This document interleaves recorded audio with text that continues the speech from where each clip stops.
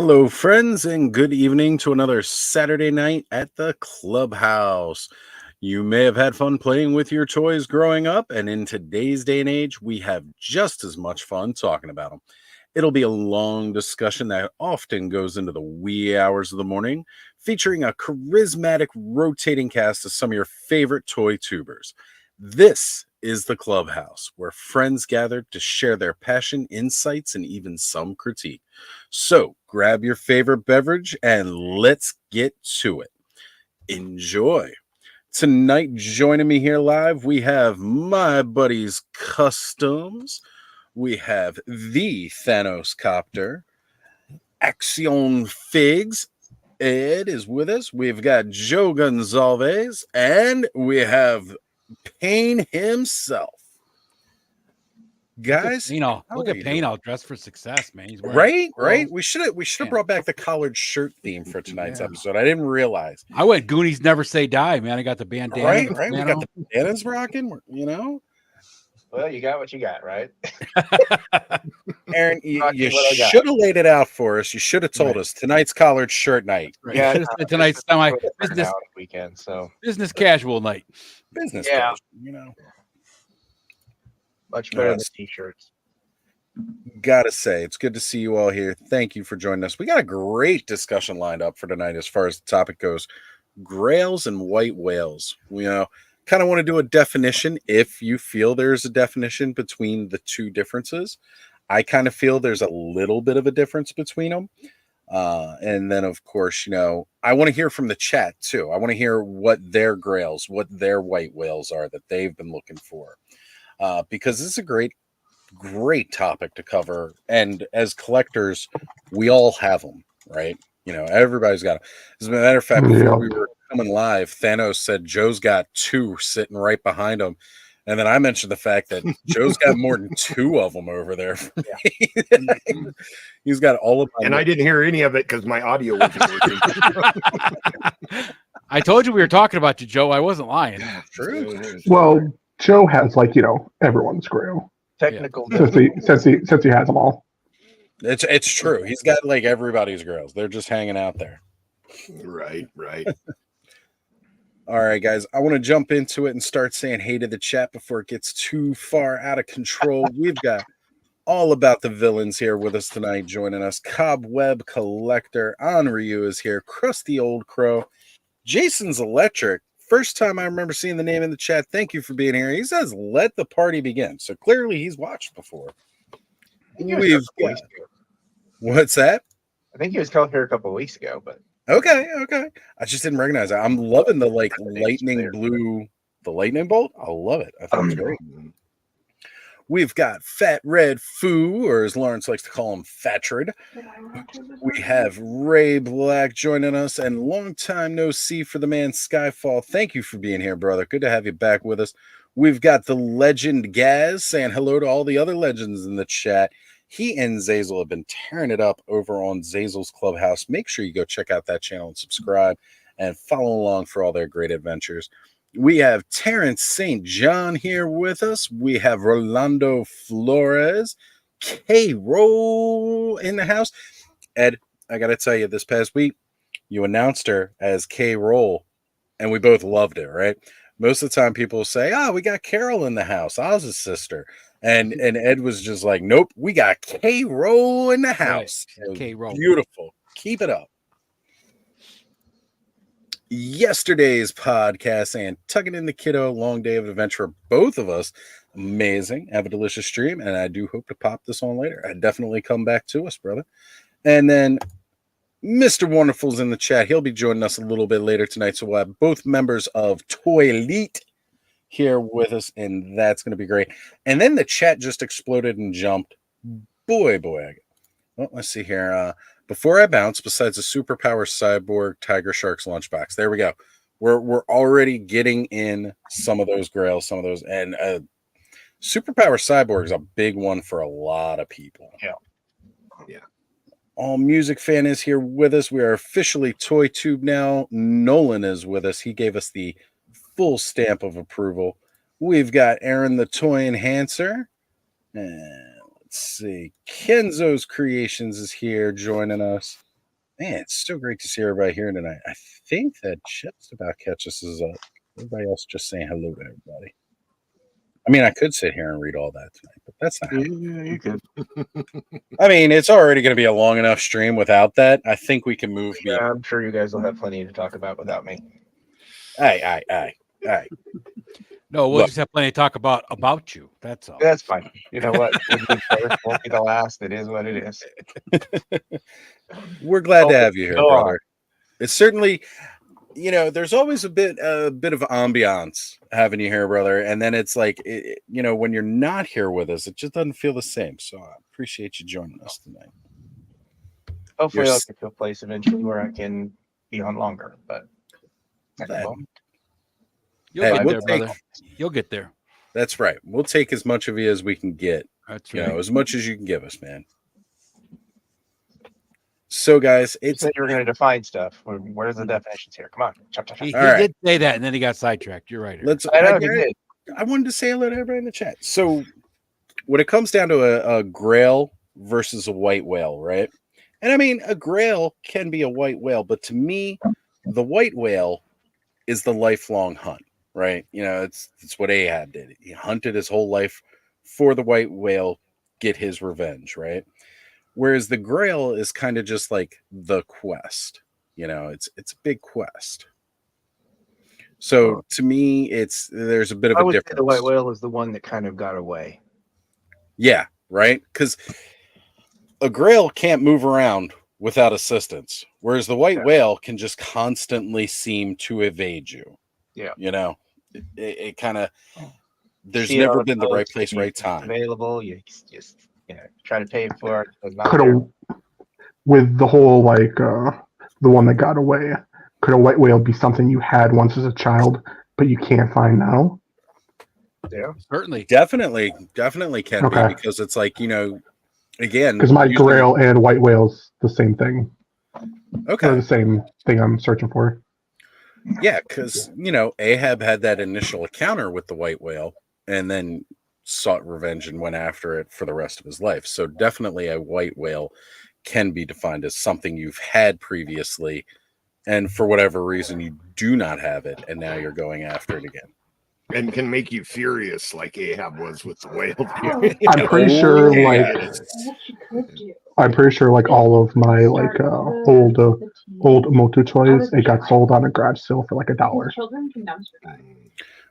And while scrolling through the names, I did end up missing Duchess of Darkness here. Hello, Duchess. Glad to see you here tonight joining us. Definitely go check out her new merch store. She's got some really cool stuff in there, guys. The new print designs on everything. Awesome. I So- think when we focus on the grails, it's everybody's grail is going to be really different. Because some people it might be a Fortress of Fangs. For some people, it's going to be that that toy that they never got as a kid, but they want as an adult. We all have those kind of interesting stories that attach to them, and that's why they have meaning to us. For me, Mhm. My The white new adventures, yeah, electronic Skeletor staff. That is mine. nice. Had it as a kid, loved it, played with it all the time. And yeah, it's just something I always recalled having, and something I don't anymore, and I'm sad. And the prices I see, I'm like, it's cheap if it doesn't work, but I want it to work. They're all cheap if they're a little broken. And if they're not broken, they come in the box. And if they come with a box, then it's $450. And I'm like, no. Right. And that's usually, I think, where a lot of us get that hesitancy, because some of those grails, like the Castle Grayskull behind Joe, that's the classics one, right? It is, yes. Yeah, that ridiculous $1,200 is Mm-hmm. $2,500 depending on where you're buying it at. Right. Even though I don't collect classics, and of course, if I could, I would. But that would definitely be a grail item, because that set is beautiful. Yeah, it's Yeah, I got pretty lucky with a lot of my favorite pieces of my collection that I was collecting them when they were coming out and didn't have to hunt them. Yep. I did actually get one of my grails within the last couple weeks, though. I guess we'd call it a grail. I collected classics. I brought it up a few times, I'm sure. I never got a green merman. Dun, dun. Oh, that sucker. Nice. I finally got them. So I wasn't willing to pay the ridiculous aftermarket prices. But I just keep an eye on eBay. And I found this one for $40 with free shipping. And That's awesome.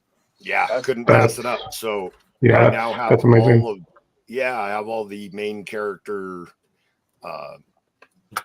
classics characters that I wanted. I might have a full collection of them now. I'm not sure. I haven't gone through. I'm not sure. But well, if I'm not there, I'm pretty close, but I have all the main characters. So Travis is bringing up here, I don't have any of these wants. Everything I want is new modern articulation. I'm a snob. We'll see. Clearly, he missed the part where, we were defining one of these things where not all grails necessarily have to be old at all. Right? Like, one of my grails is the bear from the new wave that's coming out for Mythic Legions, Rising Suns, right? That's a grail for me. I've already got that thing in the bag. It's paid off. It's going to be on its way. That is a grail for me that I totally have. And that's fine. I'm glad. Like, you kind of define your own. This last week, Oz, about Outpost Zaxxas, right? Joe? Yeah. It's on the water. Yes. So, yes. As a matter of fact, I have 4 horsemen up right here with their schedule. Cosmic Legion's Outpost Zaxxas production is complete. So I was going to bring this up.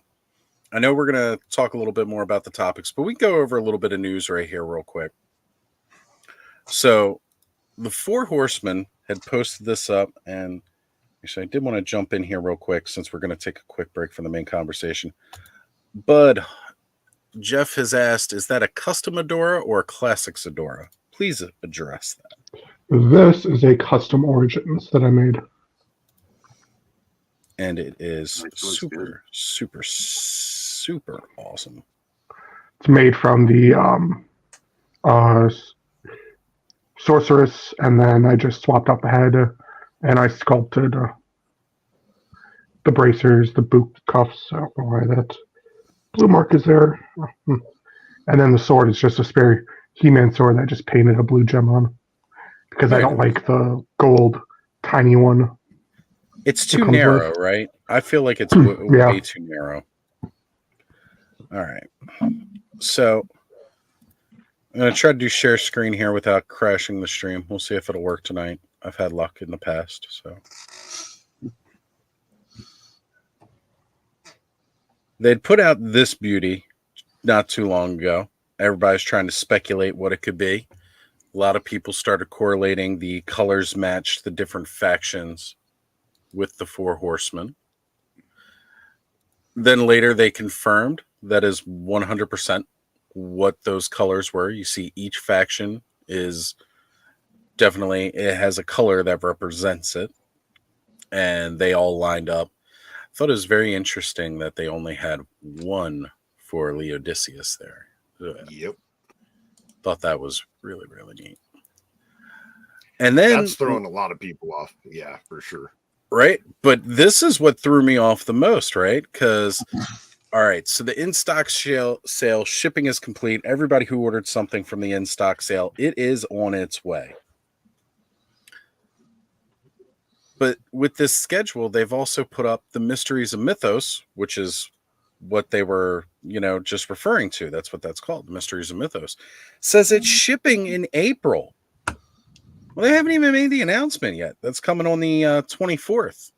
That's when they're going to be talking about that and telling us what it is. But apparently it's already shipping. I think the 15th, actually. Oh, I think 15th. Monday. Yeah. Okay. Hang on. Hi, I can read. Let's go take a look. Actually, I don't see them mention it here with the date. Sorry. It's all right. Now we're jamming. The party has begun. It says Mysteries and Mythos, April 2024.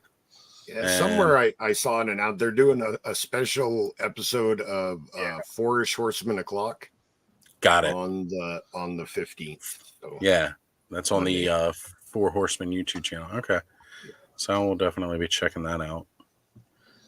So this replaces the earlier post and had a mix of Noble Bear, Convocation of Basilia.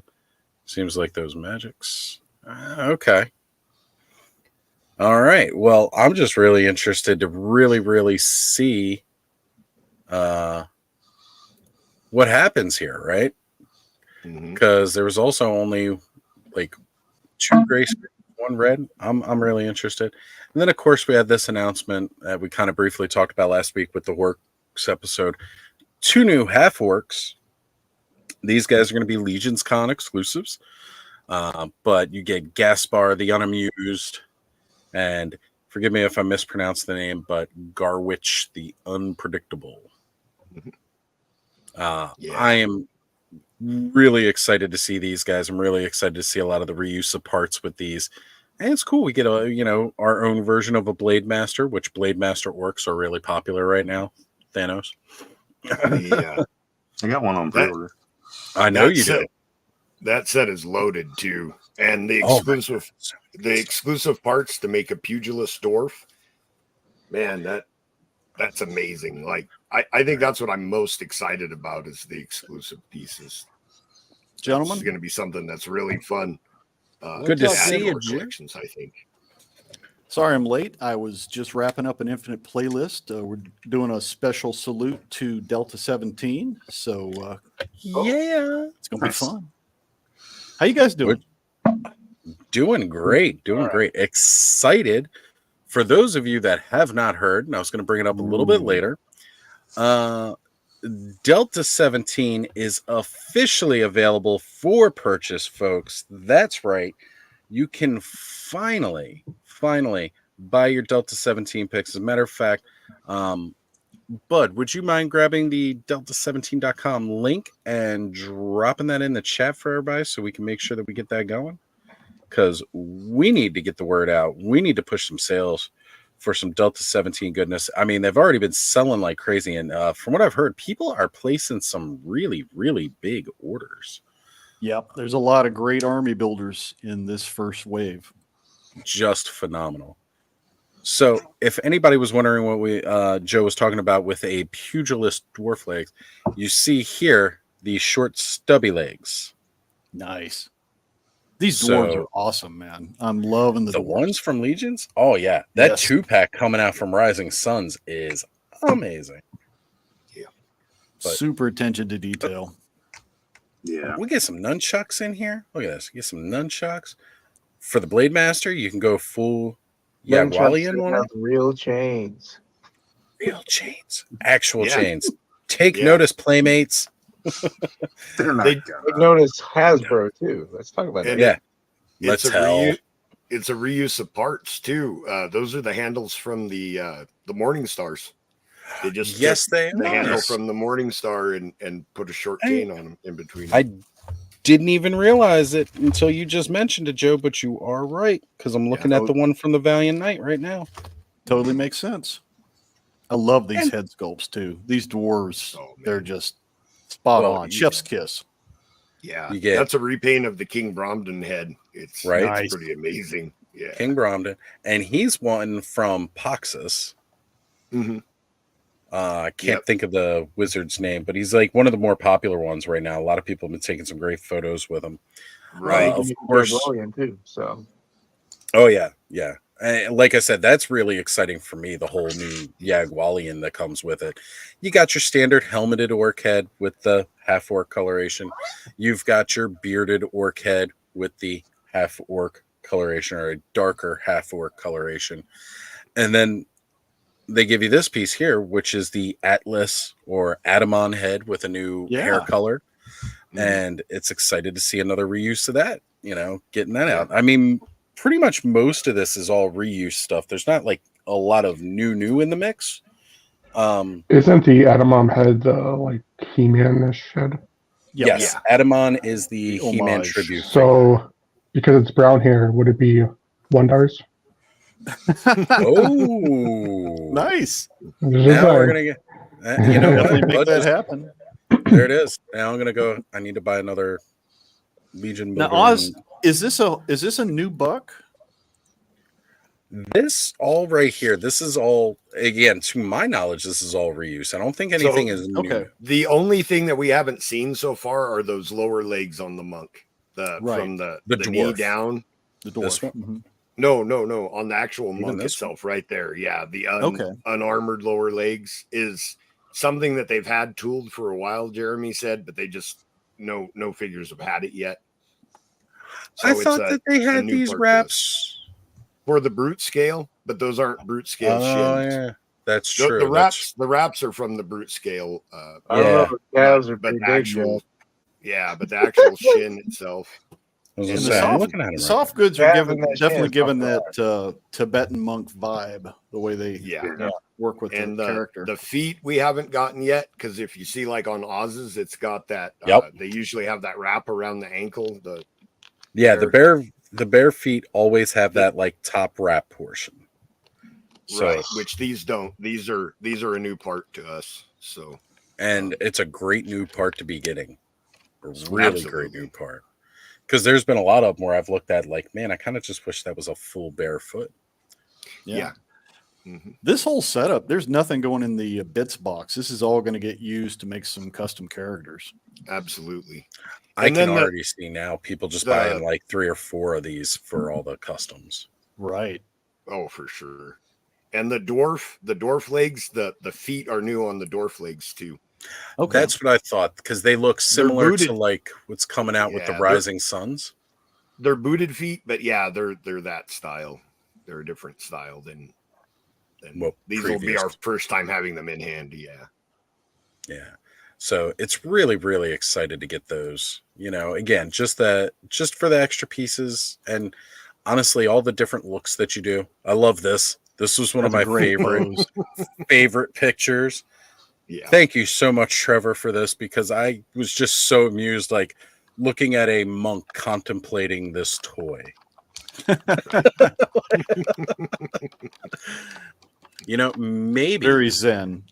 just maybe this toy is this monk's grail. Yes. Maybe. That would be accurate. Mm-hmm. Love the color Yeah. scheme too. All these look really nice. Right? Mm-hmm. Definitely. That's where you get to see that full like pugilist dwarf look. Pugilist dwarf. Oh, you look. were Is that what seeing- you end up with on a rowdy Dwarf- Saturday night? When you get a dwarf and an orc making sweet, sweet love, you end up with a dork. Oh God. Now we all know the tale of Lawrence's conception. But you can't I say no low blows because the dwarf doesn't have any choice. That's all he can do. That's all he can do. All right. So we've had more people flying into the chat here that I've wanted to say hey to. I know I saw Toy Mama pop in. Christina, thank you for being here tonight. Also saw a couple of other new You faces. might want to look at the very last comment, Oz. Yeah. There he is, Trevor himself, 1-6 shooter, saying, "Love that dwarf." Trevor, I was just saying how much I absolutely love the picture of him contemplating the toy, sitting there looking at the toy. I cannot wait for this set. This is definitely amazing. It's a must-have. And I'm kind of liking what Gaz is saying. It's not really in the Mythic Legion's wheelhouse, but Mythic Ninja. I don't know. Maybe. you know what? With what they have been doing lately, yeah, right. Why not? Why not? Why I not? mean, all the good friends over at Spiro Toys, like, yeah, sure. Right now, we're trying to push that AWA Kickstarter for Primal Series 2, but at the same point in time, we also know they got Bushido coming out. Ooh. And Nice. when they showed those off, like when they first started showing them at PowerCon last year and stuff like that, seeing some of the bits, I was like, they're doing Samurai, I'm all in. Like that's a definite I will do, because there isn't like a real good like just ninja samurai line out there right now. I mean, Unless you're we've into got the 118 scale. We've got Legend of the Hidden Force. Just I think they're on Big Bad Toy Store now. right. I Those was are going to sweet. bring that up. Those are really, really cool. Ken showed me those. Ken actually introduced me to those about a year ago now. Yeah. And they are exciting. They are exciting. But as far as like to scale with most of the other lines, as we've gotten to a level of uniformity. But speaking of grails and all like that, that will be one of them eventually. I know there's going to be at least one in there. Right. As far as our 112s, we had the hand from Marvel Legends. Those were okay. Then we had the ones for the G.I. Joe Classified. Still not perfect. I'm with you. I want to see a 112 scale sweet looking Bushido or Ninja that really picks it up. Exactly. Like I want that one. Some of the stuff with Storm Shadow with the Joe stuff has been kind of along that line a little bit more so. None of the other ones really quite do it. Jinx will definitely be one that can pull it off. And That's right. That one hasn't come out yet. Yeah, she's going to hit that ninja level for sure. And thank you, Bud, popping this down in the chat for us. Guys, head over to Delta 17 Toys right now. Delta17toys.com. You go place your orders. And make sure if you are placing orders over 6 or more, you're going to get 10% off with Delta 10 off. All is one word. Yep, that's the code. Ace is joining into the chat as well. I know I saw the Briscoes here. What's going on, Briscoe? Good to have you, brother. Thank you for being here tonight. Yeah, I had fun hanging out with the Briscoe with Radnom the Magnificent last night, doing some diorama. Always good times. Like that is such a good.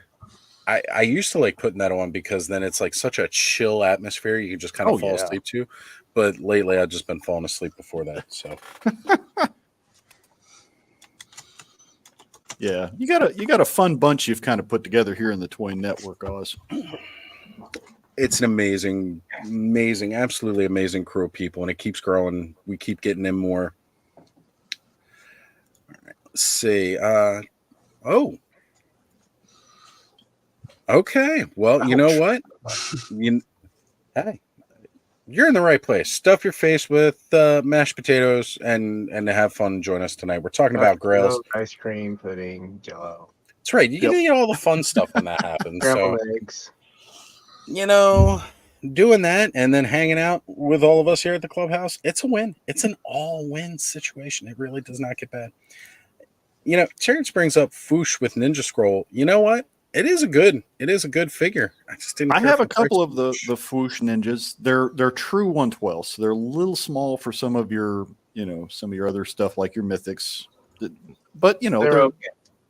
That's what I'll give them. I have 3, and I'll say they're just they're not great. They're great about Dyson Kenshin. I like these guys. Oh, nice. That does look nice. That looks very nice, and I'm loving those soft goods. Wow. Those Foosh ones are good for goblin customs. I use some of the parts to make custom goblins. I hadn't thought of that. Yeah. That's a good idea. Say Jeff is doing these guys too. Yeah. He just put out a picture of the Saito. Looks really nice. Amazing. So Sean0989 says probably a super odd grail. Mine is the Kobe Bryant 1/6 scale figure by Enter Bay. Dude, it's not super odd. Like, honestly, anybody's grail could be super odd compared to somebody, right? But, I mean, for some people, there are grails out there and white whales that are sneakers, right? We all know about the sneakerheads in the collecting world. That's it. I'm a lover of the 1/6 stuff, too. I got a couple scales I enjoy. Look. Nice. Right here, Nordor, the Planet from New Adventures playset. This is a grail for quite a few people. It's an oddball one, especially considering the not so warm welcome that most He-Man fans gave New Adventures. I didn't like New Adventures until I got older. Like when it came out, I'm like, this is dumb. This isn't He-Man. But we all love like all the toys, and like this was like one of my grails for a while. Skeletor honestly, with eyeballs put me off. Between the series. Let's be honest. Yeah, his look in the animation was like odd. Probably the worst part of it, honestly. But this is a super toys cool are cool. playset. It looks cool. Yeah. One thing I liked with those was the more kind of Flash Gordon sci-fi kind of vibe that they had with that. For sure. Yeah. Like the heroes were the heroes in the original vintage line could be rugged. They can kind of be like, technical. Nobody in the vintage line was like very swab clean or anything like that. New Adventures, like all the heroes, very clean, very smooth. And all the villains were just like, well, what the hell happened to these guys? They look like they got built out of a junkyard. And hey, you know what though? A lot of those toys were really cool though. Like they weren't my usual He-Man toys, but they were pretty cool. Out of that line, I still want to get the helicopter with the Skeletor face. Oh, yes. I'll look for that at a decent price. And it's funny because like a lot of that stuff was so easily available, like back in the 90s, like not even just from retail. Like you go to any flea market and find like a dozen of those things complete, like all the parts just fine. People were just looking to get rid of them because nobody wanted them. And like now they're virtually impossible. It's like, damn. Yeah, that and was it Sagittar, the Centaur guy? That would be a cool one too. He was originally a concept for the regular line that they just fully evolved into New Adventures. So got here, Anryu is mentioning he wished he still had that WWF Hasbro ring from when he was a kid. Got rid of it and regret that. So how many of us here have had a Grail as a kid? Oh yeah. Oh yeah. Payne, yeah. I think you were going to talk about your story a little bit earlier. Why don't you go ahead and remind us that tragic tale? Yeah, well, my ex-wife sold it in every GI Joe figure and vehicle for $75 at a garage sale. So yeah, my flag is a Grail, but it's not something that I'm worried about getting because honestly, it's just a space eater. But I mean, when you had it and you played with it for years, it's that feeling of when I got it and what I did to get it. I mean, I spent a week in a 90 to 100 degree warehouse, sweeping, cleaning, picking up, putting tires on hand carts, doing everything I could just to earn some money to get it. So it's more of it was one of the first things that I bought for myself as a kid with money that I'd earned. There is something special about that. I mean, you get the birthday and Christmas stuff, but when you spend your money from allowance or odd jobs, it's special. Yeah, it was. It was one of the few things that, I regretted losing, but, it is what it is. Life moves on. You go on to the next thing. White whales, I don't know anymore what I would choose as a white whale. There's plenty of things out there for me to actually drool over in some way or another. But, I've had a few chances to get some figures that I wanted, but didn't pull the trigger on them. They sold. Or I lost a bidding war on eBay. Evil Bay. Yeah. Evil Bay has been pretty good to me lately, but honestly, I probably shouldn't be on there. There's something about the lag time. I don't know what it is, or it's Murphy's Law. Every time I think I've won a bid, somebody comes in for like 5 cents at that last second. It's like, I hate that. Those damn sniper bidders, I hate them. Yeah. Thanos, what's one that you had that you lost over the years? I had Eternia growing up. I still have it, but I've reparted like pieces here and there. And I still don't have all the pieces. But yeah, I had Eternia as a kid. I was one of those kids. I would like set it up in the front yard and all the neighborhood kids would come play. And over Did time, the monorail work pretty well or no? It worked for a little while. Those tracks break pretty quick. Yeah. I still don't believe Dole when he says he had his whole intact thing. Yeah. The last he remembers, it was intact. he also hasn't put eyes on it in a while either, from what I've heard. Yeah, but I mean, even as a kid, the tracks would break, and you would glue the little tab back on, and it would hold for a little while, and then it would just like drop the car off the monorail when I got to that point in the track. And Definitely. but I ended up like reparting, like I lost the lion face in a move at some point. I don't know what happened, so I rebought the face and like just other bits like the griffins and like because it had just been sitting in a garage for God knows how long. But when I started collecting again, I got all the pieces out and then started looking for other pieces to it.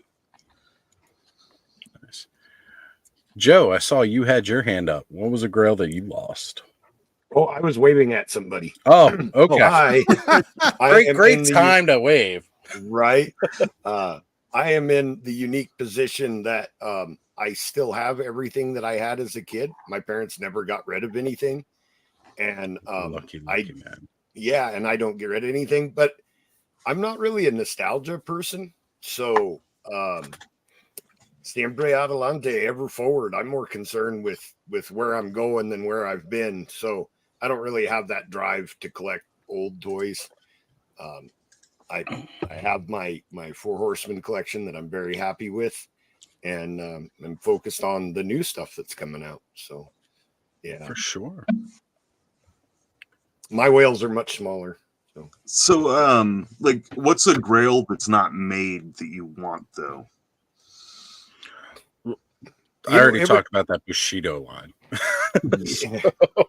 It would be hard for me to pick one because I like Mythic Legions so much that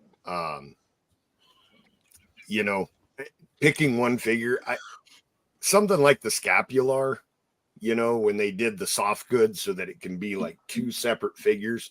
Like yes. I want to play with that so bad. Like I know it looks cool, but when I get it in hand and I'm swapping the soft goods and messing with those parts and things like that, I think that's one of those characters that I'm going to be really excited just for the options. The Legions Con exclusive that Oz was showing, I'm with my thought process right now, it's like do I buy 4 or 5 of them so that they're all that set, or do I buy 2 and I'm putting the head sculpts on pop and swap bodies, of other extra figures that I have, and I've been having some fun kind of daydreaming with that, just planning out different builds and things like that. I had Trevor, because Trevor had the prototype on Legion's Lounge on Monday and was showing it off, and I had him check like the skin color to see how it matched with the original Barbarian builder, because I have a spare of those that I've just been saving for the right thing. So that repaint of the Atamon head might be going on a Barbarian builder, Nice. And that's fun for me to think about, what parts I can swap between the different characters to create something unique.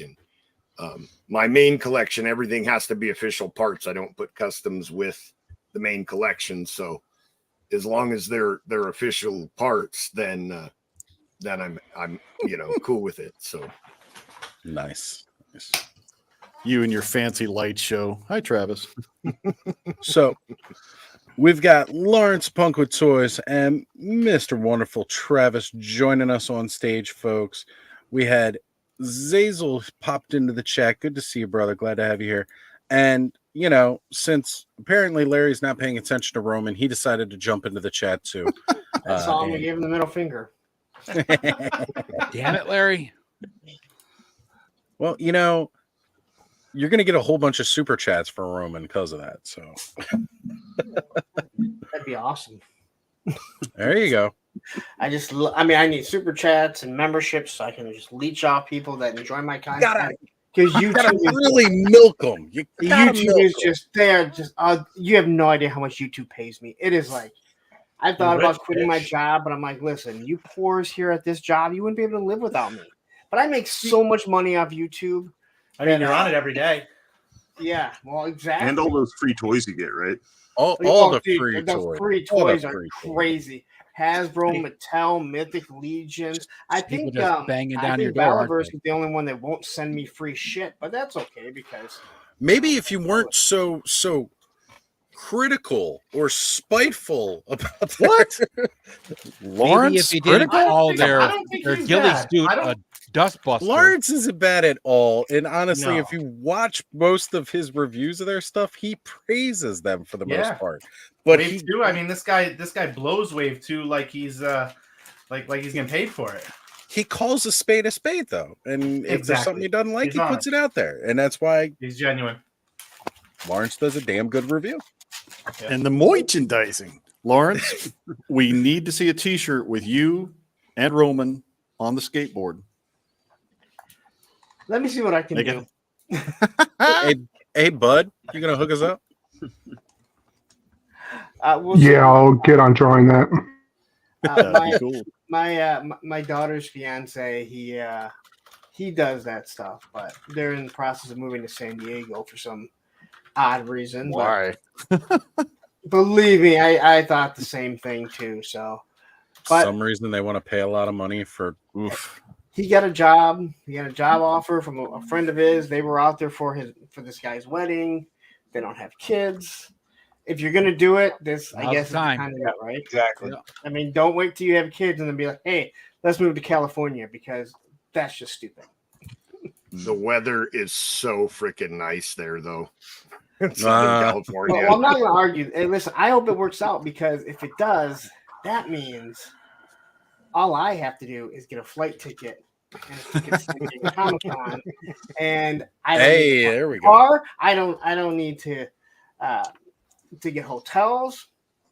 There you go. You got the right idea. yeah. I mean, You got the right idea with don't that. get me wrong. I mean, I don't really want her to move, but she already lives 2.5 hours away from us, so it's not like we can just drop everything and go help her if she needs something. But True. hey, you know what? If she's going to be successful out there, then awesome. And it is a couch to sleep on. So, Hey, but I heard Holy Grail, and I take it back. I turned it on after I'm trying to finish up doing this Gridiron Vamp Phase 1 video. I turn it on, and the first thing that I hear is Payne whining and crying about losing his flag. And I'm like, you know what? What kind of man lets his wife sell his flag A man trying to pay for a wedding. for $75? How did that Hey, help? in Aaron's was working. defense, he had no knowledge of it until post it was sold. It Yeah, was sold after. Wait a minute. Didn't you put a for sale? Didn't you put a price tag on it? Yeah, the I don't want to sell it price. I don't care. You still put it on there. You should have been get the fuck away tag. All right. If I he saw put the someone price tag offering on me there, that it should deal, have been more I would- zeros. Larry, you're the guy that puts lemon juice and salt on a wound when you. when you And let come me back. tell you this. Yeah. You know what's never broken on my flag? The tracks. I thought you were going to say your Legion of Seamen. I mean shipwreck. I was gonna say if I saw somebody giving me that deal though, I'd be like, I'll pay you $75 not to sell your husband's toys. Yeah. Oh, are you kidding? I would have bought that shit up and then called them and go, your wife's dumb, but look what I have. Now I have. I would have been two like, "Excuse me, does your flags. husband have Instagram? I'd like to post some pictures for him." I'm gonna I'm sure- push them together like a The picture of California it, king picture bed. in memoriam. Right, I'm right sure next your to husband me. will be happy to know that I am happy with this $75 purchase. Oh, wait a minute. You're giving me more than just the flag for $75? Yeah, but that was 96. So it wasn't like they were selling for hotcakes at that point. You know, I will say that, yeah, like back then, that would not have been going for what we think of it as what it goes for now, right?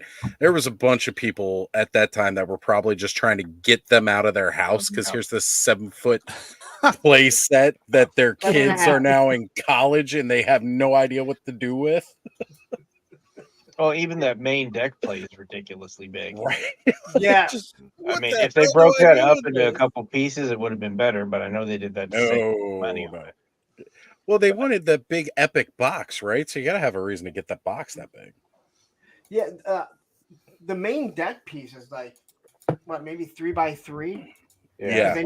Then you have then you have two other deck pieces. You have like a foot long, I think the stern, and then you have the back of it. But man, yeah. All right. So I wanted If you stand there, oh, sorry. No, I was just gonna say we got Heavy Metal Toy Box here, and he's shouting out. I notice he's in another chat. If you're wondering if there's not a lot of people over there, the main chat is going on because whenever we do the simulcast, it splits the chat. So don't think you're on your own. There are other people in the chat. If you want to migrate over, you are welcome to. Or if you want to give the view to that channel, stay there, give them the view. While I you're will viewing, bring it up. view some Duchess of Darkness. Some cool stories there. Definitely cool, spooky stories. And like, got into some Sasquatch stories. You know, God loves me squatching. We're all little cryptid fans. Say around. Sasquatch, and Ed's ears just perked up. We said Sasquatch, and suddenly Speaking Moistly showed up. Coincidence? I think So, Heavy Metal Toy Box on my channel, Alstradamus Toys. That's where most people are for the chat this evening, brother. All right. So, Speaking Moistly's here. What's going on? I always love reading his name aloud because it makes everybody cringe. Yeah. Good to have you. You know, that word really doesn't bother me that much. There's other It words. doesn't bother me at all. Yeah, So- that when I heard people saying that, like they can't stand that word, I'm like, moistly. I never. It's It never dawned really on me. not I the mean, way- it's really not the word. It's the way that people usually say moist. Moist. How do people say So it? moist. Moist. It's moist. Apparently, really creepily. Yeah. People usually say moist, very cringy. Yes. It's moist. Yeah, It's all about the context and whether or not you have a list. True. Exactly. If you say Let's moist definitely- like the Mothman, then you got to have the moist. Moist. You know, we went to Walmart to get some blinds for my son, so I went looking, hoping because they had a whole bunch of Mossmen there, hoping to find one. Finally on clearance. Obviously, no Nice. Mossman, not on clearance. I've never seen it on clearance here. And I was just like, I've just accepted. Somebody posted a picture the other day, $15, and I'm like, sons of, and was, like there was like 7 of them on a shelf. I'm like, I There's can't still- find one There's still around. 5 here. or 6 of them in my Walmart for It was 15. Kenzo. Mine never got them. Was it Kenzo? Yeah, it probably was. Radical Toys hanging out, and as well as John, figuratively speaking. Good to have you both here. Thank you, brothers. We're talking about Honestly, grails. If you think got them, Walmart post hates them in you. the chat. Hey Ed, check your Instagram. So speaking of grails, obviously, we don't have to say what the grail is that everyone wants that I already have. Oh, I thought you were going to say Wood Bunny, but no, I don't care about a flag. Okay. Okay. My grail would be Wood Bunny. I picked my grill up There you go, folks. last week in Virginia. It was Dark Helmet. Nice. Power of the Schwartz. Oh, nice. Yeah. Power of the Schwartz. Can't wait to see that review come. May the Schwartz. I've got a lot planned for it, Oz. It's gonna be good. But So maybe you guys can help me here tonight, actually. Speaking of that wonderful, beautiful project, which, by the way, Lawrence, Skelly has recently purchased a Power of the Force Greedo. He is joining in. well, have him hit me up because I still have to fill it all out. Someone has already done the video, and Allison's like, yeah, he's hitting him up when he should post it. Like, I don't know.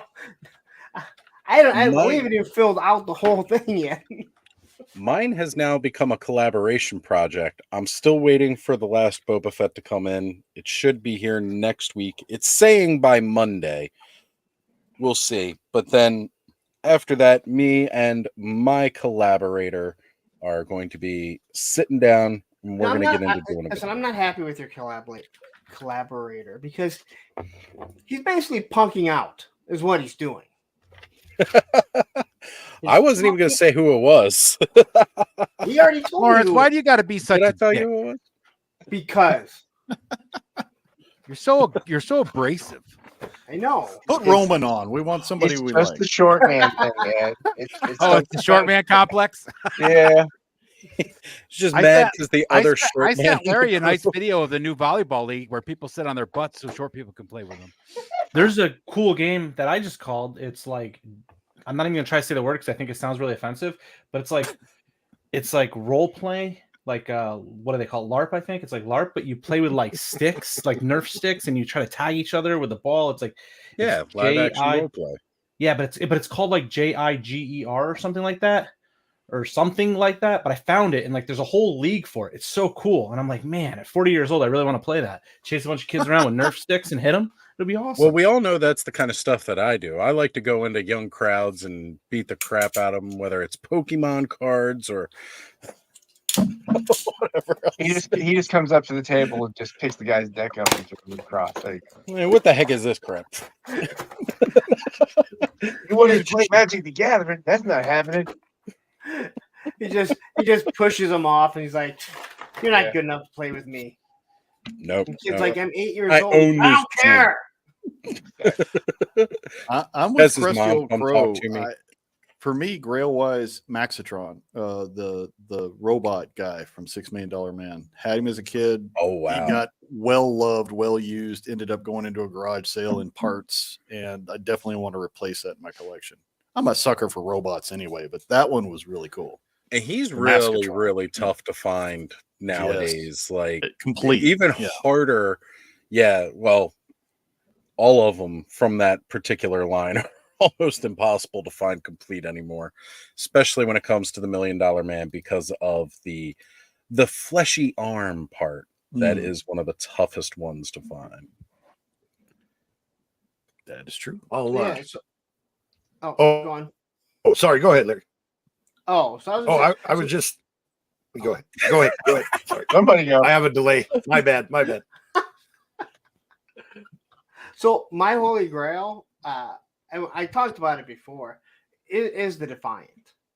And I made a comment about it not too long ago. How when I have an extra $1,000 to spend, I'll get it. And then someone made a comment like, "Yeah, I just sold mine a couple years ago for like $3,000." I'm like, well, when I have an extra $3,000 laying around. Well, with all that YouTube money, you should be fine. Yeah. He hasn't I milked. know. You fucking Defiance right now.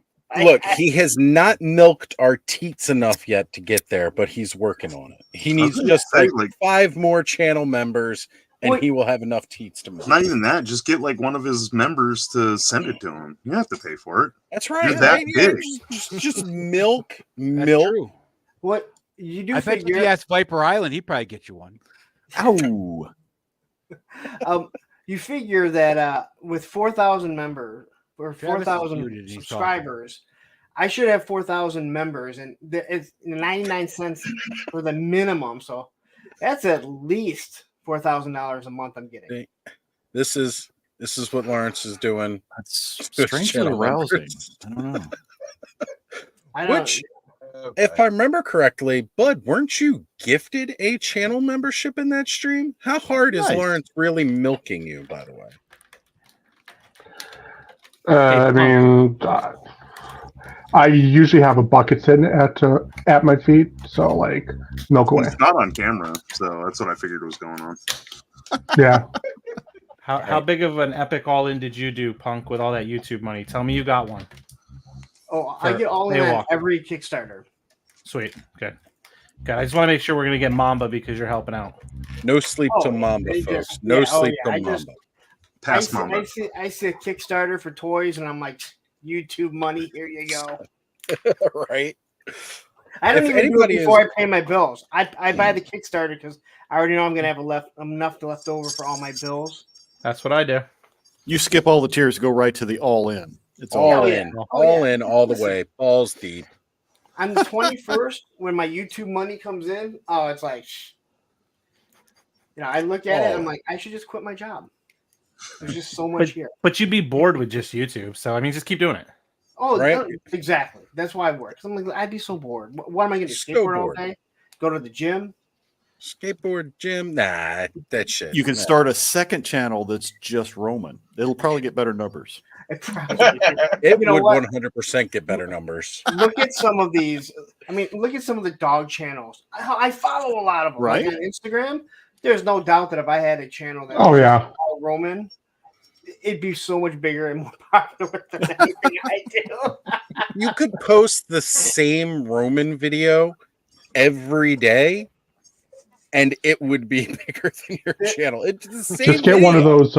Every day. Just get one of those like Power Wheel Jeeps. Put Roman in like fatigues and a helmet, and it wouldn't even matter what it was. Tape a little plastic gun to him and let him like drive down the road. Boom, instant views. I'm sorry. The moment you mention that, all I think of, and you will know what I'm talking about, Travis, is the DX skit.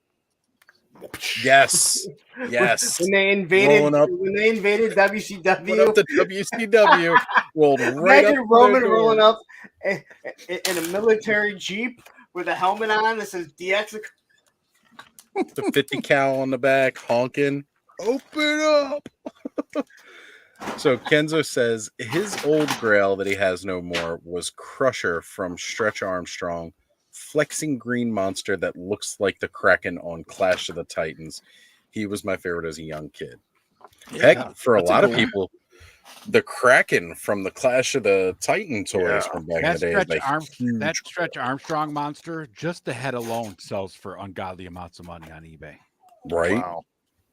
Because I had Stretch as a kid, and my brother, who's a couple years older than me, had the green monster, and it was just a battle. But like, you look now, just the vintage heads sell for crazy amounts of money because the bodies didn't last; they all rotted away and disintegrated. Silicone gel come out. A lot of us poked it to see what was inside of them anyway. Oh yes, so many people ripped them apart. The one I had when I was a kid lasted for a couple years until I was like, it was winter or it was like turning to spring. Had him out on the porch all winter long. Went to go to try to like stretch him, and his arm tore off. That'll do it, bud. Yep. I'm gonna go to bed. I'm gonna be up at the crack of dawn.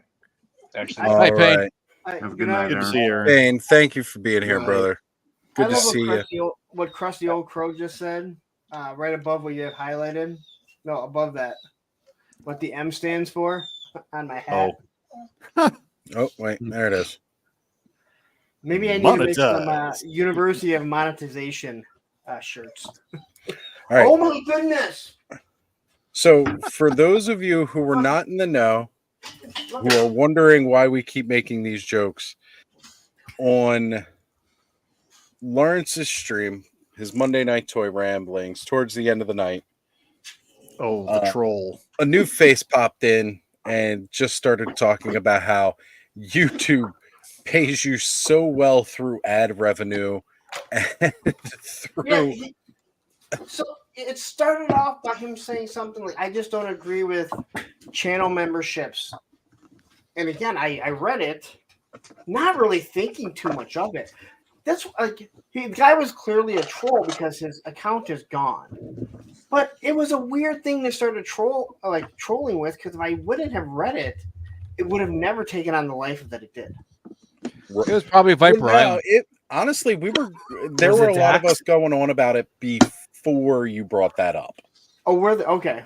Yeah, there were comments going on like as soon as he mentioned it, because you were a bit behind in the chat at that point. But basically, it started off with him saying that channel memberships are complete bullshit because YouTube pays you through ads and super chats. Yeah, if you have like a million subscribers, maybe you're seeing something. Most of us are looking at enough for a cup of coffee, maybe. That's why a lot of us do. Some of us are actually monetized in the first place that can earn money on YouTube. Just putting that out there too. Don't be selfish, Jim. Speaking of YouTube, guess who finally put out a video after 5 months? Yes, bud. This guy with the 2 thumbs. Hold them thumbs up again, bud. That's right, guys. But finally got a new video up that he'd been working on. It only took, eating too many edibles and deciding, screw it, I'll finish it, and then I finished it in like a half hour. Yeah, as all these content creators know, editing sucks. It takes so much time. Oh yeah. Tomorrow is my first video that has any form of editing. Cool. Very cool. Nice. So, I mean, not much, but Bud, Lawrence asked you a question. Oh, what's up? You muted Larry. Now he's on mute. I had to yell for someone to let Roman out because He heard me on and was like, I need to go outside. Yeah, so then are you going to do a Star Wars one for next month? Probably not. Why? I don't know. I just haven't gotten figure. You're as bad as Ken. I think I have a figure on the way. Pretty sure. Okay. I'm loving how just like, again, everybody's just like, you know what? Yeah, let's do this. Let's He'll do grab it. the rest of them. Okay. I mean, they're $5 to $10. You know, no one's asking for Really your not. $55 Mythic Legions toy. Nobody's asking you to go buy a freaking Rancor Wraith I Mace. haven't I know you're unboxed watching. Rancor already. But you I was should buy a Mythic planning on Legions it. toy. Just Has anyone Just for general done? purpose, right, Joe? they're awesome. I might do it under a few conditions. Has anyone done the Luke Skywalker in the red armor yet? No. I can't think of the actual name of the It's figure. It's from Imperial. Shadows of the It's the Empire. Imperial Shadows Guard. of the Empire. Empire. Yeah. No, there's only Oh, okay. only one person has picked any of the Shadow of the Empire, and that's Shizor. Yep. So there you go, bud. Because I I like- definitely had that one. I'm gonna go look. That was a good figure. I like If you- it. Yeah, like The figure was cool. at the time, I hadn't watched or I hadn't read the book or anything. I just saw the toy and I was like, "Oh, this is cool," and I got it and freaking loved it. I loved that dark red armor. No Dash Rendar love? Come on. Had that No, there sweet hasn't been. backpack. Not until I laser rifle. played the N64 game, I have the which I used to bad run guy like every single weekend. That with is the fun. energy fan things, the green guy. Can't Yeah, remember it's his name, Shizor. That's Oh, Shizor. it's Shizor. but- Yeah, I I had have that. them. Thanos, All is the that the stuff. Kirby, the Turtles Kirby figure? Yeah, I was Right like so on, man. stoked that saw him at Target this week. Oh, Cool. dude, that's awesome. So cool. And then I got Stan, so Huh. they can work together There's and an they can open. battle. There's an open one for $6. No, but Oh, find I'd love me to the have link. that Kirby right next to my Etrigan. That's one of my Oh, right favorite here. Kirby characters. That's cool. $13. Find me the Sweet. link. Send me the link for you, bud. Yeah, hold on. I got it. Send it to me. I got your back, buddy. So, Bud's getting in on this. Put his name down. all right. So, that comment there from Random right Radno? there, that it's easy for me to buy it with the bags of YouTube money. Yeah, that's one of the figures that it is easy to actually buy with the YouTube money I buy. With all your A YouTube Power money, of you the probably have Force 2 Power of the figures. Force Ooh. complete collections now. Half the Cool ones now, up on eBay are Larry's, and he just wants people to buy them, so that's why. Hold on. Yeah. He's all my He's old not what money. milking us is enough all. one way. He's got to milk us several ways at a time. You gotta do it. Gotta get Hey, you why all don't, in. why Hold don't on, you do Oz. this character? Oh wait, here's an eBay listing. You should do it. There we go. Yeah. I sent you a link, Oz. Like literally, this one was like $2 more, and it has Dash Rendar in it. Is the Bonus. eBay seller's name a tunk with poise? So big No, it's- shout out I to hate- Bobby I hate Ohio. Dangerously here. I hate Ohio So toys. host of Toy Frenzy. The Collective Toy Co. Oh, yeah. All right.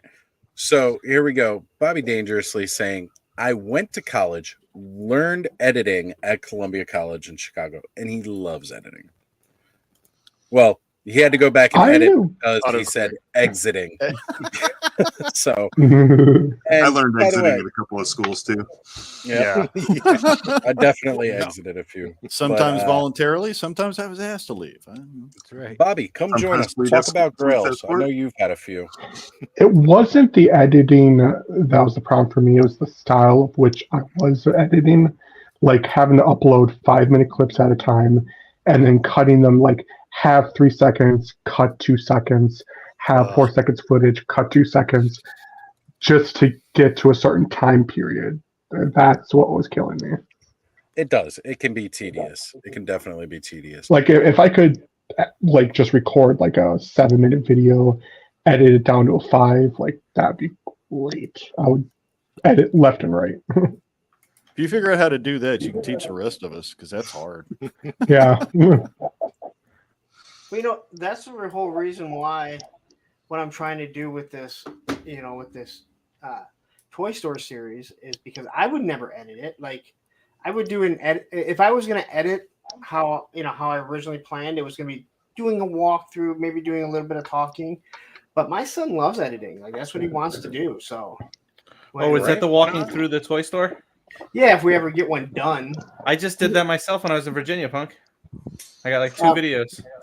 So wait a minute, you traveled all the way to Virginia, but you didn't come to Baltimore? Hold up a second. I sent a message to everyone in the toy frenzy and the other one and said, "Hey, anybody down in Virginia this week?" And I'm not down in Virginia. Well, because I'm not down in Virginia. I'm in Maryland. I drove straight through 9 hours overnight, both nights. So I was doing it so I could work during the day, and my wife could visit a friend. Jump from Virginia to Baltimore too. I'm sorry. I'm sorry. You know, Punk drove all the way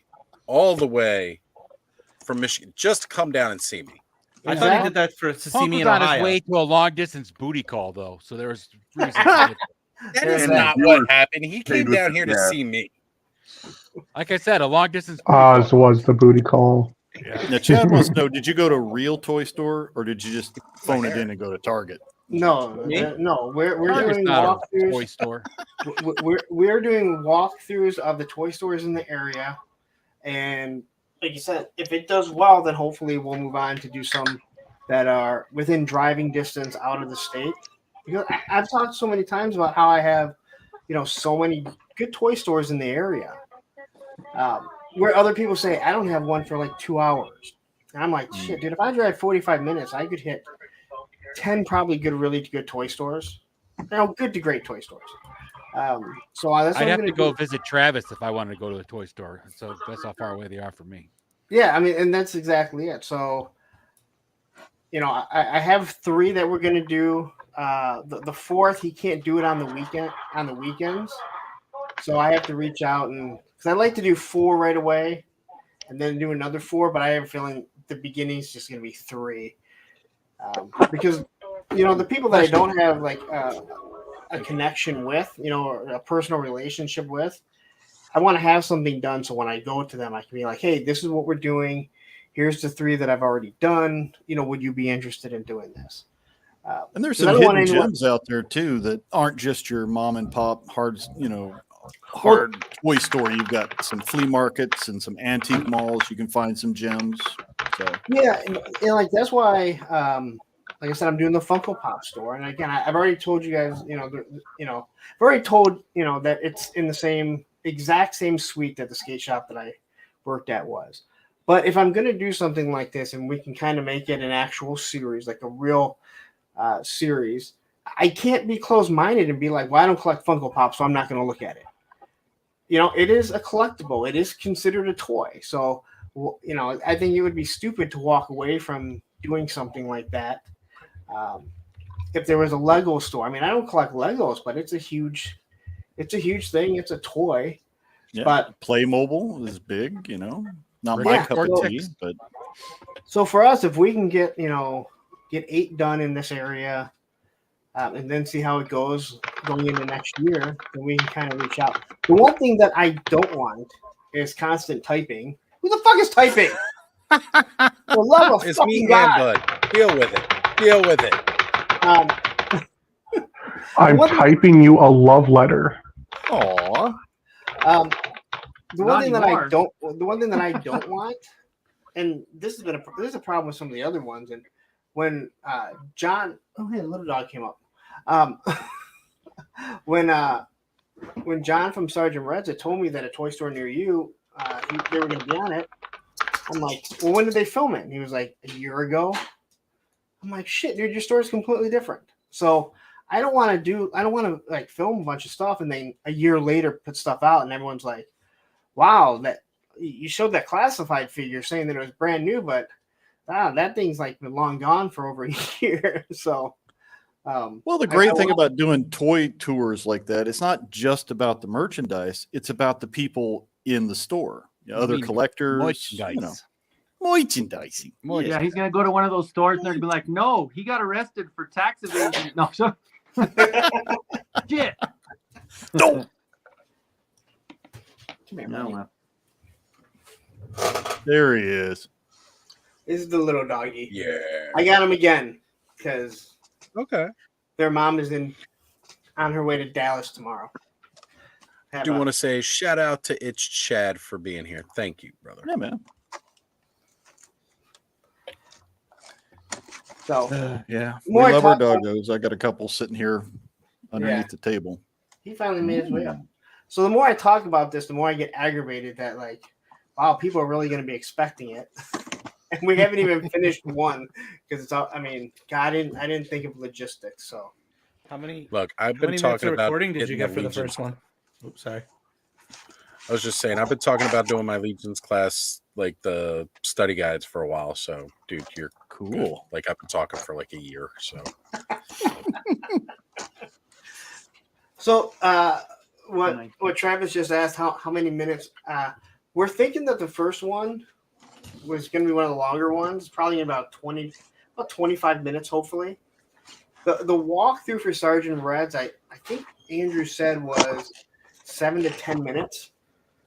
Maybe it was a little bit longer, but he isn't upstairs, and that's the biggest store. Yeah.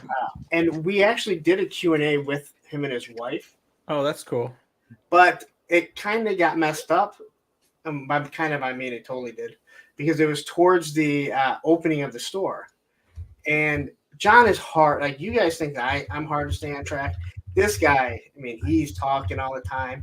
He's talking fourth or third person into the camera, breaking the fourth wall. Again, his character comes out. But I was asking his wife a question, and wonderful answer. Phone rings. They're not even open yet, but he gets up to answer it. She's going, I'm thinking, no big deal, right? And as she's about to finish, I'm thinking, and as soon as she finished, I looked up at Andrew. I'm like, he's mic'd up.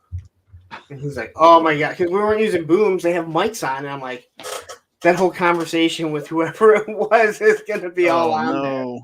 At least it wasn't like Frank Drebin when he went to the bathroom, right?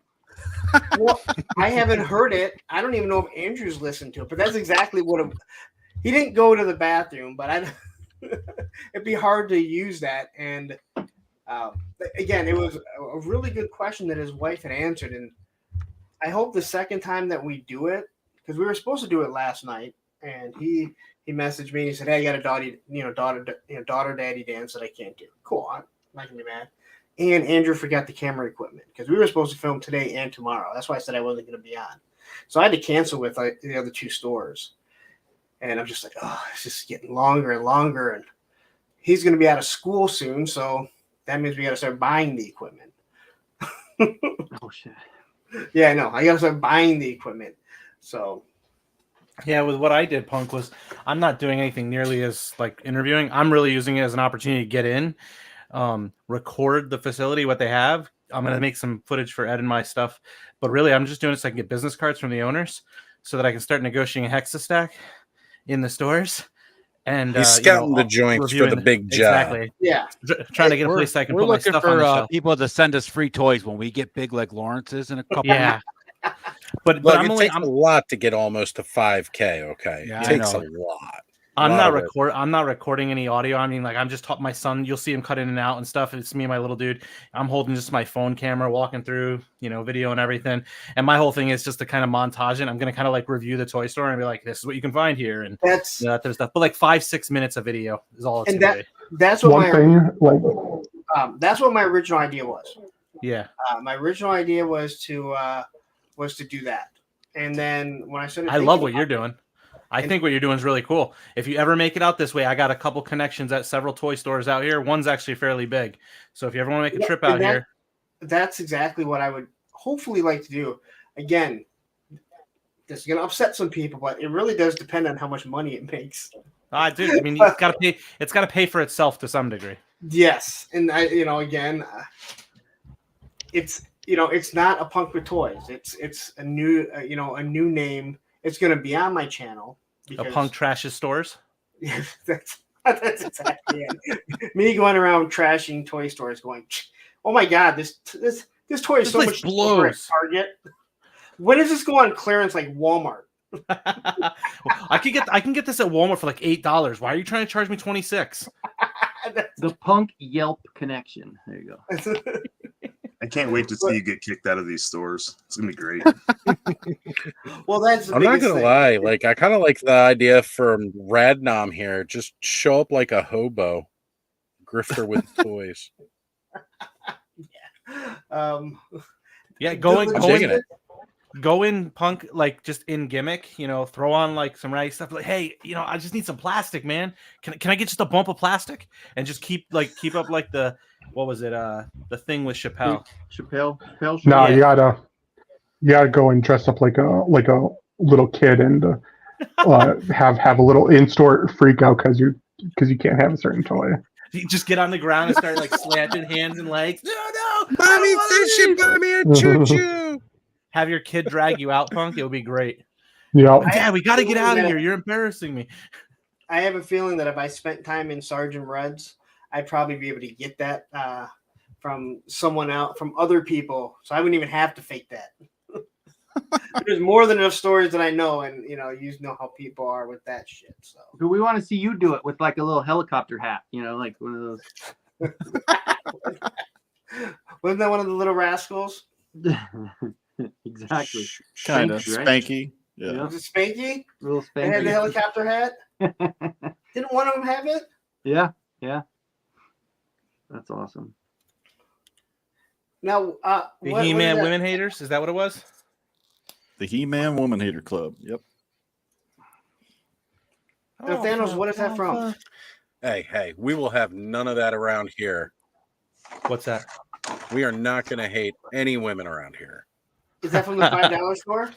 Yeah, I got a bunch of the packs from Five Below, so it's like a popcorn. Yeah, I was actually looking at those. There was like a barbecue grill one that looked really good. I actually sent it to Mr. Home Arcade since he had like a little the like drunk He-Man thing. I thought that would be a good The barbecue addition grill I for him. have because of you, Thanos. Yeah, I showed those off here a while ago. Yeah, and I went out and looked and found it, like, because it's really nice. Yeah. So somebody was showing the barista one off, and I went to Five Below, and they had like 5 sets I hadn't seen, so I just picked them all up. $5 a piece. I mean, it's a ton of accessories. Yeah, Yeah. and they're not bad accessories. Yeah, no, they're pretty nice. I mean, I might not use all of them, but You might.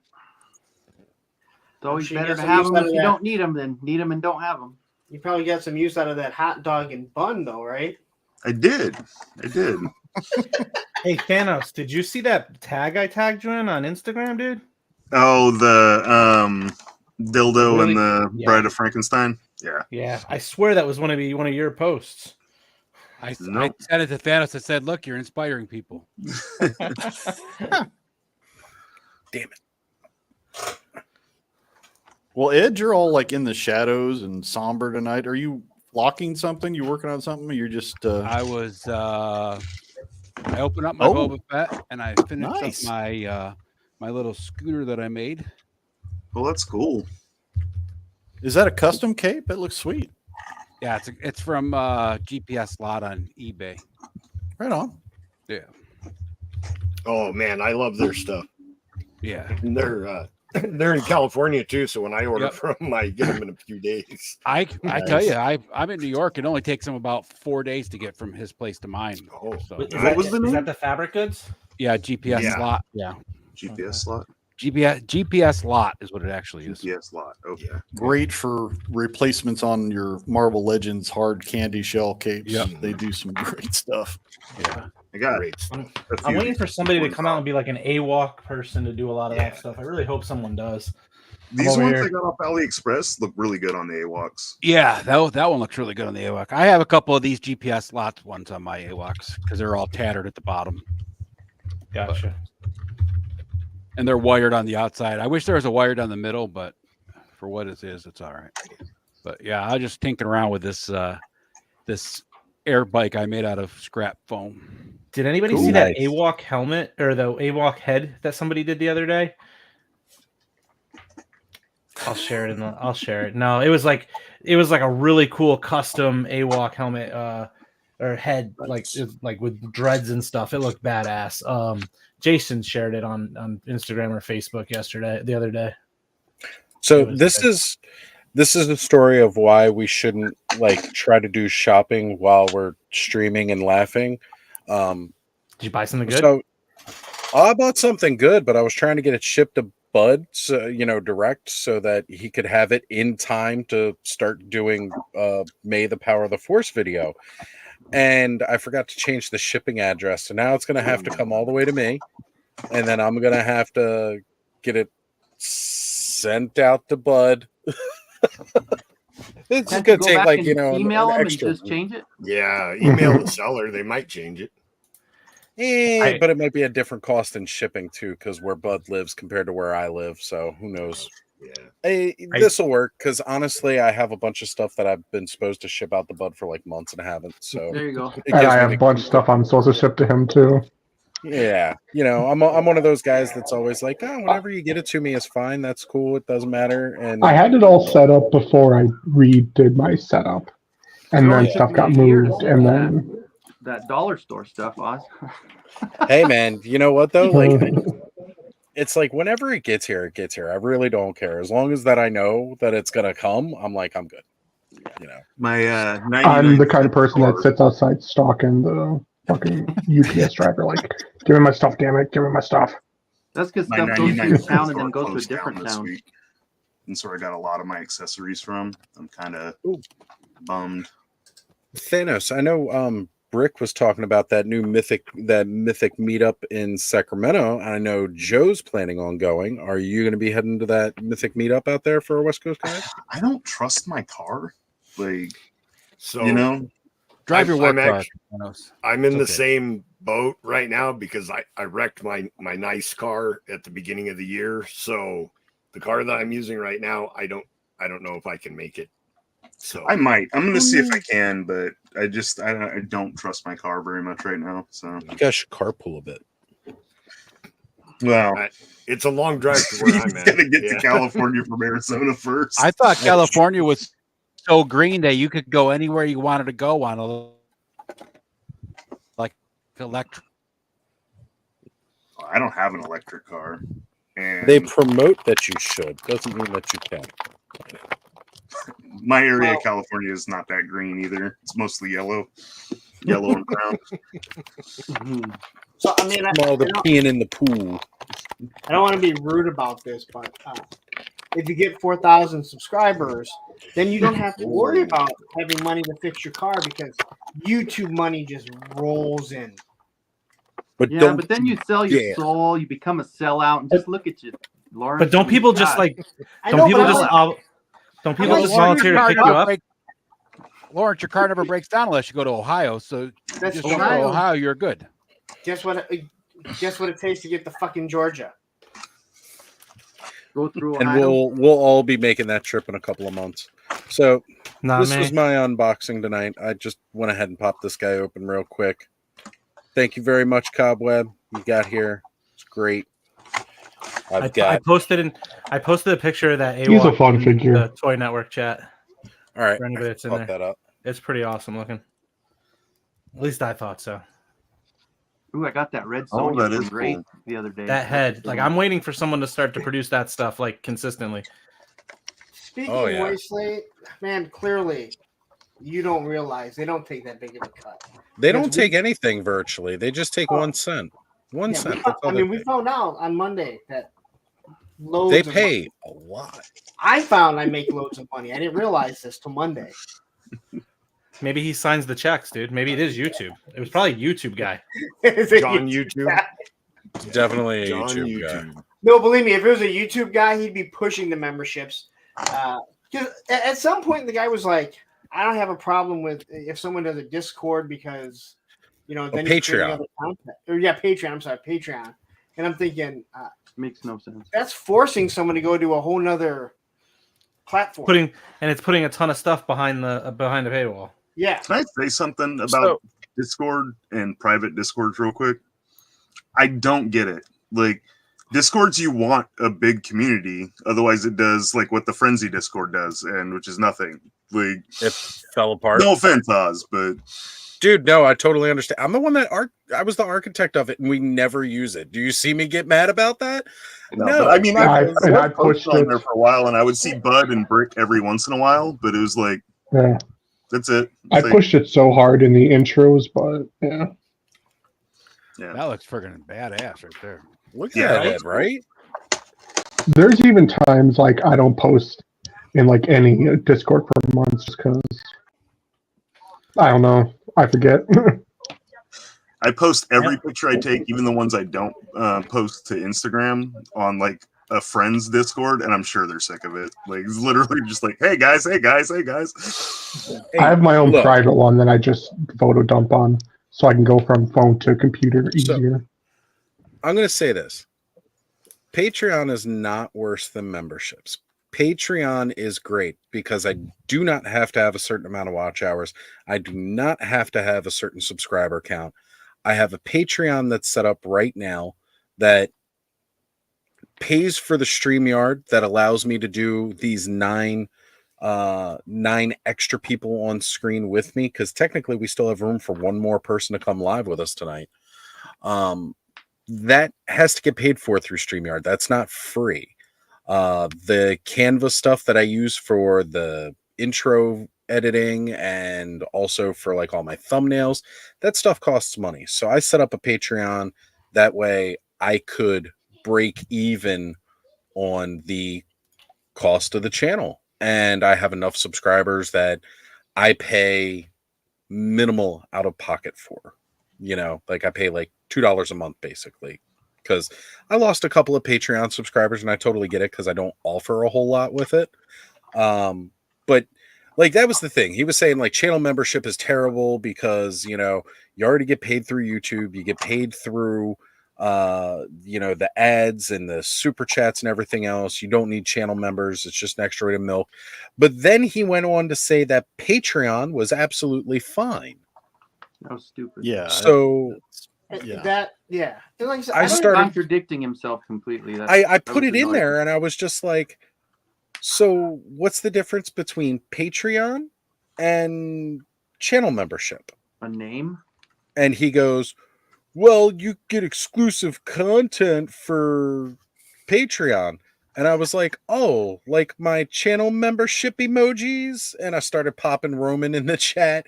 And then I also said, like Punk's Pit on Fridays when it's been a long, hard work week and I feel like venting before we even get to the clubhouse on Saturday. Like, it's like all these like, exclusives. Yeah, it is what you make it. As a content creator, if you want to spruce up your membership and give some value adds, you can. If you want to do a Patreon and do exclusive stuff, you can. Wilhelm and I, we've looked at maybe building a Patreon to pay for, you know, like you say, Canva, StreamYard, just the monthly bills that come from this. It does.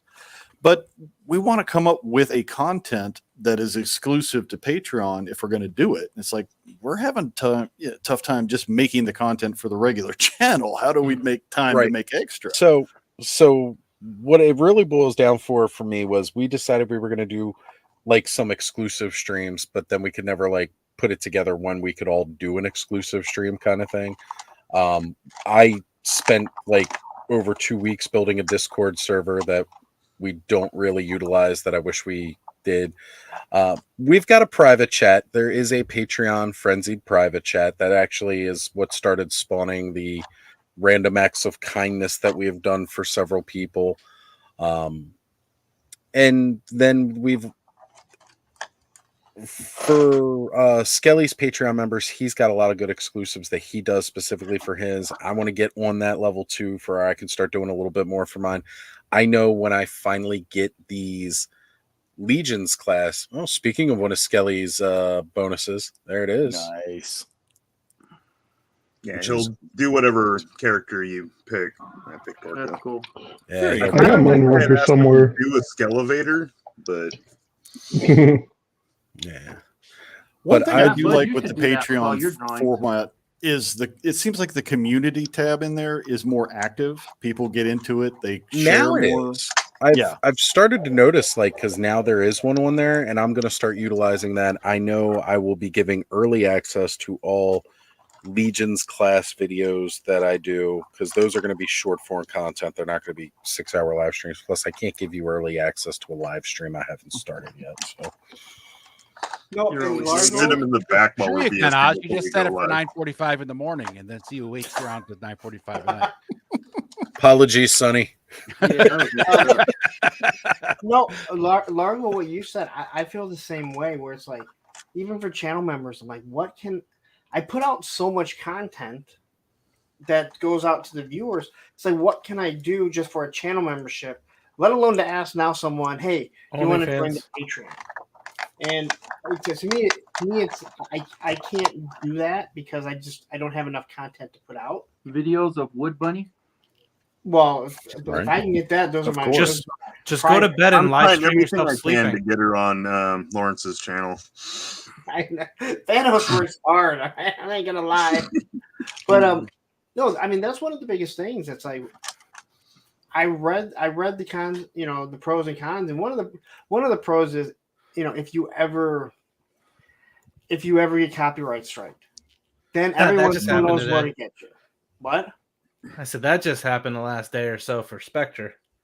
Again? That wasn't the last day or so. That happened like a while ago. Oh no, it happened, but now he's getting but he's going down. He just posted a big blurb today or yesterday. Last 24 hours, he posted that they've got him with a final strike, and I watched the video by the Ethan guy that put the strikes on him, and like he's not pulling it off. It was definitely a very interesting, perspective to hear. What do you think about that? So here's Travis, what do you think about that whole thing? I watched the whole thing for Ethan. I like some of the stuff that Spectre puts out there. It's interesting because I like the inside information. I think more and more like the guy Ethan, I honestly, I don't know him, but he posted and I feel like he's being genuine. Mm-hmm. He doesn't want his stuff being, promoted in a way that, he's not getting credit for. And when somebody's using his stuff 99% of the time to, promote his own stuff and he's profiting off of it. Like if he was like non-monetizing and, it's one thing, but he's monetizing it. And then additionally, he recently came out with that fully created graphic novel, which is based on AI art, which I use AI art, but it's just for fun stuff. I don't use it to like produce anything for like monetization. So like the fact that he went out and did it, yes, he can claim he put all sorts of work into it. It kind of put in my eyes that like he doesn't care if somebody else owns something. He's going to use it how he wants. And I don't know the guy. I like some of his content, but it looks like he's probably going to get shut down from what I was listening to today. So it just feels like to me that he's a bully. Like he bullied the kid around. Like the other dude really went off the Junkman. Junkman. And it just seemed like he was like, dude, I was gonna work with him, and then he like started tweeting all this crap, and then I'm like, well, screw you then. Like, and I kind of agree with him. It's done the same thing. Wait, it's unfortunate. Who are you talking? Sorry, about? Oz. I was going to say, let me actually get in here real quick. So they're talking about Scott Nutlick. No, yeah, I know that, but I want to know who you're talking. Like, who's bullying who? Ken? Scott was bullying this Ethan kid. Like he was. Well, first he was like kind of almost like you know who I am kind of thing. Like and then he was like, well, please, this is my livelihood and take it down. And then he kind of worked with him a little. And then after he did, he goes, well, I don't have to really pull any of the videos because he kind of said, oh, I checked it. It doesn't matter. Good. Yeah. And then like he acted like a jerk to him and I don't know. It just. But on top of that, there was a middle piece there that happened where the copyrights happened and then Junkman, I think, I don't know him. But he came to like the Scott's defense or whatever. Yeah, I've heard Junkman. Yeah, he came to his defense and everything, and was like, got a lot of people. I won't say a lot of people. He got a loud minority to start ambushing this guy's personal email and attacking him and giving him a hard time for going after him for using his photos, and then kind of claimed, oh, I don't know Junkman, and then Junkman's like, I don't know him either. Like they both played it, and then Ethan was kind of like, yeah, you don't know it, but you guys attacked me. And then Scott kind of did it in a way that was like, at least the perception that Ethan said is that he did it in a way that seemed like while he didn't support it, he championed what Junkman had done to him. And Ethan still continued to try to work with him. But then he came out and said something. Yeah. He's like, this is how I feel. Junkman says it exactly how I feel. Exactly, And which it was championed bad. how he was treating him and stuff, which was it was bullying. Like he was very much coming after this guy Ethan, who's been doing art, like this photography stuff for a long time, has his own own site where he blogs and everything, and he screen capped everything and kind of put Scott and that on blast to kind of show the history of, hey, I tried to work with him, he's not working with me. And then basically like the guy Scott was like, just like, hey, you're blackmailing me. He came out and did a video or something and said, you blackmailing me. So that after that happened, Ethan said, I'm done dealing with it. I'm not going to work with this guy. I didn't want to take his business away. He claims that, 80% of his business is directed through his YouTube channel and consulting. And he's like, that wasn't my intention. I just wanted my stuff taken down and given credit. Right. And Scott wasn't just a supportive of it. narcissist that really thinks highly of himself. And no matter what's going to happen, he actually posted more pictures after all this stuff to almost like kind of give him a little jab to the stomach. Like, hey, you can't stop watch me. this. And it was like, dude, like, why are you, I don't know. It seemed really just unnecessary. Fair drama. use is kind of a gray area, but my personal philosophy is I try to stay apolitical on stuff. My grandpappy had a great saying, I cannot hear what you say for the thunder of what you are. If the caliber of you as a person over time, as people watch your content, shows that you're a shitbox, well, it comes out in how you handle things. Mm-hmm. There's certain characters on YouTube I don't watch. I don't like their content, even if they have something good to say, because of who they are. Yep. So I'll just leave it at that. I was going to say, I'm going to piggyback what Jim said there. I've told it before and I'll say it again. I used to watch Scott's stuff because I like the director commentary on classics. I enjoyed watching his doodling with a purpose, all the videos about hieroglyphics. I'm big into Egyptology. Scott had a lot of appeal to me. Then he did that wonderful debate that introduced me to GDL. And although I agree, he definitely did a better job than French and, with his arguments and back and forth and stuff. I think he definitely was on top of the debate. But the problem was that after the debate, okay, cool. You had your facts. You won out that debate. That's fine, dude. Move the fuck on. Sure, retro blasting hit him with a hit piece, which was uncalled for. That's what made me unsubscribe from him. I was like, that's uncalled for and it's not necessary. You don't need to do that. And honestly, I'm not going to watch your content if you're going to do that kind of content on people. There's just no point to it. Don't watch my Tuesday night show about you, Oz. Oh, sure. I definitely won't. But then I thought we were doing a love piece about Oz. After that, Scott would not shut the fuck up about retro blasting to the point where there was a cease and desist. And then instead of mentioning him, he would say things that you knew were alluding to him. And that's what finally made me like, you are grown ass men in your fucking 40s, and also the shirts all the time too. The shirts they would wear. Wait a minute. I'm sorry. That camp, though, like those YouTubers having a cease and desist. That's fucking shocking. Again, I'm sorry. I just find that comical. The legal action force, whatever it is. I shouldn't say that, but whatever. I'm putting it out there. But yes, in any case, though, and yes, to answer your question now, it's Spectre Creative. Like, the back and forth between the two was just complete BS. I couldn't stand it. And that's when I stopped watching him. And you know what the really cool part about me unsubscribing and ignoring him is? I don't give two shits about any freaking drama that he's got going on with his own damn channel until somebody else brings it up. Sorry.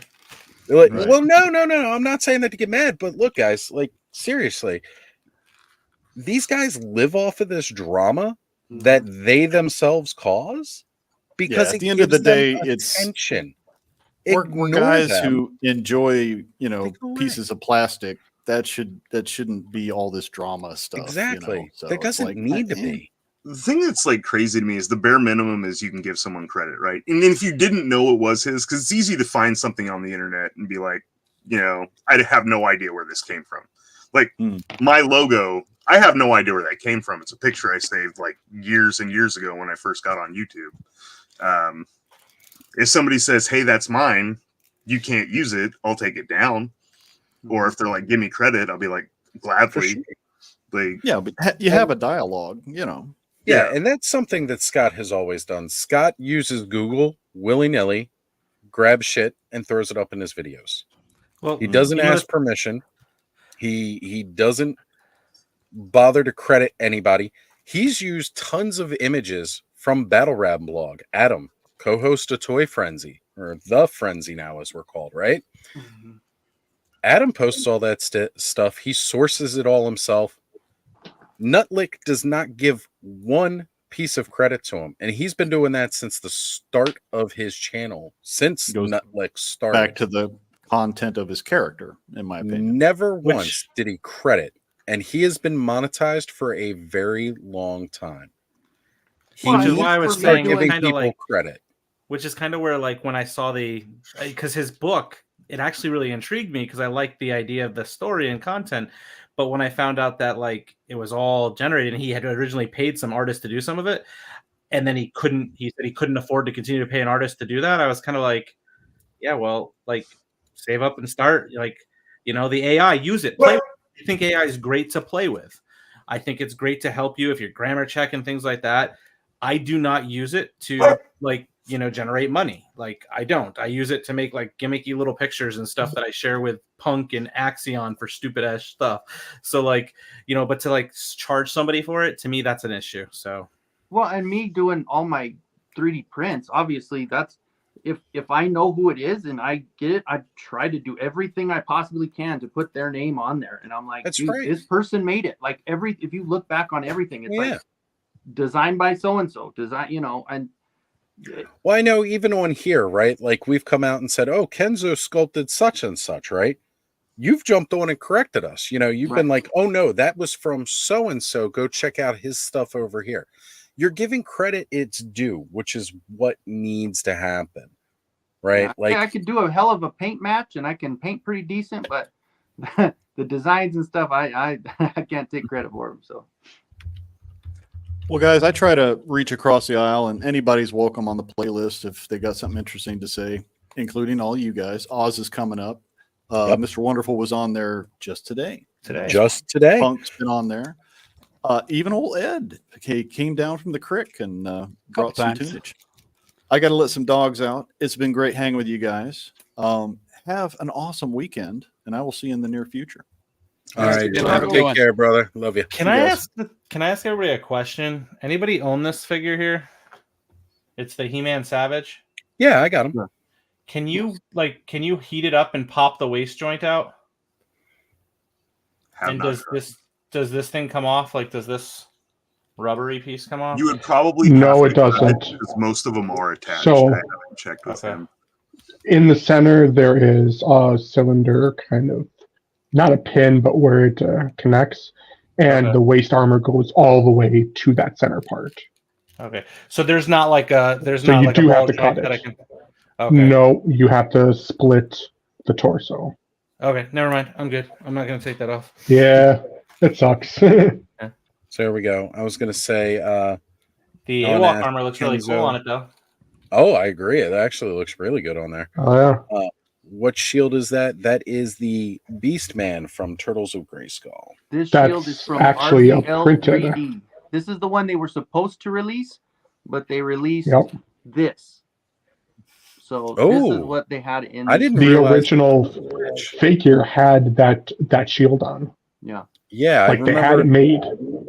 But you get this. No kidding. So I 3D printed. I just finished painting it now. That I had seen that version of the shield when they first advertised the figure. I hadn't realized it was a different shield. Yeah. Yeah. Oh, that's lame. But you got a guy now, though. That's right. I got a guy. Hold on a sec there, Thanos. What you got? Cup holder? Yeah, it's a little like drink thing. I was just gonna kind of show off the little pieces that. I mean, it's great. The coffee cart comes with. That's really cool. Yeah, like your little pump syrup and. So let's get back to the better topic of tonight, talking about grails and quests. I did want to bring up one of those grails of mine that this was like one of the first grails that I actually owned. This is a play set that I was told when I was a kid that I was getting, but one of my friends said that I was getting this for Christmas and totally did not get, but it's the Kenner Aliens Queen's Hive playset. And this thing was factory sealed, like still in factory plastic. All right. Hang on real quick here. Adam saying, I'm late as Thanos showing off Calico Critters. No, he's got some new mini stuff coming out. Here, let me give the screen back to Thanos here. He had some mini stuff for some picture photography. He's got a nice little coffee cart here. That's great. That works really, really well. That's awesome. Yeah. I'm excited to see him and Kirby sitting down having a cup of Joe. Speaking of Kirby, there, hold him up again. What's going on? Got the Kirby figure. God, so good. This guy's awesome. Like, yes. I'm so happy that they made a figure of him. I mean, even though it's not Jack Kirby, it's Kirby from Ninja Turtles, but it's Jack Kirby. It's Jack Kirby. But this play set right here, this thing, like, I wanted it so bad when I was a kid. I was hugely disappointed that I did not get it that year. I was just talking with Carol about this not too long ago. And finally, years later, I ended up buying this thing. And just some of the different details on the play set, like you see the eggs with, this is supposed to be like a queen chest burster, but it pops out of an egg. I don't know how that works because we all know the face huggers came out. It's hard to see in this, but there is a marine cocooned in the slime tray pit. So, like, again, this is a kid's toy that has horrifying details. There's a better picture. You can see the face right here. The marine cocooned into the bottom of the slime pit. Like, yeah, hey kids, you want to get cocooned and then have a face hugger get you? Here was another one. This is not that same one. This is a different one that's in that pit. Right here is, where is it on here? Yeah. So these are the goggles, and this is the face. It's kind of upside down. There's another person just cocooned. It's okay, kids. And then they sculpted the detail of a face hugger on top of the whole thing. They're just sleeping. That's a box of meat. That was for a cookout that same year that I got that. So yeah, that was like one of the first grails that I ever bought was that play set. And man, was that thing absolutely amazing. It completed Connor's collection for the Kenner Aliens. I was too old when Kenner Aliens came out, but I loved looking at them in the store. They were cool. And that playset, like, that is a really, really, it's just like a regular slime playset, nothing too crazy or special. But mind you, I did get like the rest of the toys in the line that was out at the time that year for Christmas. I just didn't get that, but I was supposed to. Apparently, that was on my list, but it didn't happen. Then, like, 20 years later, I finally own it. And that same year, I also bought the NECA Queen Alien, which is another grail piece for me because that thing is huge. Lady Death. Picked it up from Ray. Oh, God. Now, which Lady Death is that? Oh, that's like the old one, isn't it? No, that's not the original first. That's not the one from the 90s. Yeah, okay. All right. Yeah, I was going to say, that's not the one from the 90s. Yeah. I had that and Evil Ernie still on card way back in the day. It was at an antique store, and they were sitting in a bin that was like 2 for $20, and then I took it up to the front, and the guy charged me $10 for both instead. I was like, all right, whatever. Oh, yeah. I'll take it. And it was Evil Ernie and Lady Death, but the original 90s toys. So I've got to get going because my kids just broke down, but I wanted to show something off before I went, since we're on the topic of grails. Do it, Joe. So Mythic Legions, one, and it's kind of a mild flex, little bit, but one of the most desired Mythic Legions figures is Otho, right? So I just wanted to do this. Not one, but two Othos. Because his head sculpt is so freaking cool too. It is pretty good. It is pretty good. This one isn't complete. I actually, before I knew that the figure was rare, I actually used some of its parts for a custom. Yeah. So, but anyways, that's my little bit of many grails. Yeah. So you just broke some Mythic Legion collectors' hearts just now by saying that. Yeah. I mean, that wasn't necessarily my intent, but maybe a little bit. You know, well, just we know, like Joe. You just like rubbing it in. It's like Lawrence and his 4,000 sub. Yeah. Right. His subs, his flag. WrestleMania 3. Working a full-time job as be a jerk, punk, because he gets so much money from YouTube. Right. I'm going to Money in the Bank. Man. So my kids just called and they're broke down in the mountains. So I got to get going. Thanks for having me on, guys. Good luck, Joe. Joe, I'm going to send you my phone number on Insta. I'm going to send that to you. Okay. Let me know when you make it to your kids, because you were just talking about being worried about the condition of your car, and now you're off to go save somebody. I don't want you breaking down on the way. No, I'm okay. I live in a small town. It's the mountains, but it's not like far. Okay. I actually live near the mountains that they're broke down in, but this is the last time we ever see Joe. Save the day, Joe. Watch out for those Sasquatch, Joe. If anything happens to me, make sure that nobody sells my legions as a lot. They have to be sold individually so they get the right value. Individually as a lot, though, right? We're going to adopt them. I'm putting that on you guys. I was going to say them for you. Joe, I will personally come pick them up to make sure. We'll take good care of them, Joe. Don't worry. I'll put them on my stands. Is super nice. That is super nice of you guys. Thanks. We won't even scratch your name off the bottom of their foot.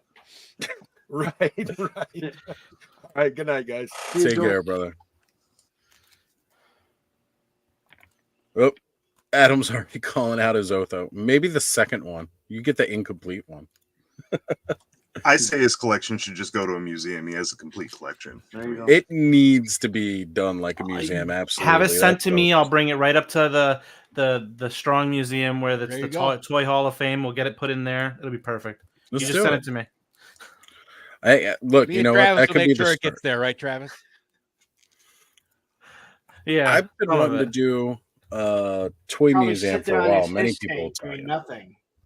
The one in the Rochester area is really cool. Oz, I went to it. I've been to it twice now. It was pretty cool. It was cooler going back the second time. What I've wanted to do for a while, I've talked with Ken. I've definitely talked with Brick about it. Getting like a big enough property, getting like warehouse upon warehouse size, like garages or whatever that a lot of people have on those kind of land, and setting up like a full-fledged actual toy museum.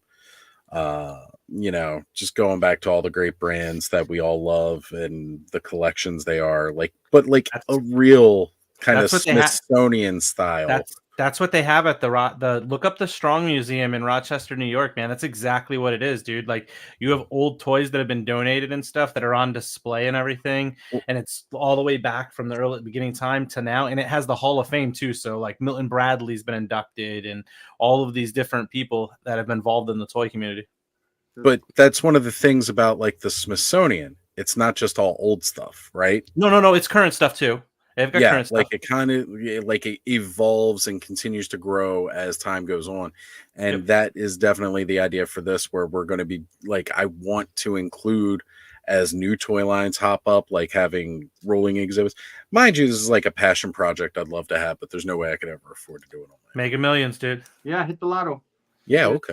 4,000 subs check will that do out. it for you. Yeah, get all the. I gotta get those subs channel like memberships so I can start milking people. Yeah, Lawrence, why don't you just buy us that place and then we can build the museum? You can write it off. It's a tax write-off. You got plenty of funds. You know what? I'll look into it when I get done here, since I don't need to sleep anymore because I only work when I want to. So much money rolls in. So much. I mean, if you're really rich, the money would roll in while you're sleeping. That's the goal, right? That's why he needs channel members, because he can't get ad revenue while he sleeps. And yes, Adam, they do have a collection of pet rocks at the museum. They've literally got everything there, and like they've including got the cardboard box. They've got like an entire section where it's like, you know, the Hall of Fame, and it starts from the first induction all the way through. It goes up. They've got like the Nintendo 64 in there. They've got a whole play area where you can play with different games and stuff and whatnot. It's a really cool place. So great for young kids. They also got like the Sesame Street. They have like that front stoop. They have like the front stoop there, so you can like sit in front of it and stuff. And they've got that whole. It's a really cool place. You know who would like it? Oz is your kid. If you ever get a chance to like just make that trip out there, and it's not too expensive to go, I don't believe either. Right. It's a beautiful place. They have a butterfly garden there too. Yep. All right. So I gotta say, like, I've seen the videos of it, many people's videos, and I remember this toy as a kid. This version of Rock On just does not. His one feature is that he transforms into a rock. Mm-hmm. Which, again, as a kid, for some reason, I thought it was great. As I got older, I realized it's probably the stupidest thing ever. And they've screwed up the execution of a toy that transforms into a rock. I mean, I get it. They wanted to make sure. And I like the shirt better than a toy. I'd probably like the shirt better than I like the mini comic. Oh man, those drawings on some. No lie though. Stone Dark comes out, I'm getting them. Well, now that I've got one, I've got to get the other one. Right? Plus, he's not just a rock; he's a freaking asteroid. He's or comet or whatever. Meteor. I hope they work on him. Meteor. There. Did you say his name was Stondar? Yeah, Mm-hmm. Rock On Shocker. and Stondar. Shocker that Bud wants Stondar. Well, that's Bud's name. Bud's he's making name that green is custom.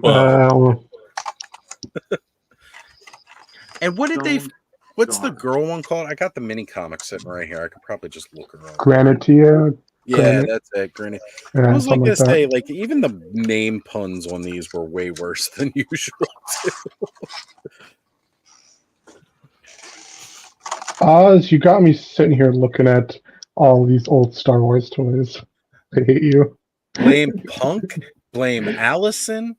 It's all their fault. And right, Rock On made me reconsider my opinion of Jitsu. Because, yeah. Ooh, Henri is still waiting on his shirt from Creations. Well, Kenzo, you're a lot closer. There it is. With all the episode 1 figures, they came with those little like chips. I Even just found the little Power of the contact Force reader. ones? Yeah. You mean the blown up? I had a bunch of the chips, but I never had the reader. I did. I had the reader. It was not that. Maybe I did. I definitely Looking at got it, the reader because it had an exclusive chip. Yeah. Maybe All I right, had it. I don't know. I'm gonna refill the coffee. I will be right back. Punk, you're in charge. Oh, shit. All right, cool. No, great. We're talking about G.I. Joe now. Uh-huh. So I got some G.I. Joe stuff. I got those 260th anniversary guys, and I got Quick Kick. I heard Quick Kick had a really bad, weird thing with his butterfly joints. People bitching about it. Yeah, I saw a couple Dude, of videos he's a about shirtless, he's a shirtless, shoeless dude trying to fight in the military. He can't go into a fucking 7-Eleven and get a Slurpee. He can. So He He wears a shirt. He's fine. He'll just put it on when he goes in. It'll just like cover his nipples. He'll be fine. No, he doesn't have it. Big gulps, huh? He'll- All right. He'll just take some cucumbers. Boom, good to go. Still doesn't have shoes. Speaking So the of real Michelle's question is, creation, Lawrence, what do you think about that? The doors and the roof that the Gridiron's putting out for the vamp. Well,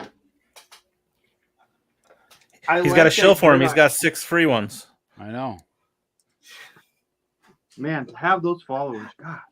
I like that Gridiron is doing something different than what the other 3D printers are doing. They're not just recreating the exact same thing.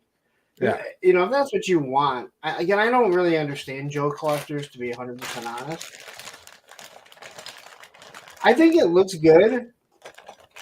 I'm building one as my buddy Greg orders everything. I really like the roof. I don't care about the doors, but the roof looks really cool, the one that they have designed. Yeah, because it's different, but I'm fine with the vamp the way that it is. Oh, me too. Me too. I think the roll bar, I just did the video tonight, so I have it right here. It adds a little to it, and it just pops on and off, so you don't have to worry about modifying anything. Yeah, I'm definitely getting the roll bar. I like the roll bar. I like the fact that you can put the new backpack system on there too for them. Yeah. And then they give you the spot for the fire extinguisher. Yeah, extinguisher. Yep. But I think it looks nice. I don't know. I didn't really need all that stuff. No, because I think the vamp looks that good. Because by the time you're done, if you order those 3 things, you're up to the price of a Vanguard. Yeah. You know, I'm only going to get I only want the roll bar because I'm not putting the big ass gun on the back because I think it looks dumb with it. But yeah, you mentioned that. I heard you saying that.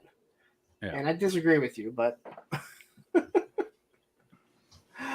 I disagree. That's why you're monetized. Like to disagree. You get to like what you like. I'll like what I like, Larry. Damn it. You are absolutely correct. I will say this, and I actually mentioned it in the video, because there were a lot of people. We're not going to go to your channel to watch a video. Fuck. Come on, this is Roger's channel, man. God, quit telling us to go to your channel. Stop leave some money on the table for the rest of us.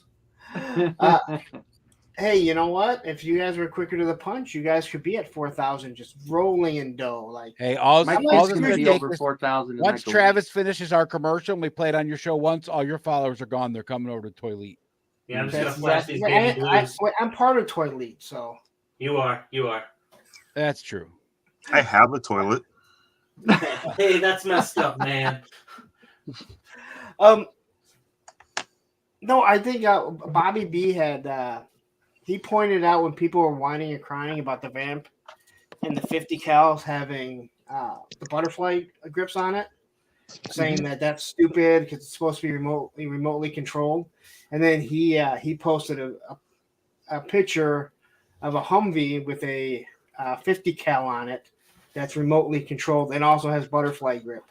Yeah, because he loves to call people out when there's total douchebags about it. Does he call you a lot? All the time. You know I love you, punk. You'd be dying this week with that Photoshop. Oh. I logged in, I was typing something, and I was like, "What?" That was definitely a good response to Ken and that was pretty funny. I was scrolling through and I saw that and I went, "Fuck you." And I was in the process of doing that, and then I had to take my son up to school so he could do something there, and I'm like, and that picture. So the picture that I found on your Facebook page, Travis, it fit perfect. And now, if you look at my face on Shawn Michaels, you can tell there's a difference in the skin tone, but your skin tone and Triple H fits perfect. It makes sense, man. We're built the same. It was hysterical, and height-wise, it's accurate too. Well, and that's why I'm glad Travis didn't be like, well, I want to be Shawn Michaels. Clearly, he's a little bit taller than me. He's a bit taller. Yeah. So it just worked out perfect, and So it was. I mean, I threw it together that quickly, and no, it was a good job. It was definitely good Photoshop. It was one of those moments where I looked at it and I was like, man, that's about as good as the one that I did with the 3 J's. Ken did a TKO where he had Jay Bartlett, Mega J, and Jay from GDL. So I had to put them on the Hot Toys version of the Spider-Man figures because it was toys. And then I just popped all the different. I picked the most ridiculous faces they made out of their public posts. And popped them on. Not hard for Mega J. He does that all the time. Well, yeah, he always makes ridiculous faces. We love Mega J. How you doing tonight, Corey? But yeah, I was trying to find the mute button. I'm good. We were at a friend's house doing game night, so I'm late. You're a friend? So good. All good, brother. Aren't we your friends? Huh? I said, aren't we your friends? We are. That's why I'm here now. Is that, I can't quite see it, Thanos. Hold on, let me try to bring it up here. Is that the Kaioken SH Figure Arts? No, it's just another food set. I've had this forever, and I kind of put it to the side and forgot about it. And I Hey, haven't Google, opened it. turn off the office lights. Oh my god. Random has that. It looked like the freaking Figure Arts box. That's why I asked. It is. It's SH Figure Arts, but it's like the. It's an accessory set for that figure. Yeah. Okay. Yeah, I was just looking today. They got at Target, they've got regular Goku, and then they've got a Kaioken Goku, and I was like, I kind of want those. And we're possibly thinking about Connor getting them because he's like really big into Dragon Ball right now, but it's Figure Arts, and I'm thinking it's Connor. But then again, I did just buy him recently the Dragon Zord from Ultimates because Like the main character figure arts aren't too expensive. no, And it's like $34.99. It wasn't like those crazy. cheap Dragon Ball toys are not durable. So like handing him a figure arts I was compared to gonna one say. of those, like Yeah, the that's a good buy on. superstars, I was even having problems where, like, I would move Vegeta and his leg would just pop right out of the socket, like the superstars from Bandai. It was crazy. All right, Vine Jungle here has said, my grails are a full set of the huge Inhumanoids, Shogun Warrior Godzilla, and Clash of the Titans Kraken. Because clearly he likes them like me, he likes them huge. That's what she That's said. what she said. When my Oh, cousin yeah. came into town, he looked around my toys and he's like, "You don't have any Inhumanoids?" Like he was disappointed. I was like, "No, I don't have any of those." Well, it's because if you've ever looked at the aftermarket price on those, there's a good reason for it. It's like trying to get your hands on some of the old Black Star stuff. It's expensive as hell these days.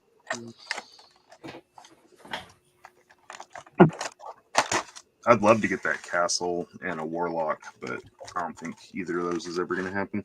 Somebody I just saw today posted they got Oh, that was awesome. It was shoot, Vine Jungle, right? The one you repaired. they got Hey, Warlock, turn the yeah. office fans on. Yeah, you're right. It was Vine Jungle. He did post that. Yeah. I saw it today too. Hey Google, turn the office lights on. Corey, are you going to tease everybody with the pictures of the project you've been working on? Or is that just exclusive for me? No. I actually have it right there. I was actually going to show everyone if they are interested. Corey, how many subs do you have? 3,110.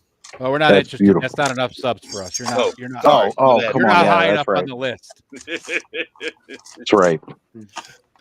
So, Duchess was mentioning the too bad image of myself and Brick, the Oz Brick.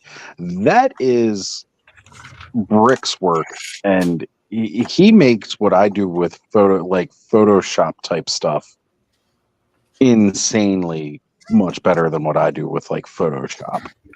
But very good call out, Duchess. That is definitely one of my favorite thumbnails, and I always get proud whenever it pops up on Brick's TV when he's doing the news or anything else. Is the Oz Brick. The joint unboxing we did of Too Bad, which was amazing. So yeah, if you guys are interested, I've been working on this in the background for a while. I talked to Oz about this, I think the first time in like January. or something. Yeah. Well, I went a totally different way with it. I was going to build a vacuum form machine. I was going to do this. I was going to do that. I remember. I didn't do any of that. I ended up, so I was trying to make, I got to spin you guys around. Can you guys see it? Yep, there we go. The jungle playset that they never made for Motu. All you Motu fans. The playset that became Snake Mountain. Yes. So this side ended up being Snake Mountain. This was only like half of Snake Mountain. But I ended up doing this out of paper mache and wood glue. So it's like hard like plastic, but it was easy to form. And then the waterfall, I used the resin that you would use for the 3D printer to get like the gloopies and the puddles and all that, and then just painted it. But the boulder's a separate thing, so it can come out. The one thing I forgot was the snake, because I just got a shell, so I got a snake coming overnight. It'll be here in the morning, and then I can finish the video, and this video will go up tomorrow. Would you make the arch out of, Corey? I'm sorry? What's the arch made out of? Foam. Just hold on. This kind.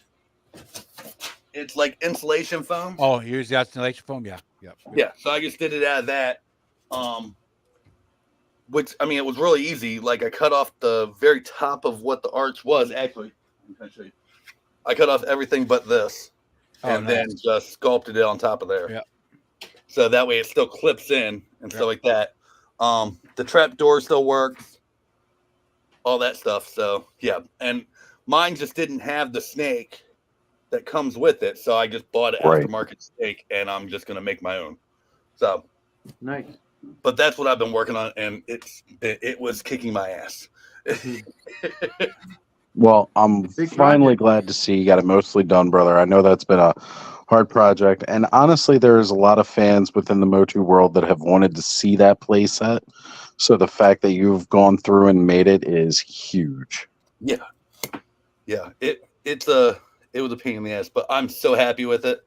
And we're also in the process of getting estimates to put a shed out back, and that's going to be where my new shop is. And what is my shop right now is going to be like a secondary living room, and that is going to be where a lot of the stuff gets displayed from now on. So I kind of need a new thing to display. Fatchard says he saw Snake Eyes and Timber at Ross today, Punk. He's just trying to rub it in that he can get $11 timbers, and I can't. Dude, I got like 5 of them. I gotta send you some money. I need a couple of wolves for my wolf pack. Ed, check your Instagram. I love sending you dirty messages late at night. Yeah. If I go away, it's because I got turned on and had to leave, guys. I'll be back. It's all right. We can only see from your shoulders up, Ed. That's fine. Make sure We know you you're hit the nowhere mute near button, enough. Ed. Hit the mute button once you start. Yeah, right. I understand a lot of you poors need to wait till Ross to get the figure, but once I do a review, I'm making a minimum of $4,000. I mean, I make $1 per person, $1 per sub. So right now, I do a video, I'm making about $4,200, and YouTube takes no money. As a matter of fact, they give me extra money just because. Hey, Punk, the voice and kind of tone in which you were speaking that in, what you need to do is you need to go on Google and YouTube, and you need to look up Scott Steiner Math from TNA Wrestling. And what you need, hold on. And what you need to do is you need to sit here and record yourself like offline and do a little gimmick like skit with that tone and just kind of like bagging on the guy. And I get paid more. They actually deduct their money and give it to me. And just like because 75% chance of winning, all that, it would be great, dude.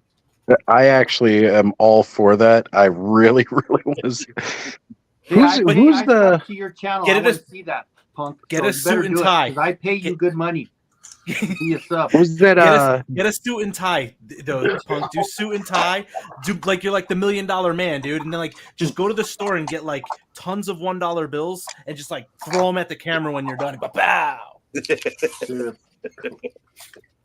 That would be Travis, classic. who's the newer guy in I say newer, but he's not new. Who's the guy in AEW who went to the same math professor that Snyder went to? Because he cut the same exact promo. Are you talking about an NXT Braun Breaker?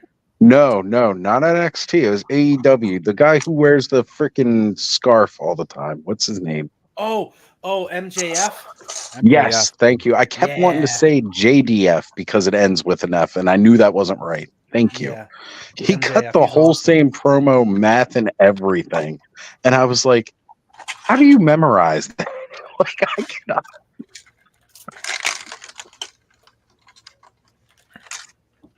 But yeah, he went to the same math class that Scott went to in college, Makes which sense. is why you can see why he did wrestling. Yeah. Yeah, but you know what's sad about Scott Steiner and math is he went to Michigan. You can say what you want. From what but I heard, though, that Scott Steiner math actually calculated correctly. No. you know, 133 and a third? 133 and a third % chance of winning? No. Yeah. No, the math doesn't add up. And here's the thing. And what is he? And he does one that's like a social studies or a history lesson. He's like Hiroshima, and he's like he then turns it into the math adds up and it spells disaster and like something like that. And it's like English and math. No, dude, there's no way that added up, dude. If you're that roided up, you're lucky. We're lucky he can walk. Yeah, I thought it was great. Have a good night, Wraith. Who's that? Oh, Rikishi. All right, so Rikishi. Off topic, but on topic of wrestling. I started watching on YouTube because I'm poor. Dark Side of the Ring. The latest so good. And I watched the Earthquake one. I haven't seen it. Oh, okay. So I don't care. You could say it. I'm sure I've heard. Well, it's not spoiling anything. So they start talking about his time with the natural disasters. So they go into a lot with Fred, and they show Haku, who's known as like one of the badass guys, right? His son just showed up in WWE. But they showed him. He'd never seen the Shockmaster. You never saw that?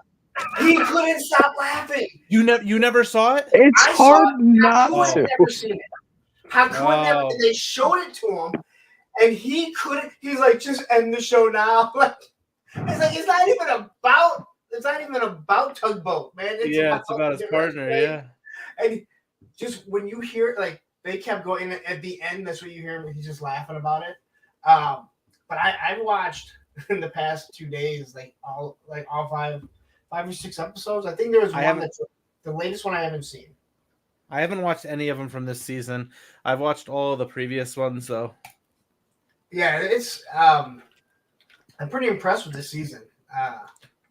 Dark Side of the Ring is a great series. It is, and it's good that Chris Jericho narrates it, so you know that there is a wrestler, no matter what, that is standing behind the product. Yeah. Right. He's making sure that like what you're hearing is the nitty gritty, like it's legit. It's not. Is this the season? Yes. Is this the season with Chris Adams and Harley Race, Beefcake, or was that last year? So Harley Race, I have not seen the Beefcake one. I haven't seen. I saw the Harley Race. Oh, one. Earthquake. Yeah, that was the first one. Okay, yeah, that's the right season. Chris Colt, which I knew nothing about him. I don't know him. Chris Colt. Listening to him, all I could think of is Gigi Allen. So if anyone knows who Gigi Allen is, he's was one of the worst people ever. I wouldn't call him punk. Like he did not create punk music, but he didn't make music. Whatever he did was not music, but he was a character for sure. But that's what Chris Colt sounded like. Just I'd never heard of him. Didn't give a fuck. Yeah, I didn't either. But his stories, the stories that they're telling, are amazing. So, Is Chris Adams the one that taught Stone Cold Steve Austin, right? I haven't seen a Chris Adams one. It's the newest one, I think. I'm Very pretty good. sure he was the one that. I'm pretty sure he was the one that helped Stone Cold start out and stuff, and then got him going. And then Steve Austin married his ex-wife, and blah blah blah, and all that sort of fun stuff. Yep. Oh, that's fucked up. Shout out to Allison here, co-founder of the May the Power of the Force, event. That now Bud will be joining us, Allison, as well as Skelly is going to be doing Greedo. So yeah, we're really, really getting the rest of May the Force fleshed out. Isn't it Fuel of the Schwartz? That's yours. It's Fuel of the Schwartz. Stop knocking off Spaceballs, guys. You are the founder and sole participant of Fuel the Schwartz. Until I get that Pizza the Hut figure that I saw earlier. Wait till you see me gimmicking up the wait till you see it. Ed and I were talking about the other night. It's gonna be good. It's gonna be good. Somebody made a Pizza the Hut figure. Like I saw that one too. It's a limited run. It's a limited run because they just it wasn't like Stan Solo or one of those guys, but it was like somebody in that realm. And I just seen it, and I thought about tagging you in it, but I was on the road, so I didn't. I've got to make sure I go back and find that post and tag you in it because somebody made a Pizza the Hut figure. I was like, "This is great." Nobody else Pizza the Hut. What is Soldier Force?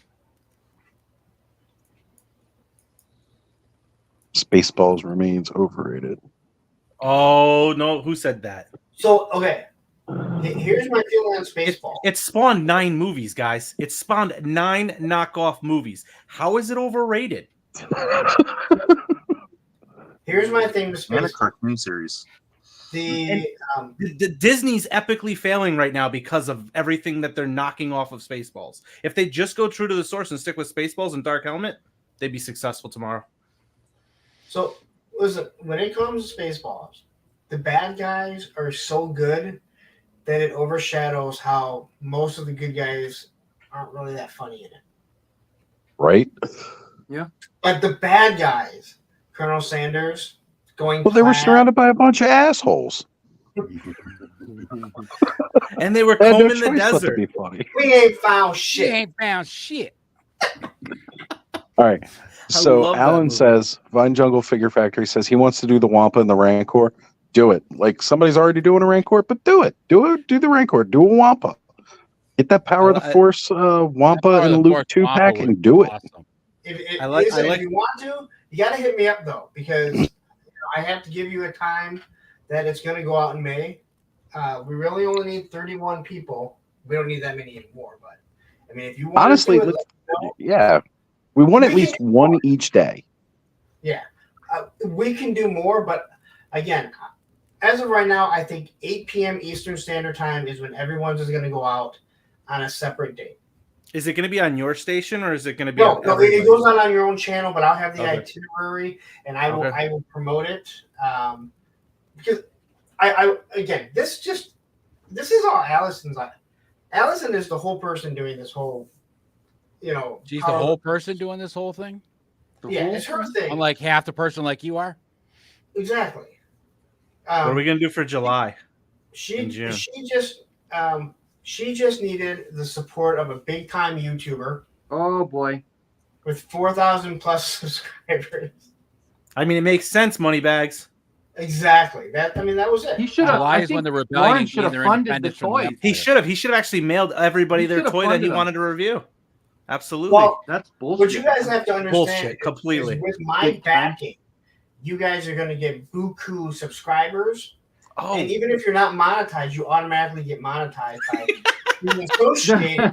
It's so much money. I just, Lawrence vouched for you? You're good. yeah, I just call up. Here's some money. I call up YouTube. It's now in my phone. I say, hey, listen, these guys need to be. They need to get some money That's for this. You really we know the rule. We know what it is, Punk. They don't get their emails at youtube.com. It's at apunkwithtoys.com is all the emails from YouTube. I mean, I get him every day. All right. So speaking moistly is ready to go gung ho and make his first YouTube video for the event because he has a TIE fighter pilot. Listen, that's part of what this whole thing is. It's obviously getting some people out that have never done reviews. There's other people, let's say like Oz, who doesn't do normal content to get him to do it. Guys like me can throw something like this together super easy because we do this shit all the time. But yeah. Well, no, I'm not what? You just sprinkle a little punk dust on it and the shit turns to magic.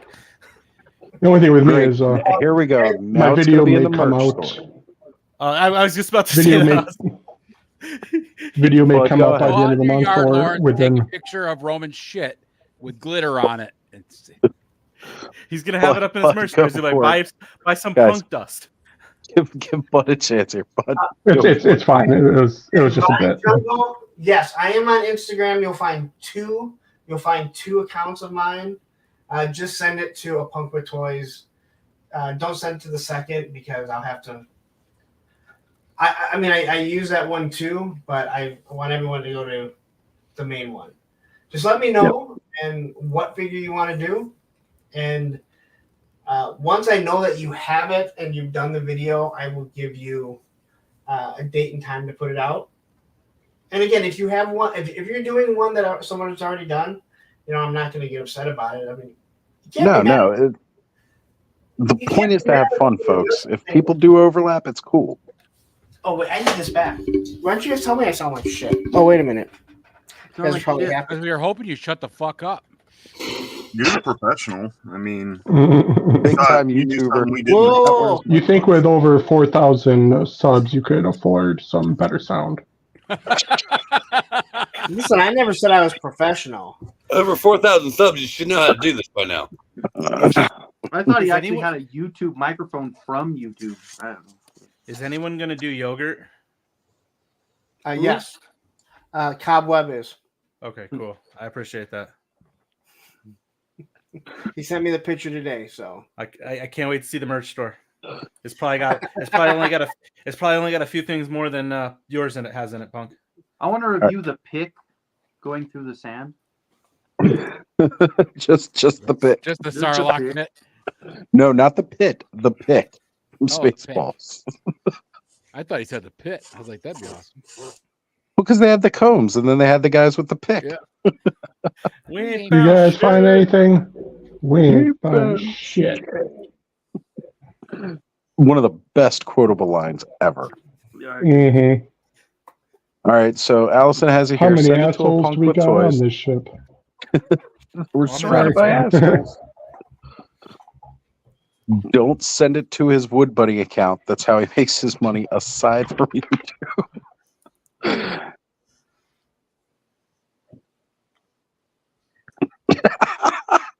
And Allison with the most scathing content of all.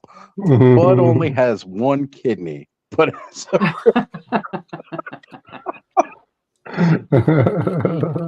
listen, I moved the microphone when I was taking a picture for my you moved the my needle thumbnail too. for my highly successful Monday You don't want show. excuses from a professional like yourself. It's because he moves the needle, guys.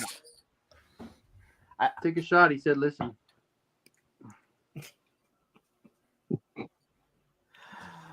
I have a feeling that that word's not going away because now I notice how often I say it. What's that? Listen. we know that you took all of your lessons from Craig. Does Craig say that a lot? Have you watched I was Toy gonna say, Anxiety? That's I was where gonna say the Navi the idea fairy. game started from. What? From Toy Anxiety, it was said in the chat like sometime last year. Somebody said, "Everybody take a drink every time Craig says listen." And that's when we started.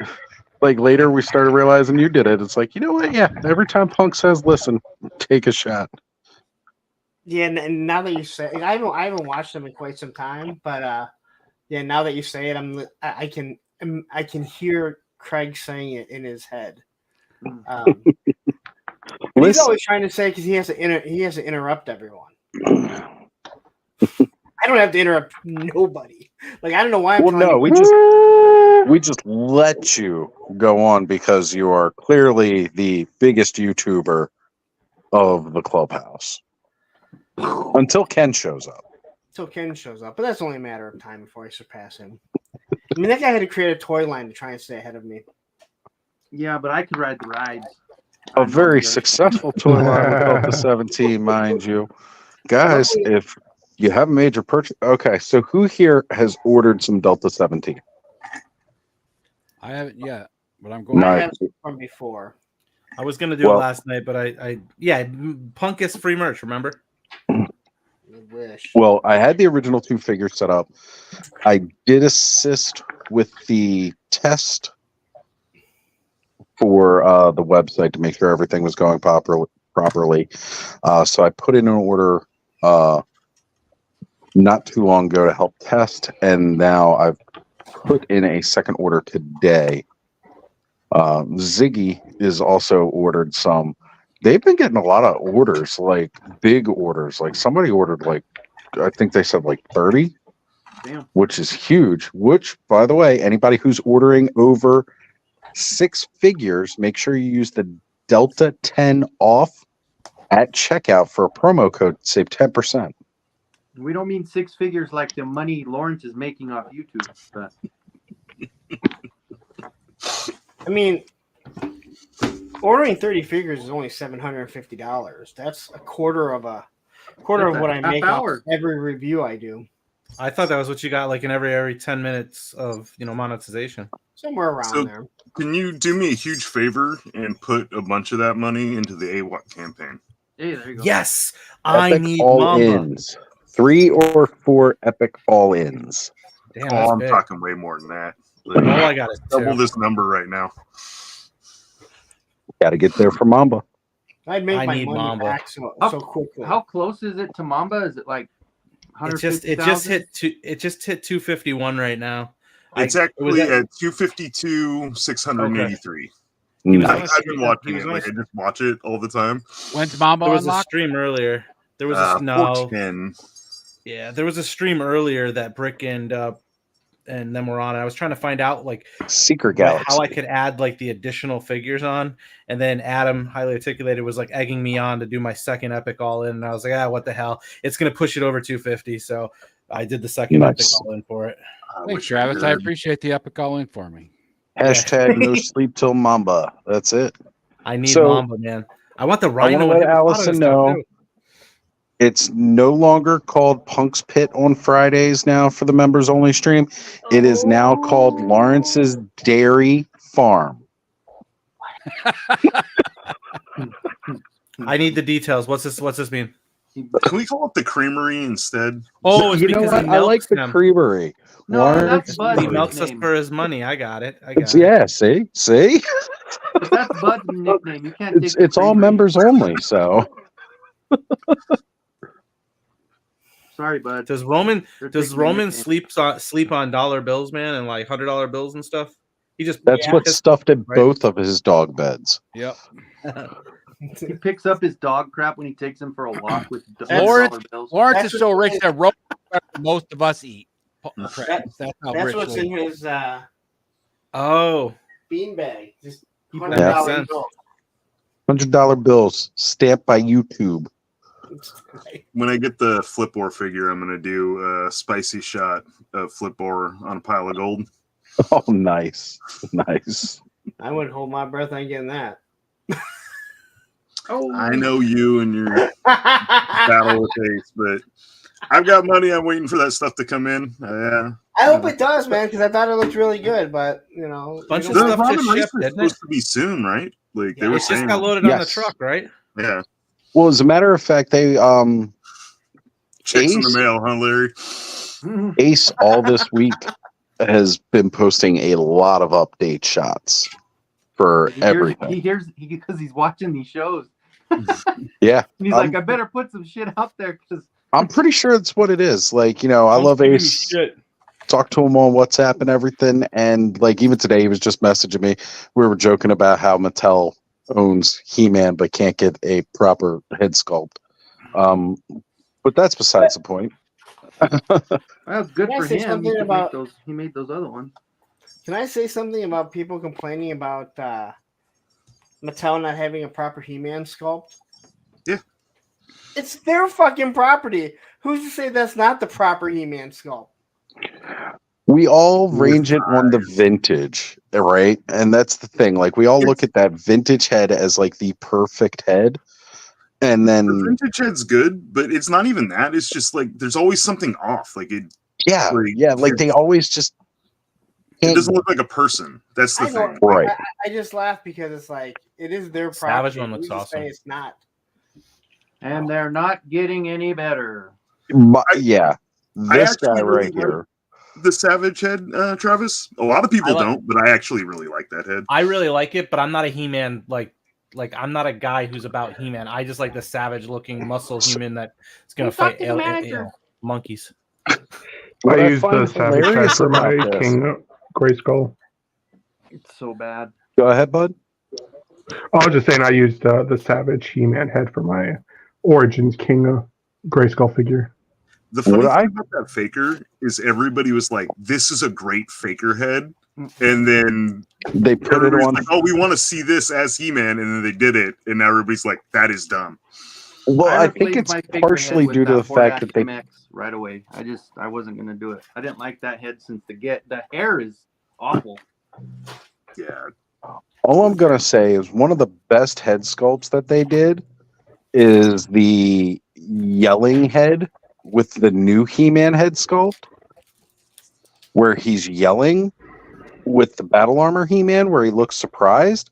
And the reason I say that's one of the best is because it looks like Dolph Lundgren, but yet they can't do a Dolph Lundgren likeness on the movie style He-Man.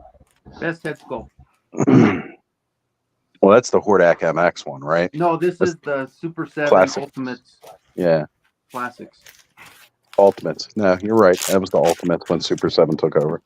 So good. But no, that one is a good one. That one isn't a bad one at all. And even this one's not terrible. The cartoon collection. The cartoon one? I actually really like the cartoon one on the 40th anniversary buck. Like, Well, and even the Atom that's going to have this, but laughing, that's pretty cool. Yeah, the new Atom one that's coming out. Like, I'm actually really excited for that. The 2-pack. Yeah. That's going to be a good one. I'm excited about that also because finally we get the hand that goes like this. now if we could just get a bunch of those that are not in a 2-pack, that'd be great. Well, Hey, if you know give what? it a few months, you'll be able to find them probably separate on Miracari Yeah. for like $20 or something like that. That's true. A lot of people are going to get rid of the Corey, Atoms. Corey, what you just said right there, like that's a bigger atrocity. Is that He-Man doesn't have the jack off hand more than seriously, all the He-Man, like no one can pose him properly, holding his sword up. So I think the only one that you can do that with is the 40th anniversary one. Yep. It took them 40 years to do it. I think I have that one. Is that a Masterverse? Thanks, bud. Yeah. Yeah, it's a Masterverse. I think I have that one. 40th anniversary. Yeah. Actually, I think I love Hobbs' custom packaging that he did for the 40th anniversary. Yeah. And if you haven't watched, he has a video on his channel that teaches you how to make it. And those were going, as a matter of fact, you can still find them at Five Below right now, the 40th anniversary He-Man. If you can find them, I want boxes of them. I have not actually seen any. I haven't. I've seen people, and I've been went to looking. Five Below just recently. There was none when I picked these up. I was going to say, like, I just went by one today that I know used to have them. I don't know if they still have them, but I will double check for you. My friend told me the guy told her they had some, but they weren't putting them out yet, and that was like a week ago. So I was like, I know Okay. people have found them. Like, Yeah, people were finding them in some of the other Masterverse series there, and I couldn't find He-Man. That's the one I want because I feel like I could. The Savage Crucible's coming out in like a month, like 3 weeks. I should have some, and like when the humans come out, I'm thinking it might be good, bodies to possibly head swap some and do some customs there. Oh, for sure. Travis, if you need one or two, let me know, dude. I bought a bunch from Five Below. Oh, I'll message you, man. All right.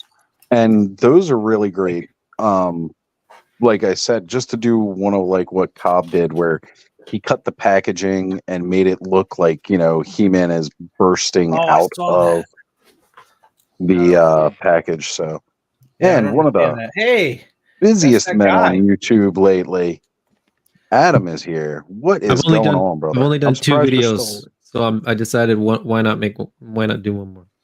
You were only on 2. I think I was on well, you guess you weren't on the video, right? You were just in the chat, egging people to spend more money. Oh, for hedgehogs? Yeah, I was outside playing with my kids. Apparently, that's also important. You still got to be a salesman outside playing with the kids, huh? Well, like the hashtag says, no sleep till bye-bye. That's right. So no sleep till baba. Hustle. And I need the other 2 after that now too. Just so you know, I still need to Adam. make an order. I haven't with ordered the one. Get your orders in there. I'll get it. with the amount of work that you and Brick have been doing all of this past week with Jason on everything has been phenomenal and amazing. Hell yeah. It's been like fun, I still too. try to catch them, even though I've heard the pitch like a million times. yeah. Like I keep following you guys. I'm not always popping up in the chats, but it's like I've heard the pitch a million times. But You know what? just to Though? hear There's the always passion. good insights. Like every single one has been a little bit more of a revelation, just because like, they'll release something new, or like somebody asks a question that sparks something. Like it's been good. It was kind of funny because before we went live this evening, Dan was like, I'm pretty sure most people have already like gone through this whole thing, so I'm gonna kind of like go quickly through it, and I have some other questions. We were like, perfect, you take charge, you lead the way. It was so much easier than so every once in a while there's a video where people kind of just don't know anything about the line and don't know us, and those ones can be a little bit awkward because they're sort of like, you should do this animal, and we're kind of like, okay, I guess we got to go through this again. Like, we're trying to make these right now. yeah. But like, if you do an epic so all-in, 7 new there's a bucks and like 20 figures isn't enough. We need to do the species that you want. Okay, we'll put it on the list. I want a lion person. Good. We need a honey badger. We want So we could want you, everything. make That's the thing. Like we people, want all the Adam? stuff. What's that? Could you make people to go with them? No, I'm joking. Man, if they're in the comic book, then I mean, if you need human action figures, I can help you find some. There's one character that was kind of human in a panel I would like a figure of. Which one? Kali. His in between form. I would buy that. Well, the human Kali. I missed that first part. Yeah, I've actually asked for that. The answer was not yet. Basically, yeah, that makes sense. And then not yet is fine. Because it would be Not another yet's great. buck. It just never ends. Not So- yet, it's not no. So that's good. Well, that's the thing that like I don't think anybody's gotten a no that I can think of. Except for that one guy that asked for a worm. Nobody's actually asked for that yet. That was just me. That'd be an easy buck. I mentioned the muscle hamster and the muscle hamster and the honey badger, and I was told to read episode 5, and I keep thinking, Jason, rub it in my face that I still haven't seen it yet. I could share it with you, but I'm not going to. No, don't do that. I'll wait. You know what? A few people have asked, like straight up. They've been like, "Hey, can I have issue 5?" And I'm like, "No, I wouldn't do it. I'm not pulling at you guys yet. At least they're wanting more. Yeah, it's a great position to be in. So that's being in the position of like you've been in like for a while and you've read all 4 and then they're like, we're going back to 1. It's like, oh yeah. No, I get that. But we'll get there. Yeah, and yeah, we'll get there. And it's not. I mean, the other thing too is like time frame wise. If Jason hadn't screwed up and not gotten 7 or issue 7, issue 2, sort of 2 diamond quickly enough, it would have been coming out now. But instead it gets pushed back a month because we were too busy with all the other Kickstarter stuff. Right. but then it'll be monthly, and then the goal is to do like the second store. Like 5's done, right? So it's there's you're not gonna have to wait. There's not gonna be any delay for 5, and then the goal is for it to be monthly going forward. So like issue 6 theoretically will come out a month after issue 5. I said that's great. I said to Jason, okay, but that means you have about 5 months to get it done.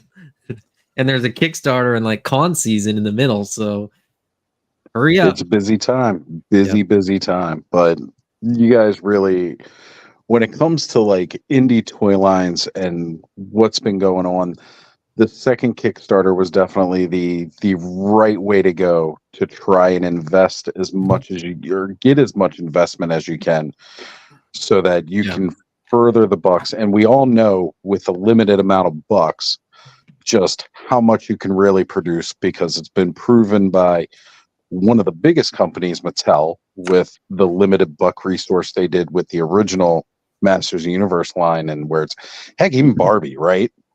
Barbie and Ken, basically 2 standard figures, and they made tons of stuff based off of those too. And then even though we don't always hold himself in high regard, but Bobby Valla, like limited bucks, but look at how many figures he's put out in his line, and it has been successful. So and I mean the difference is, and I will say this, nothing against either of those 2 lines that you referenced, or 3 lines that you referenced, but by and large, now I think, you know, He-Man is the exception, because there's a lot of different stuff, you know, different heads, and then they had like secondaries, tails and feet and stuff like that. But by and large, you know, if you look at Action Force or you look at Barbie, it's all humans. Like it's there's so and with Action Force, it's military, so it's meant to be sort of uniform to some extent, right? You've got that expectation with that. If we did the elephant on a pale buck, people would be like, this doesn't work. It doesn't land, you know, like it's Snoutspout's bigger than He-Man, right? In the Masterverse line. So it's sort of that kind of scenario where if you did it the same, you might be able to get away with it because the original Snoutspout, you know, was standard size, but pretty standard size. We wouldn't have been able to do it. So that's the thing, is people want all these species, and then they're like, why are you doing a Kickstarter? It's like, because molds cost money, a lot of money. And we haven't talked about this really at all on any of the streams. We've sort of suggested it or kind of hinted at it, but like the amount of money that we're trying to crowdfund compared to the amount of money that it's going to cost us to make all these things, it does not cover the costs. Like it's not even close. So, hey, look, you're completely right. There is no shame in action figure bros owning a Barbie doll, right? No, I don't know. Hey, man, I looked at some of those Monster High things because I like all the really creepy, ghouly shit. And you know what? Those Monster Highs are like the perfect girl Barbies. Yeah. My sis has a bunch of them, and they're actually really cool. Yeah, I think they're really, really excellent. As a matter of fact, when Connor's mom and I were together, she had a daughter already previously, Marissa, and I always kind of was like hoping Marissa would have gotten into that, but instead she got into Ninja Turtle. So I was like, oh, no, that's even better for me. So Allison wished them a happy anniversary. That's right. From all of us. I'm loving the armor packs that I finally have. Right? Yeah, let's pop you up here again. Oh, that's a really good look too. That blue really, really looks great on there. I bought a ton of those ones. I got so many of them. I'm taking this opportunity tonight to like open new stuff that I've been like putting off for ages. But if I can just show you what's going on my desk. I was going through some of my troop builders and armor sets, and I was just like, that's some of them. Just some. That's just some of them. That's just a few of them. Yep, that's what I started doing. I saw Eddie posted something today where he was doing like a pop and swap video and stuff, and it got me like, I was like, I had a bunch of stuff in boxes and the armor, and I was like, I'm gonna mess around. They're tons of fun to do that with, and it's like they're great because you can there's alternate heads and stuff between the armor packs and the head packs and all that kind of stuff. Like there's so many variations that you can do and not double up. So I'm still figuring out like, oh, I could put these two together and change this thing and have another one. But that's one of the greatest parts, like just being able to do all the pop and swaps. I mean, sitting around my desk right now, my desk looks very similar with Mythic Legions at the moment because I've still got the remnants of the vampires and the orcs and the Valiant Knights all over my desk. And I just keep looking, like I popped, Valak's head on a Valiant Knight body. Stuff like, hold that back up. What do we got? Star Wars. Oh, I'll show here. So the Dollaramas here just keep the hits coming. So they've now got vintage collection figures. And the vintage collection ones are the ones that I actually like. Yeah, they're nice.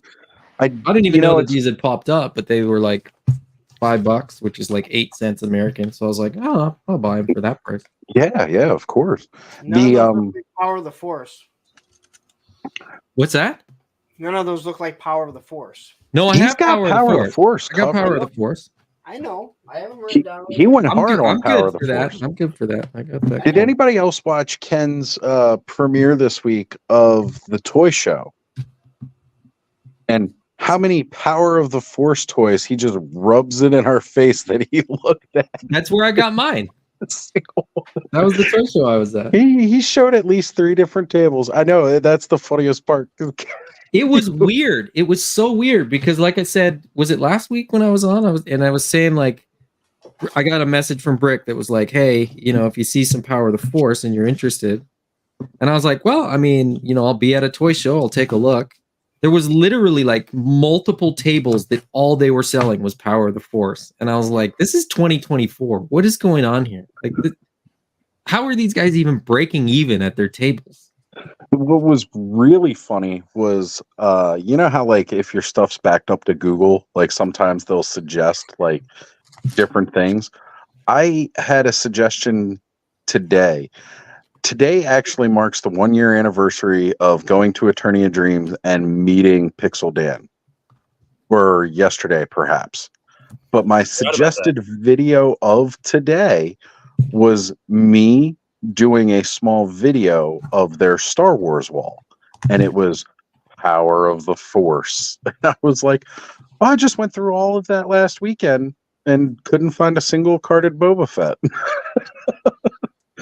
But like I was looking at it and I was like, I'm actually going to put that into a short for May the Power of the Force. Like I'm going to do that because I've already done the video. I just need to do a voiceover. I don't even need to do a voiceover. I'm just going to put music to it.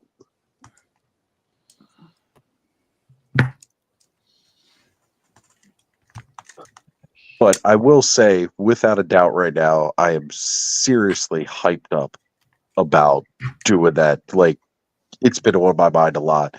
Which brings us back to the topic of grails and white whales. So when I was a kid, and I was getting, Power of the Force had come back out, I always wanted to do I've talked about this recently too.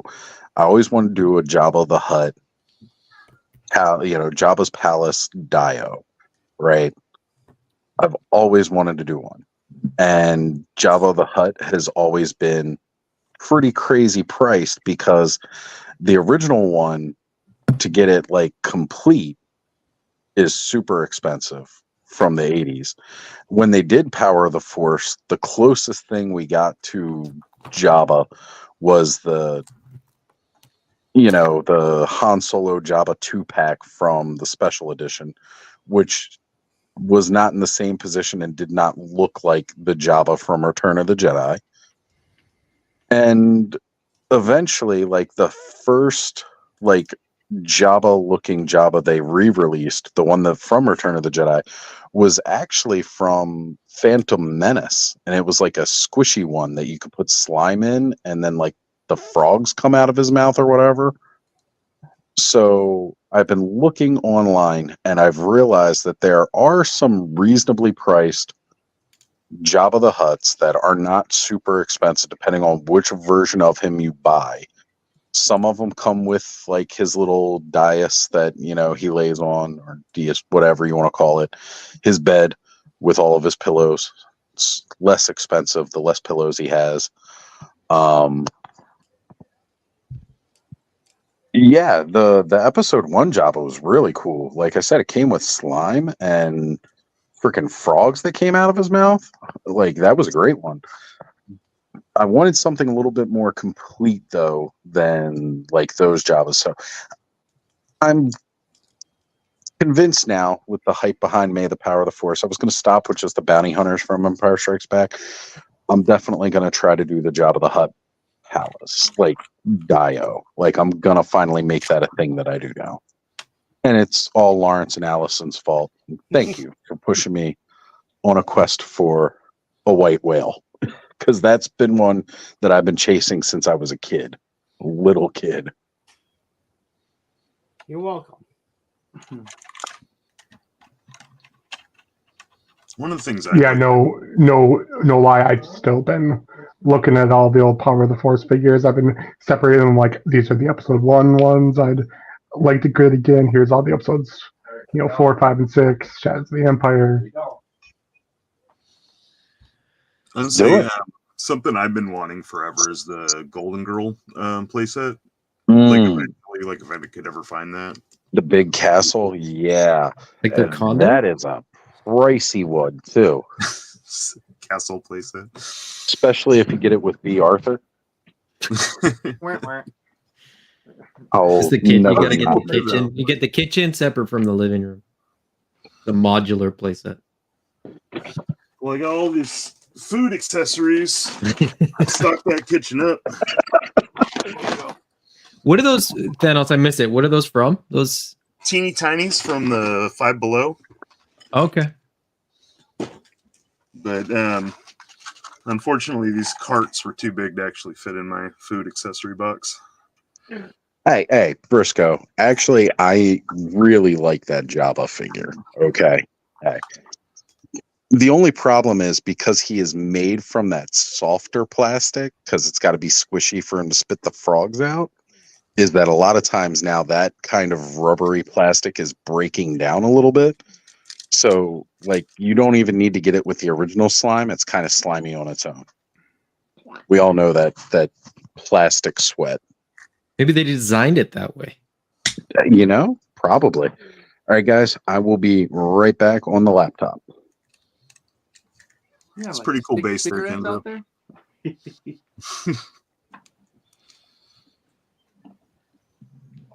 This is a really fun figure, the Cyclone.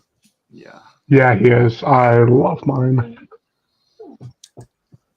Grab him. He has Michigan colors. I went and custom made. I was working on it last week, but I finished it up. I custom made a second ring form. Yeah, it looks good. Then I did all the visor work and helmet additions, and the rings around the shoulders. I just put But he works. Spell effects on the arms to go into the bigger tornado. Mm-hmm. It's pretty fun. But I think this is the most I've liked an Origins figure when I got it in hand in a while. Mm-hmm. Yeah, I agree with you on that one, Thanos. Yeah, same. Here you go, Oz. Check out I got the. And really, it's the colors, like just those beautiful. Sorry for my dog squeaking in the background. She's obsessed with her little squeaky bone. But yeah, that when he posted that, I was just like, gimme. That's beautiful. That base is fantastic. Because like the rocks on the bottom kind of look like the exploding rocks from the blister card. Yeah, I did the same colors. I matched it all to go with the back of the box. So yeah.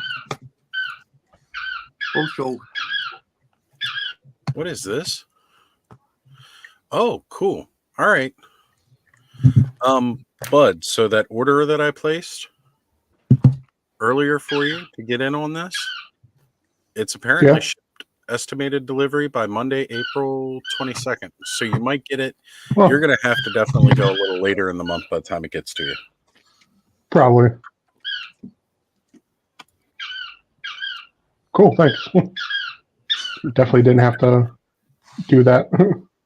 Well, everybody should have a chance to get in here, and now you'll be just as into this as I am. Yeah. Since Moneybag Lawrence didn't want to get us any. Fully fund the whole month. Jeez. Listen, I may make a lot of money off YouTube, but clearly I keep it for myself. That's why I have the channel member. That's smart. We established that I don't really care how much you guys make. It's me, all right? Me, Lawrence. Well, All Lawrence the didn't tell anybody adverts, this, but channel members. he's personally funding his own 112 scale USS flag for the classified versions now. And so he's going to need eight more shipwrecks to go with the one that he has.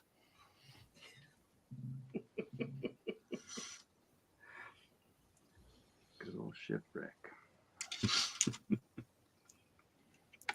Eventually I'm going to have to actually figure out how I can afford a place to put all these dios and stuff. Make them modular so that you can break them down. Yeah. And remember, when you start building them, that you're planning on making them modular. Because, see, that's my problem. I start building, and then I get going, and then I'm like, shit, I should have made this modular. Yeah. I have a couple like that. It's like, I kind of wish these weren't attached here. I am setting some rules for myself as far as like doing this Jabba's Palace thing.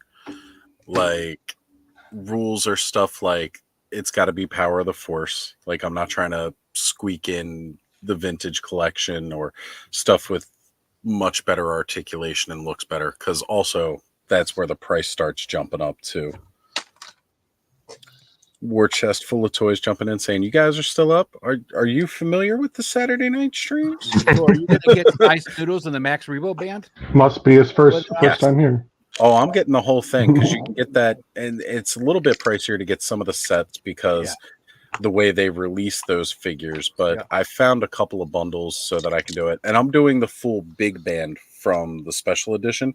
I know a lot of people didn't like that music scene as much, but that was like I liked it.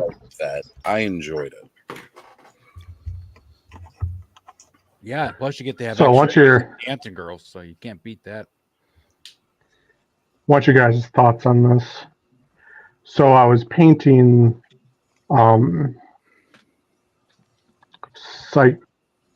I was doing darker paint on the muscles and it looked really good. I was like, yeah, I'll start doing that on like all my figures. Well, I pulled out He-Man, and obviously the darker colors wouldn't work as well, so I pulled out all my different flesh tones. Is this too much, or do you guys like it? All right, let's get the opinion of the major customizers here. Corey, Kenzo. It kind of gives it that cartoon feel to it, so yeah, it's all right. I did want to do like kind of cartoonish lines. It definitely sculpting feels the muscles. more animated. Yeah. Yeah, the face I'm probably gonna wipe clean, but I don't like the I was face. just kind of messing with it. Yeah, I don't like the face. The muscles look good, but I don't like the face. Yeah, the muscles kind of look like the cell shading that they're doing, but the face is a little wonky. Of course, the face is wonky. And then for this guy, I just used some of my color shift paints, if that would. Is that gonna focus? There we go. Yeah, there you go. Oh, that looks well. good. That Yeah, looks that looks great. really good. That That looks looks really good. It makes them look wet. Yeah. It makes them look moist. Moist. Very moist. Man gets that ass hard. And then I did it on He-Man too. I did a little bit different, but just wanted to highlight the muscles and look at those I muscles. don't mind the muscles, man, but I'm not digging the face again. Like the face. Yeah. Wait, you know, like glamour I He-Man? think the face was too much. Look, I like glamour He-Man. That is not glamour. Colored leather pants and a guitar and just one strap instead of the whole thing. I think it'd be all right. Moist. Moisty. Moist. And Todd C is here, and Tony's jumped in. See, I love how like there's almost like shifts to the Yeah, it's the West Coast. Right? Like as we go, more and more people show up. Like we get the early crew, we get the late crew. It's such a unique format the way this show works every week, but I love it though because it has fun. Plus, I get to hang out with all of my friends on a Saturday night playing with toys, like the other toy people that understand me. Because when I hung out with other friends that didn't get the toy thing, it's just kind of awkward. Well, except for my other buddy Corey, not the one that's on screen here. My one buddy Corey that got me, helped get me started back into collecting with the words and stuff. He actually just really enjoyed seeing how excited I got over the toys, and that's part of the reason why he funded it. He himself did not get into the toys. We did have a couple of fun toy conversations, like with different toys that he and his brother collected, but yeah. It was definitely a lot more of him just getting excited seeing me go crazy over toys. So you're saying he just likes to watch? He does. He's a voyeur. He's a toy cucker. He's on my Osley. He's a tucker. He's a tuckold. He's like, now play with my collection. Oh yes, let me touch all your. I'll sit on this leather chair. You play with my collection. Here's my white whale. Thump. Oh, so, Bud, you remember that bundle that I just got for you? The 5-1 or the 2-1? The 5-1. Yeah, Who's that, Travis. Almost the same. Did someone else buy it? No, because I got that one. That's the one that's shipping for you.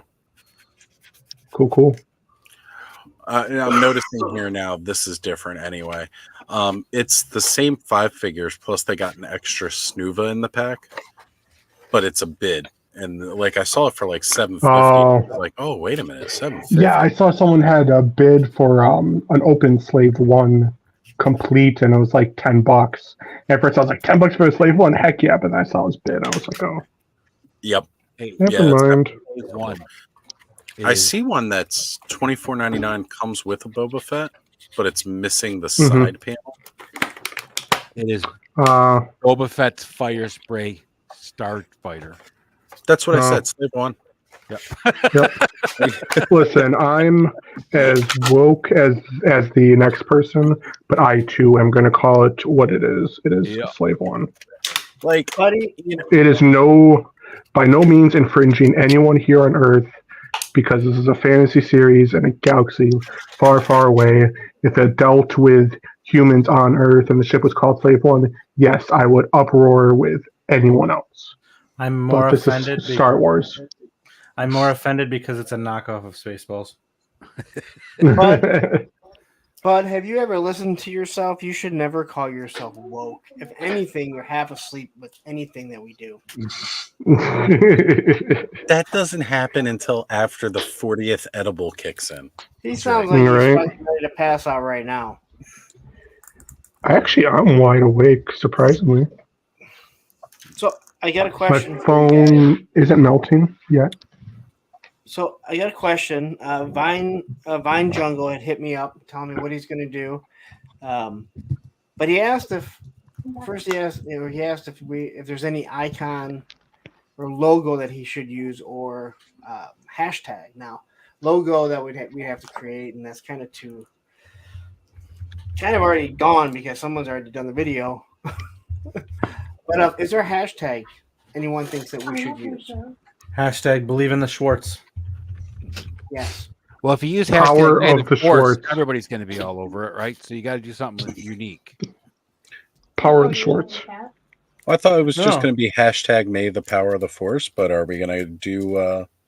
No, I mean that I didn't even think about it till he mentioned it. I didn't even think about it, and it's not something Alice and I actually discussed. I mean, do you think May the Power of the Force is too long, or do you want to do like May the what is it? POTF. Yes. Or do all the way. The whole point of doing the hashtag is to make it easy to find for other people and align it to what you're trying to draw in more viewers, right? I mean, you know this better than anybody, Mr. Money. Exactly. That's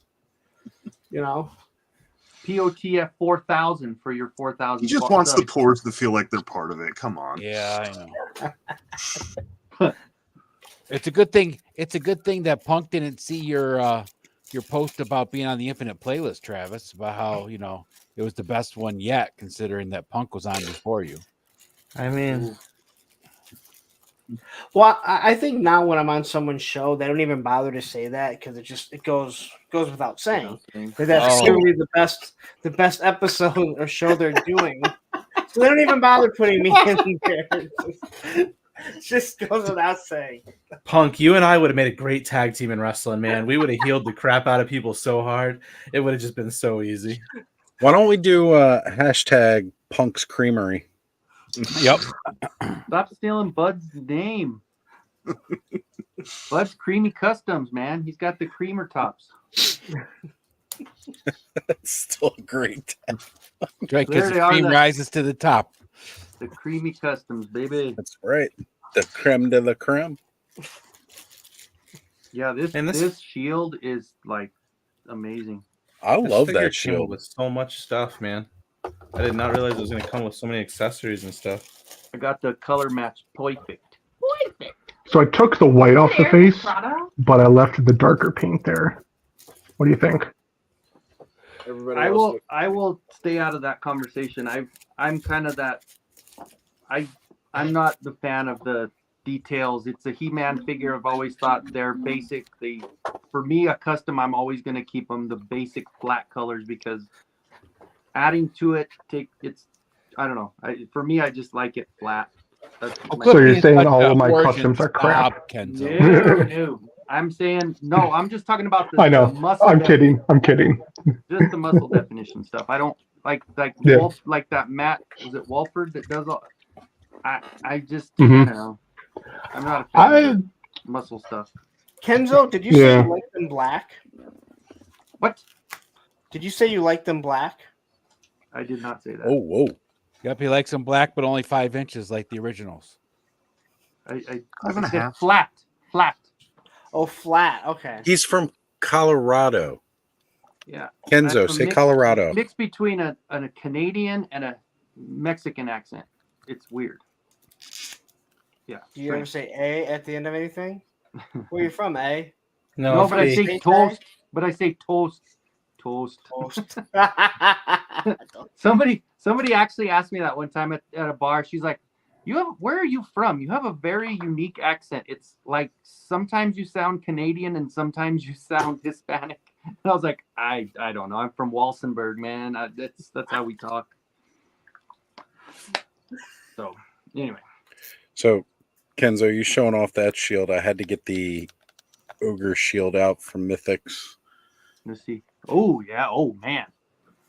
Yeah. What about that this thing's one? Got a little extra. Yeah, no, still this one. Whatever.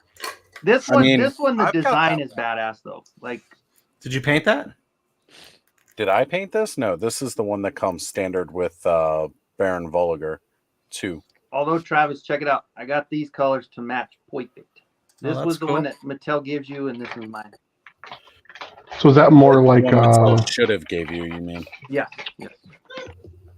Midnight Blue metallic or Blue metallic, gold, and a red mixed with. Because this is kind of what I use for most, like the darker metallic blues.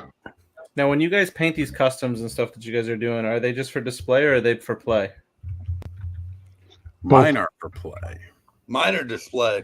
Well, I mean, I coat them enough where they could be for play if they want. Okay. I just asked because when I used to collect heavy on the custom WWEs, I started doing customizing, but I struggled to keep the paint apps that I'd put on to actually stay on the figures so they'd rub at the joints. And my goal was always to like use them with the normal ones and have my kid be able to use them. So there are some figures I definitely do keep a little more. Like I don't want to play with them too hard, especially if I've done any kind of like sculpting on them. No fun to play with them unless they're hard, bud. What? It's What the fuck are you killing back playing there? with a toy.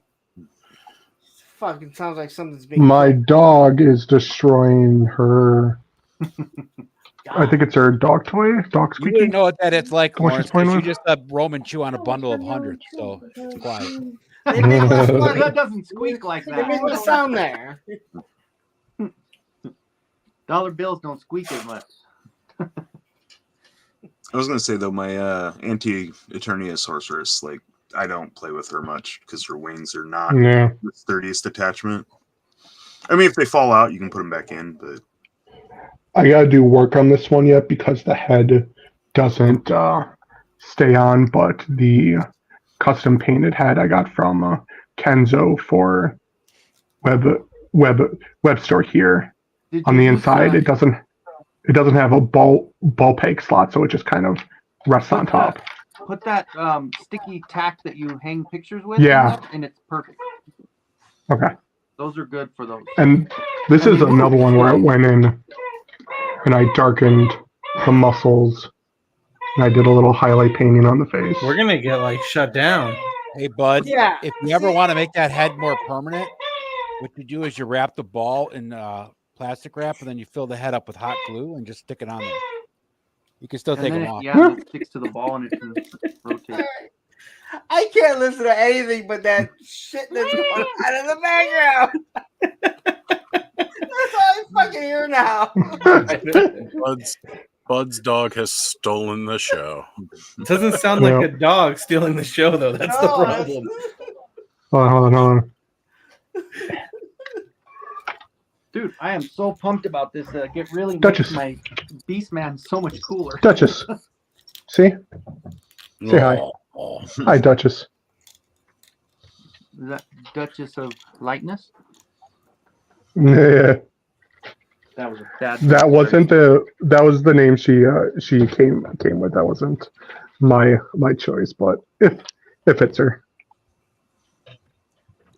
And see, she'll take her toy and set it right here on my knee, and she wants me to always like throw it for her.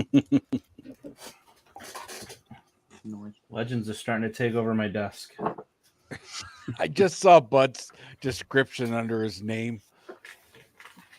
Oh, did you not realize? The real Lawrence. Okay, so for people who had paid attention, What is it? Oh, I forgot I had it on there still.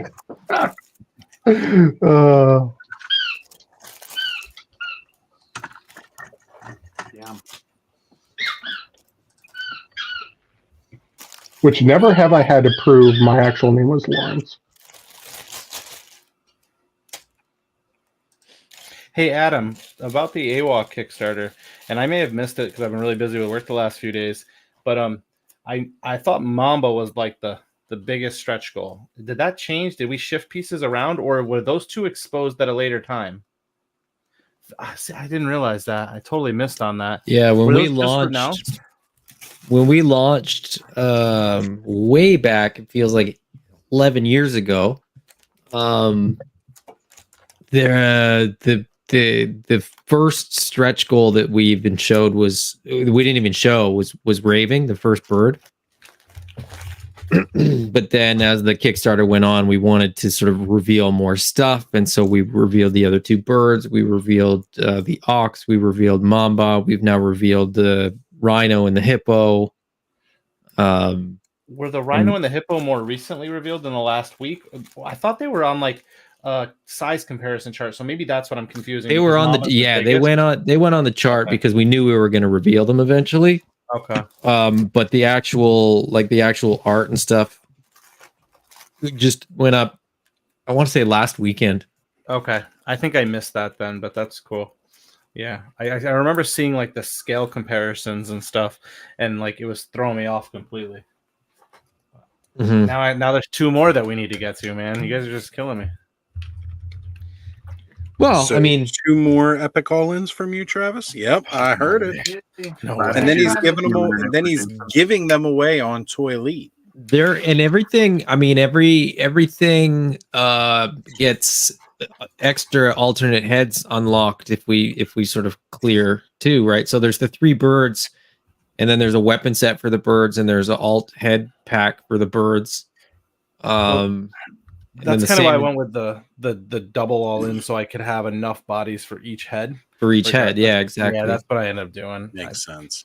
We're not, I mean, you know, it might sound and it might seem like we have no idea what we're doing, but packing the figures with an extra head, I think will push lots of people to buy a second figure. It drives me nuts. More so than trying to sell people a head pack will get them to buy that second figure, right? So they might cuss you a little when they're doing that second order, but they're gonna do it.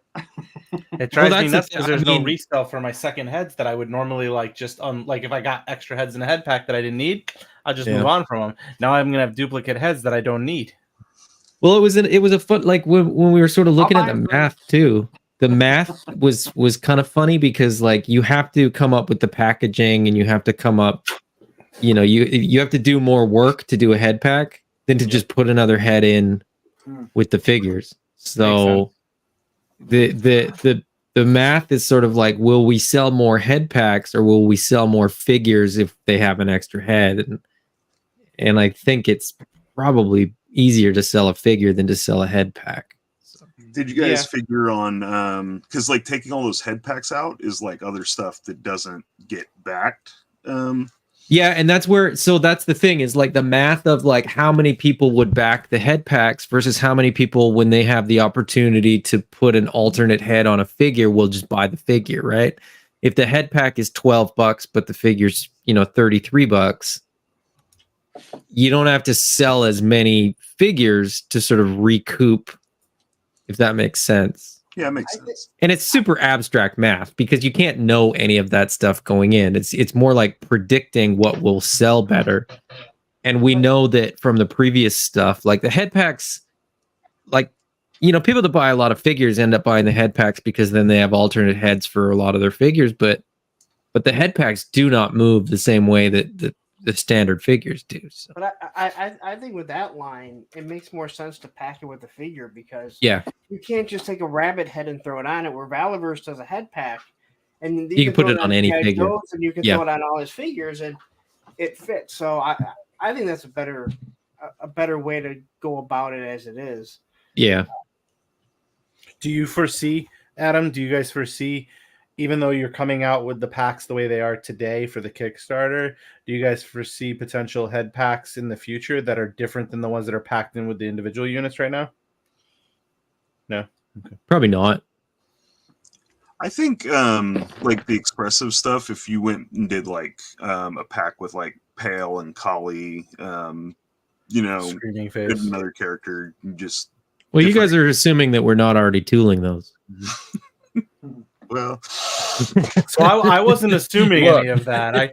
I'm hoping for everything. That's the thing. Like that's the, I don't know if I mentioned it on here last week. It's just like it's one of those more casual things. But people kind of keep thinking like just because we showed it, like that's it. And it's like no, we've got so many ideas and like so many plans. Like different colors for the rabbits, different foxes, like different versions of foxes, different birds. You know, and it's we just need to unlock the main tooling because the secondary tooling is not that expensive. And a lot of times too, like, you know, there's room in the mold to fit, you know, one more head or one more accessory. So even though something doesn't come with, you know, something that seems like maybe it should, that doesn't mean that we're not going to have the molds made, you know, during this Kickstarter, so that when we go to make, you know, the next version of the fox, right? The next time we make a fox, it'll probably have two normal arms, not one fox arm and one cybernetic arm. The tooling for the fox will include the tooling for that other arm. But it doesn't mean it's going to be packed in with the fox. It means we have that tooling ready to go when we want to make another fox. Thanos, did you hear though today? I mean, this is the first time I heard that you said gripping feet. I think right for like Pale or whatever. They have them on the birds now. So yeah. Oh yeah, I heard. Okay, wasn't sure if you heard that or not. Banging that. That was on Brick's channel last week. Okay, I missed that one. I just heard it today. My new I thing want is the face iPad. and hands. Just you Flat think hands. that just because you bought 2 Epic All-Ins, you can skip all these YouTube promos? What the hell? Dude, I got them all in my backlog, man. I got a bunch of stuff I've been listening to. AI is a great thing to listen to, and how it's all advanced. What the heck is he holding, dude? It's one of the orc weapons. I was gonna say, is that the orc sword from the? Yeah. So I just thought it I'd was like to say that apparently, as much as Travis has been promoting AWOC, He has no idea what he's backed. I have apparently been following through on what Travis is spending his money on. see, no matter how much money Lawrence makes on YouTube, he still doesn't throw it around like Travis just does. Like, you know what? Let me just give all the monies and then I'll sort it out later. Well, the Just benefit about these ask, Kickstarters, 50-50. nice. The nice thing about these Kickstarters, like Savage Crucible, like AWOC, it's not a one dump. It's a staggered deliverable. So it's like, nah, like that was what a couple of years ago. That was like, that's just it's smaller packages. The palette that I would get from Savage Crucible would probably cause some major issues here. But and even now the AWOC, the palette that I'll get from them is going to be, but fortunately it's going to be released in segments, right? So Yeah. it's like, it's just a little box.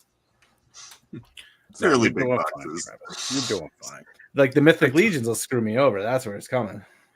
Well, that's what I was just saying earlier tonight. I don't know if you heard, but like I was realizing that Helidope had Necronominus up where I don't remember seeing that on their site before. Maybe it was because now that the new site's easier to navigate, I was like, oh, good. So I can go cancel those last couple of BBTS pre-orders. Yeah, they've had those up because I shift ordered those all that over. stuff from there too. I ordered that from Helidope. I didn't even like. We were going on one of Ed's streams recently, like a month ago. We were going through and I was looking at stuff and I was like, holy crap! Did not realize how you much got a stuff lot I have coming on up order. soon. We're Got a doing lot their of- show tomorrow. Yeah, Nice. Oh, Helidope. Tomorrow- Yeah, I'm gonna. Yeah, I told him, "Ooh, great! I'll watch that while I'm doing taxes." And freaking Ted's like, "Great, we'll put that in our comments and our promotional stuff. Watch us while you're doing your taxes." Why not? I'm hoping people are doing their taxes right now and going and backing Kickstarters, Epic All-Ins, and buying some Delta 17s. Who are these people who get money back? That's what I was thinking Yes, as he was sir. I'm saying it. Still trying to figure that out. I'm still I- trying to I- figure that out. I don't see my refunds at all anymore since Yeah, I I use owed, mine to like, go to Texas. I owed like 1,400 or something like that. Like, well, we certainly know Punk always sees all of his Oh, money yeah. back. He And knows then he- he gets a tax cut from YouTube too. It's actually kind of funny because this year, the IRS sent me extra money, and it had all your names who had to pay, like all the toy troopers that had to pay extra money. So I that's got all why your I don't money. get a refund anymore. I got it now. that wasn't taxes. There was this extra 1,400, and it says Thanos copter. I'm like, that's strange. you know what? If it's going to you, I trust it more than the government, so I'm fine Yeah. with it. Like, Yeah, that's how I feel. At this least point. I will see. At least I will see the investment I make on your channel as you will post everything you purchase. You know with what I'm it. spending it on. That's the goal, Todd. That's how I do it. But Like that's what we're looking for. I'm nervous about how much I'm gonna have to pay out this year, man. Last year I was so pissed. New York State takes it from me. They take it from me hard.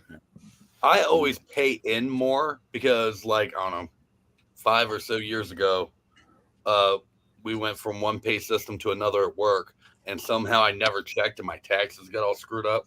Oh man! And so, like, I ended up owing like for 2 or 3 years, just trying to repay that back. And so I was like, Oh, you know and they what? come at I'm you just too gonna hard. pay- Oh yeah, and I so found I'm that like, out last year. I'm just gonna pay extra, and then at the end of the year I get it back. Well, now that I make money off YouTube, I write off all of this.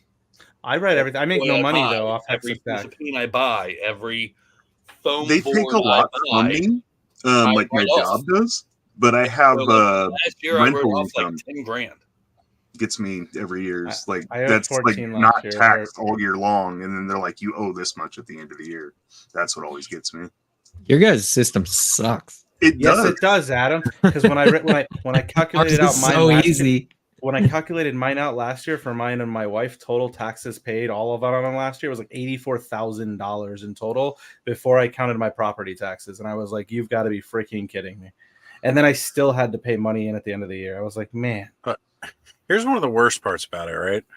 We can go on and on about all this money we pay in taxes, and we don't even have a national health care system. I barely have roads where I live. Like, I was laughing because I thought we were talking about the plastic that's all around us and that we spend on. I got $800 back. The Colorado State, they had some kind of Tabor refund because they overcharged, and so they gave everybody $800 back. Oh, that's so nice of them. I'm not going to complain if they're giving you more everybody their money back. More toys. I was going to say, I already know what Kenzo did you just get that, Kenzo? Did you just get that? What? Adam, send him the link. Hey, send it. Well, no, I actually do. I have to still get that one. I do. I'm going to make an order. I am. I can't do the whole Epic All-In thing, but I'm going to get a couple. You're missing out, brother. Yeah. The Epic All-In, you know. I think you've seen my toy room, dude. I got too much on the plate, man. When I was first looking at the breakdown, like in one of the very first streams that Adam and Brick were doing, talking about the Kickstarter and everything like that, I was like, this is really cool. I was looking at the Epic All-In thing, and I didn't quite understand really what it was. And then Adam said one key thing that explained it. He said it's an investment in the future of the line because you're paying for future tooling.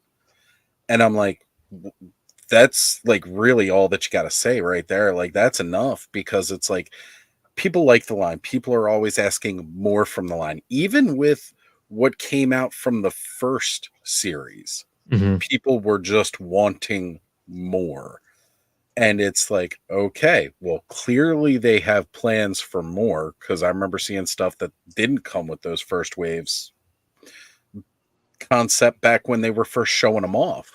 Because I was following Spiro, like I got right back as soon as I got back into like Origins collecting, and I got on Instagram and I was looking. Spiro was like one of these first things that I saw that I was like, oh, these animal toys look amazing. And I was like learning about them. Well, you're the animal guy too, though. You're like the animal guy. Oh yeah, I love my critters. I love animals. Like, and anthropomorphic animals are right up there with it. So I was just I wasn't like that, but I am ever since AWOC, Oz. Like, I wasn't like that, but AWOC is like, I'm all, ask Ed, everything I send him, it's anthropomorphic. This needs to be like, I just fell in love with them. You know, like I was a big fan of Thundercats when I was a kid too. And part of that translates directly into this. And when I was looking at this, I was like, this is everything Thundercats wishes it could have been. And they've proven that with the even more concepts that keep coming. And then I watched a stream that Adam and Brick did, found out about the comic books. Oh, nice knockers. Woohoo. I was leaning over and I'm like, what? Come on, man. That's gonna have to be a short blooper reel. Clubhouse bloopers. Nice knockers. It's Travis like, what? Sorry. But yeah, just and hearing you say about that with the investment, it's like if you want to keep seeing more animals, if you want to see that animal that you have coming, you got to do it. You got to do the Epic All-Ins, because that's really how we're going to get this without seeing another in the future Kickstarter. But you know, I mean, that's like, I don't even oppose. Like, at first I was like, when I first found out, because we were at PowerCon last year, I saw all the stuff on display that they were coming out with. I was like, oh man, this is gonna be cool. And then I expected it to be, you know, retail, you know, not Kickstarter. But when I heard why and I saw what the Kickstarter was coming with, and like the stretch goal of getting all those bucks and stuff, I'm like, oh, like this makes total sense in the investment for the future. Like you're saying with that, Oz, it's like huge. And to me, even if they came back, I mean, I can't imagine you have 7 more bucks that you need to produce. But I mean, hey, let's see what he can do.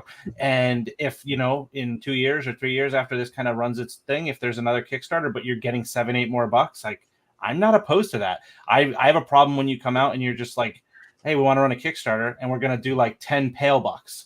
And it's just 10 more, you know, builder figures. So it's like, okay, you didn't have to do that. But like the way they're doing it, like I'm totally no issues there. Yeah. So that's the whole thing, is that like this, you know, this does a few things. The biggest one is getting in the news cycle and getting it sort of in front of more eyes and sort of doing that whole thing.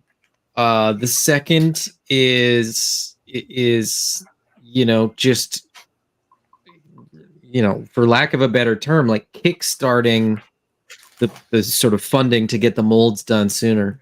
I've said this before, but like we would probably have gotten to all of this stuff eventually, but it would have been like every 3 or 4 waves you would have seen a new buck. The way that sort of this works, it allows us to sort of unlock all these bucks and do waves of 4 figures that are 4 different bucks and keep going with that, and we can still effectively go 3 waves and then go, okay, that's enough to sort of fund the next buck. 3 more waves, fund the next buck. So we'll keep doing new bucks by way of normal waves, but this just allows us to have normal waves, not just be like waves of apes, waves of cats. Like people would have gotten sick of that way sooner, and so this is just the easiest way to sort of kind of jump ahead of that sort of 3 to 4 year process and sort of expedite that whole process and do that in 42 days effectively. The waves will come out over like basically a year and a half kind of thing. Yeah. But we'll very likely have stuff in between as well. Like once the tools are available to us, we'll produce the figures that are the Kickstarter figures on those bucks, but then we'll have those bucks to do, army builder waves or exclusive figures or con exclusives or whatever. We'll do stuff like the ancients, like you did, with the other ones. Primal ancients. The idea that we could do, more, probably not more armor or not more weapon sets, but more armor sets might be in the works, just because we'll have more armor. But it'll just be down to like how many units, the part that sort of, again, that sort of economy of like, will we sell more head packs or figures? The elephant armor set would not be, even if we sold a ton of elephants, the armor set isn't a great option because most people are probably going to realistically buy 1 elephant and it comes with armor. So like, you're not going to do that, but the armor set that comes with the reptiles, or you could do like speedster armor where it's just, the pieces, but in a different color so that you can kind of swap them on your figures or whatever. You could take Boone's jacket off and put armor on him instead, kind of thing. That stuff's all on the table. It literally is a matter of how many units do we sell, and does that sort of justify accessories to go with those particular body types or whatever. That's awesome. And I think it's a great idea. At first I was skeptical, but after hearing you guys and the reasons and seeing what it was coming, I was like, okay, yeah, that makes sense to me. And it helps those people with the immediate gratification need, right? Because it's like, you're not sitting there getting stale with just monkeys. It also exposes you guys to many more people who might be interested in a line who aren't into cats and monkeys. They might be into the elephants, or they might be into, something else. So it definitely helps you guys, bring the market to more people. The reptiles have been very, very well received. Gresh in particular, the chameleon. People are loving that Gresh, and I keep saying this, but go ahead. Sorry. No, I was gonna say, like, I keep saying it's funny because, like, for us that sort of know the comic book, he's not really in the comic book, and so it's like I needed, Hannibal and Mala and Jadu, and there's a bunch of characters that are like really heavily featured in the comic, and so those are the ones that I was most excited about. But people that like haven't read the comic book, don't know anything about the line, have no real interest in reading the comic book, even they just see that chameleon and are like, I need that chameleon, and then we're like, oh, by the way, we might also do an elephant. And they're like, well, I need him too, so it's been funny. Well, let me ask this. Surprisingly, my least favorite. It's a great figure, but yeah, I mean, it doesn't do as much for me as it does for a lot of other people. Right. So, right now, what is the top selling figure of the Kickstarter? Gresh. Really? He's like my second least favorite. Like I'm not huge on him. Wait, hold on. That's the chameleon. Oh, the chameleon. I'm Crush sorry. is the chameleon. I was thinking Grimes. Sorry. Oh, Grimes is awesome. I mean, I think he looks cool, but of all the people, he's not my favorite. I believe it or not, my favorite is like King Hannibal, and I like the elephant, and I like the one that's just before the elephant, the Brotox or whatever. See, I figured Punk would be in for Grimes so he can make a Roman figure. Oh, Punk's already got Jason lined up to make a custom Roman figure. Oh yeah, with all those, he's paying him to do it. With all that money he's got, you know, Jason's paying Punk for the IP of Roman. Yep, like that's how it works. The heavy infantry, the red is so like badass. What is it? The red on the oh yeah. Infantry. Oh my gosh, the red and blue, like God, it's such a cool. So just pops, man. So you know what I've got to say, Oz? These are my white elephants or my holy grails. This whole series, like, not just because Adam's here and I'm shilling for AWOC. It's just there. I know what I'm getting for my Savage Crucible bundle over the next year and a half or whatever. But like, there's so much more to come for AWOC, and I'm just like, oh, I can't wait to get all of them. I can't wait to see. And totally valid. And pinless joints, which is so freaking cool because I'm really interested to see how that comes out. Pins do not bother me. I mean, it's cool. They're going me neither. They don't bother me with the anthropomorphic figures. I don't care for them in my like WWE Elite figures and most like my humans. I would prefer not to have them, but for whatever reason, the anthropomorphic stuff, it's already so out there to me that it doesn't bother me to see the pins. It does bother me if like the pin is a different color, but like white on white. It's like I don't. Yeah. That's my like. If the pins break the sculpt, that's where I'm kind of like, you know, like, when I see that like solid red dot, Spider-Man. Yeah, I was gonna say with Spider-Man, which is like the most notorious. Hinge is like the wrong color. Oh like, yeah, yeah, that one too. Like those are the ones that bug me. But other than that, though, like flesh color with flesh color, I can deal with like all the classics, you know, He-Man figures and stuff like that, where you see the pin. That's fine. That doesn't really bother me. But when it breaks up the sculpt enough, that bugs me. Yeah. Yeah, the pinless thing is a funny thing, and I get it. I mean, for like, you know, I guess there's kind of two.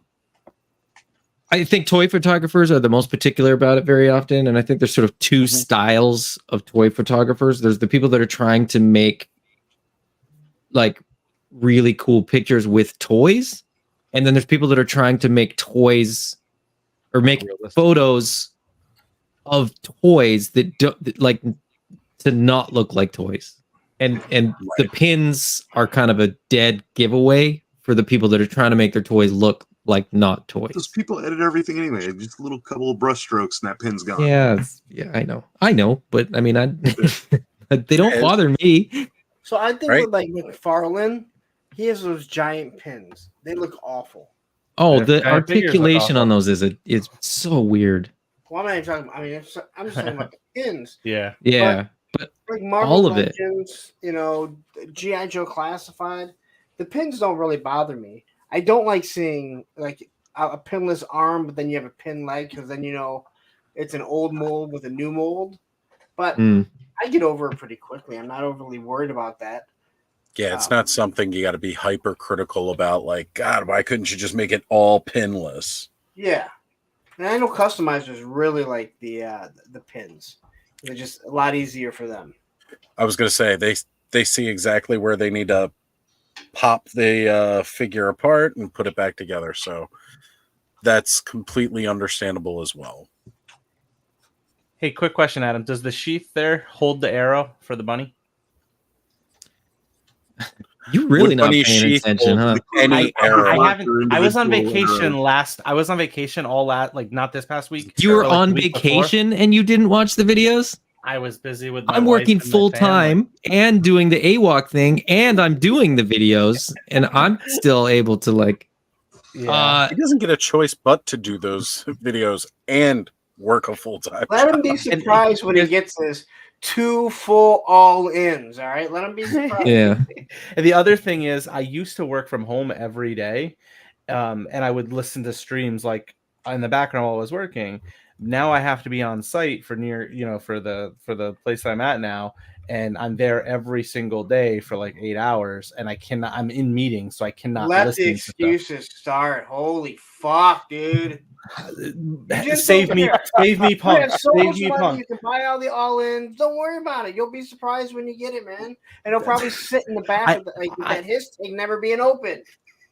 I've been paying attention, and I kind of have a question.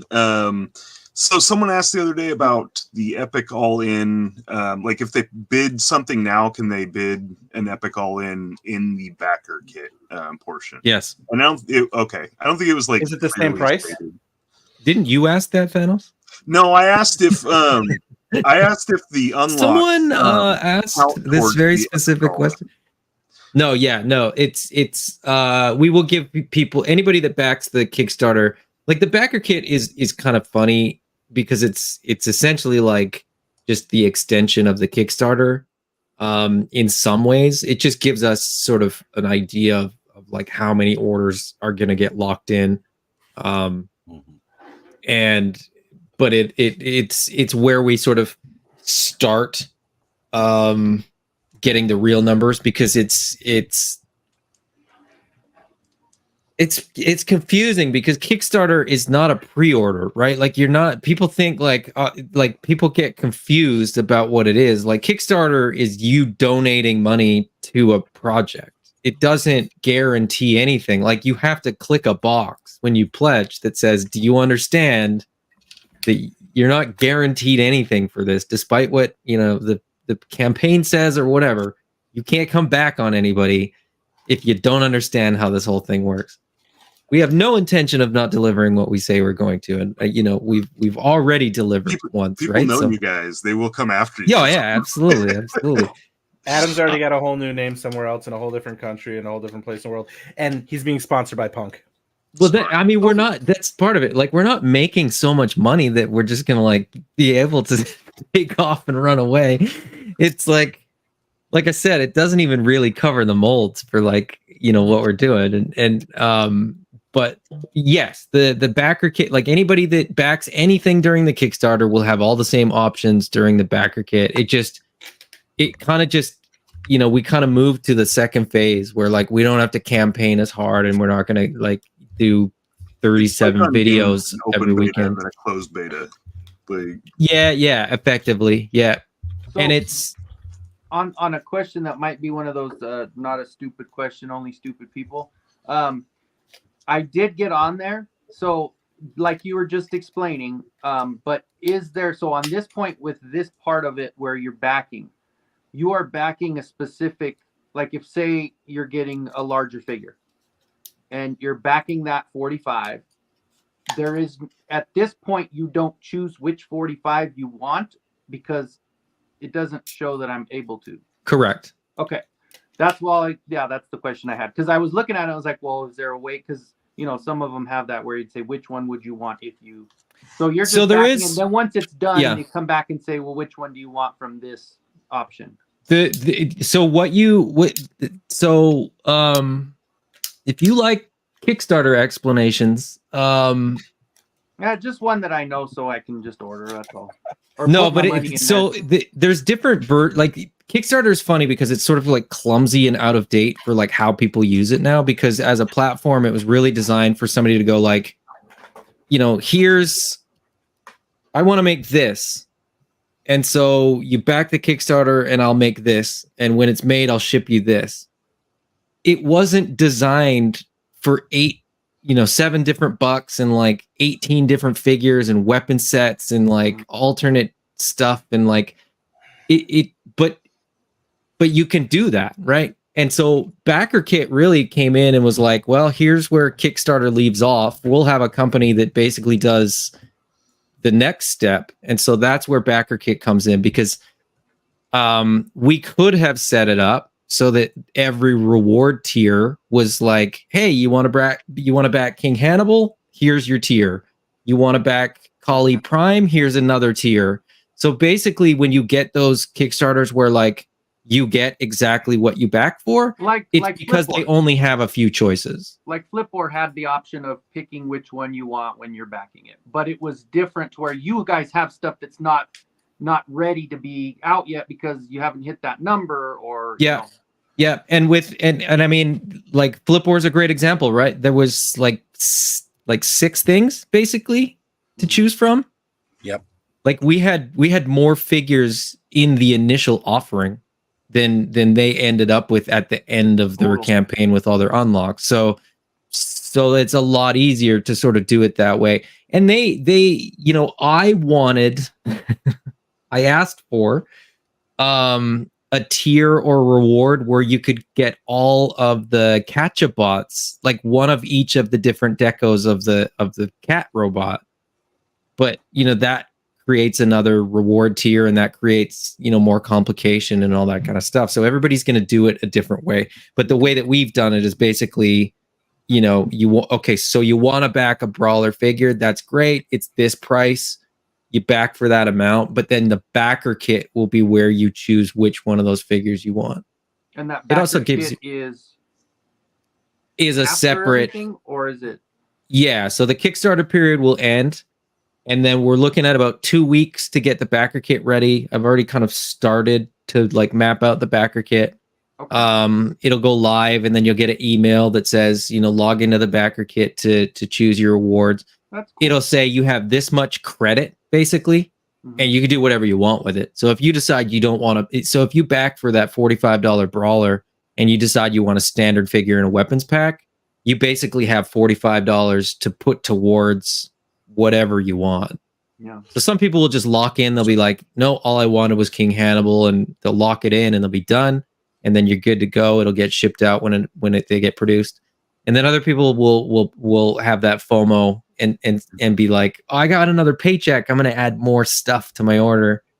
And we're going to use the backer kit money towards unlocking goals as well. So, if we don't get...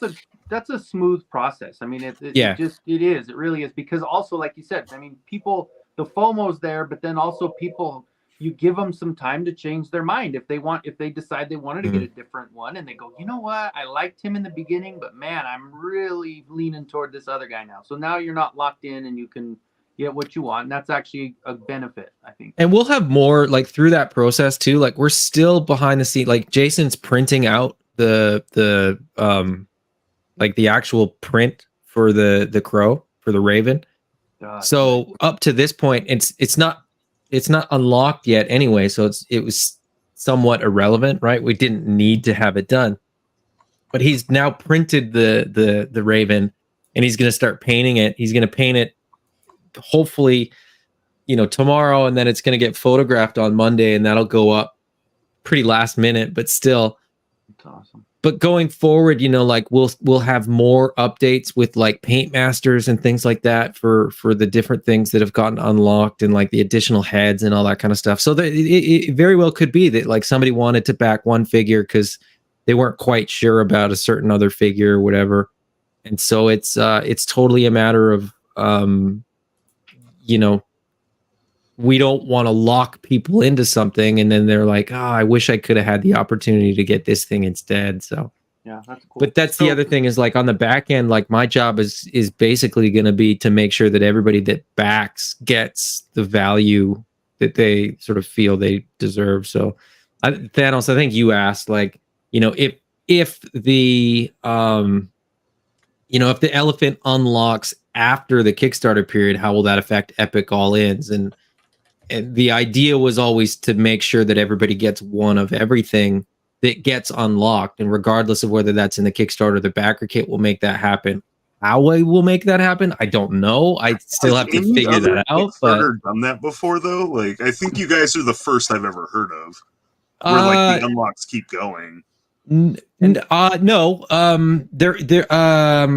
We sort of got that, believe it or not. We got that from the Beasts of the Mesozoic. Those guys did that. But they didn't have an Epic All-In. So even though it unlocked, it was sort of now you can order this, but nobody sort of automatically got it. So that's why I say I don't know how it works. We'll just sort of add credit to people's accounts manually, I guess. I don't know. I can't even like when you guys said that, because I was like, okay, it'll unlock, and then I'll throw in another 80 for the elephant or like whatever. But that's crazy. But we don't want people like that's the thing. Like the Epic All In, you know, we want to unlock everything, and we want people to get everything like that. We want that Epic All In to like fully be like a crazy good deal, because that's like 100% people just going like, I'm down, whatever you guys do, like we're supporting this, and like we believe in what you're doing. And that's why the price is set that way. And that's why we'll hold up our end of that sort of reward, right? Like we've said, we'll give you one of everything that we make. And so, you know, if we're going to make it, you're going to get it. Now, then people are like, well, what if all I want is like chameleons? I'm like, well, that's a weird, like, we'll make it happen, but like, really it's weird reason to do an choice. Epic All In, but okay. Yeah, exactly. You could have done the 20-figure bundle and just got 20 lizards. It's a pretty good price that way too. What But are you gonna anyway, do with more than 20? Okay. Who knows? Adam, And guys, real quick, I need to interject here. I need to interrupt. Somebody earlier mentioned that they were going to do their Fuel the Power of the Schwartz. They were going to do the comb. Who said that? I said the pick. I said I was going to do the pick. All right, so that's the thing you can do. Here it is. Like I'm not on eBay. It's on eBay for $32.49. Oh my god! And you could even do it, sign it, and do an unboxing. I mean, get it signed and do an unboxing. Rich guy, you gotta get it. Like the fact that it comes on card. On card. Oh my god! But that it doesn't fit in the bubble. We ain't found shit. Oh my god. That is awesome. I wouldn't want to open that thing. Like if I got it, I would keep it on the That would card. be one to hang on the wall. What would you do with it if you opened it? Yeah, you just keep it on. I'll just put it in his beard. Well, no, you take it and you get one of those little desk stress things with the sand in it, and you just use it to comb the sand. Do it in circles. Yeah. That's awesome. And only you would find that, Oz. Come on. That's great. Thank you, Oz. I might actually order that at some point. That was great. Yeah, I'm canceling my epics. I got to get the comb. Did All right, just guys, are you fucking with me? Don't What's that? know what happened here, but It just dropped slightly below 253 now. did we talk people out of Epic All-Ins or something? Somebody's adjusting their order. That's what it is. Okay. Right. So It goes up and down, and it's like it's one of those funny things where I'm convinced too that sometimes people like think they're changing their pledge, but they're like not locking in their change. If you And go to manage your pledge though, like it always like the first thing that you backed for, it takes it off the list.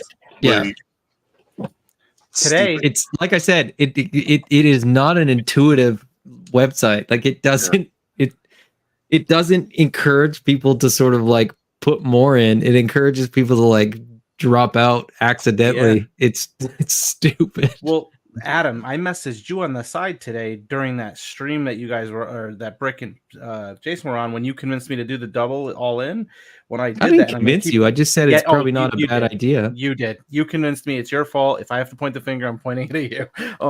But no. When I was doing that, I did it.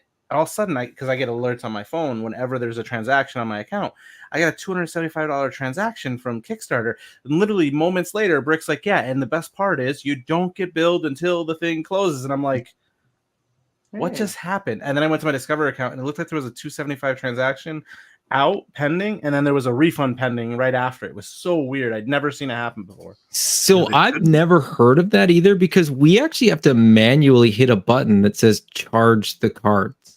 Dude, I'll screenshot my credit card transaction screen. I'm not calling you a liar. I'm just saying that I've never heard of that before. Well, I got so nervous, like maybe there was some other, like maybe somebody like jacked my card, and like. Are you sure there wasn't another Kickstarter that just ended? That you I went. You're just throwing money around, man. I went and checked because I wasn't sure. Yeah, because I mean, I backed it, and it didn't hit my card, so I don't know. It literally came through. Like I'll actually gonna text you the screenshot of my phone exactly when it came through because it doesn't give any real details other than that. No, that's what I mean. I like I said, I've never heard of that. I don't know how that works because it's like the process. Yeah. The weird thing is crazy. the process for Kickstarter. Normally, if it sends the request for payment and it gets denied, you would get an email at that point. But I've never heard of them like that. Not That's like like Target type stuff, Yeah. right? Like Yeah. running a check to make sure that you have it. Because 275. It was 276. Didn't even make any sense to me. Yeah, that's what I mean. Is like, you know, if you back 2 Epic All-Ins, that math doesn't math either. So that's not the right amount for that. Sure, Yeah, it wasn't like the Flipboard thing being like, "Hey, you haven't actually I didn't buy actually the backed Flipboard. this because you." I didn't buy the Flipboard. I don't collect like those smaller type figures. Oh, so the- like Allison Troy might have answered it right there. Did you see it's a discovery card? Yep. Oh yeah. So maybe it's just your card does that. Okay. I had never noticed it before on anything, and it just so happened that like literally as I adjusted my my Kickstarter, moments later I get the email to confirm that, and then 2 seconds later I get a credit card saying, but it, like when I went into my account, I wasn't concerned because it was a pending transaction with an immediate pending refund. So I was like, maybe it was just a check. So like at first I was like, like this doesn't make sense because that's definitely not how much I spent, and it's not supposed to go through until like Discover Wednesday. card does. Okay. Yeah. That's So good to know. I didn't it sounds realize like from my experience in retail, like it sounds like that's just discovery making sure that you made that charge. Travis, I have an idea. Order one more Epic All In with a MasterCard and see if it does see if it does anything. I don't think I can do that. I have to get Oh. another Kickstarter account. Like, cause I can't. I don't think I can split it between 2 cards. I just have one card in there. Oh well, sorry. I'd be able to use a second card in the backer kit, I think. This guy trying to help you out, Adam. You max out another card in the backer Travis, kit. I'll let you use my account for Kickstarter, and you can back another. Thanks, wallet. Ed. With your I can't address. change the address though, right? Nope.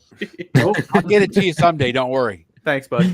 Hey guys, real quick, I'm getting out of here. It was good seeing you all. Hopefully I'll see you Dude, Corey, thanks for joining go us. work on that Snake Mountain thing, man. It's cool.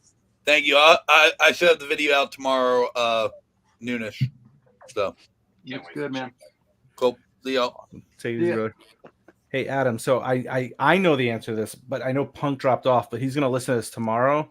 So he was wanting me to check to see, do we know when you guys stop accounting things? Like when is the point in time which we will know that the elephant has or isn't going to be reached, or the rhino and hippopotamus? Is there a time on that?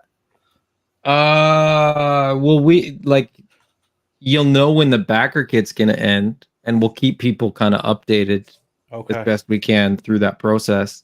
Okay. But it's really, we won't know until the end. Yeah. It's sort of the short answer to that. That's good to know. Is the backer kit, and I've never done anything with the backer kits before, is that like same, like if somebody doesn't back the Kickstarter today and then the backer kit comes out, they still get the same price point that the Kickstarter backers do? They have to back to get into the kit. Oh. Yeah, I think I heard think I Jason understand say your that other question. people do Like it. if you so there's there will be like 2 phases of the backer kit. So the Kickstarter will end. I'll set up the backer kit. 2 weeks later, the backer kit will go live. Anybody that backed the Kickstarter will get an email. They'll be able to jump in there and lock in the rewards that they want, pick the figures, pick the weapon sets, all that kind of stuff. Add anything that they might want to add. You have 42 days in there as well, because it'll go a Wednesday to a Wednesday again. But to get that backer kit, that first phase of the backer kit, you will have to be a Kickstarter backer. The second phase of the backer kit will be effectively the equivalent of a pre-order window. Okay, where that's what I was wondering. where that will then be just the standard retail pricing. Okay, so people right now that are on the fence, Kenzo, are better off booking now during the Kickstarter with what they want to purchase. Oh, yeah. So that way they can get, if they decide to expand their purchases during the backer kit time frame, they get it at the same price at the Kickstarter price. Correct. Instead of the secondary pre-order portion of that backer kit because they'd be paying a higher premium. Correct. Okay. And are there people that back it that when, because there's that first option that says back without reward. Yep. So could you do like a raffle or just give them to me? No, I'm joking. Do a raffle? What do you mean? He's saying for anybody who donates money, use that as a cumulative amount of value he gets added to his account so he can just get stuff. Or just reward somebody at the end saying this people no. Well, what that one kind of is like for Kickstarters that don't have a backer kit, that's just, hey, this is a cool project. Like if you're doing a project and your mom wants to like back it, but she really doesn't give a shit what you're doing. She's just supporting her kid. She'd be like, here's $5, I had people do that with my They can Hexa donate stack. whatever amount they want. Okay. Yep. Yeah. And what we've said is like, because we haven't unlocked the elephant yet, but we potentially could in the backer kit. If you want the elephant, back for the amount that the elephant is in Kickstarter, that helps us get closer to that unlock goal. Yeah. That also gives you access to the backer kit. And then in the backer kit, you basically could use that credit. Like I said, if you back for $85, you have $85 in credit in the backer kit. And so with that $85, if the elephant doesn't unlock, you could pick, 2 standard figures and a weapon set, or you could pick, whatever you want, right?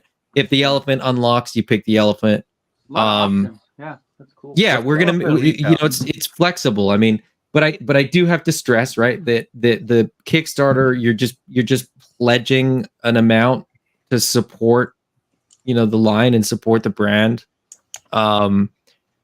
We really do truly believe that the elephant will get unlocked, because we absolutely believe that at this point the birds will all get unlocked before the Kickstarter even ends.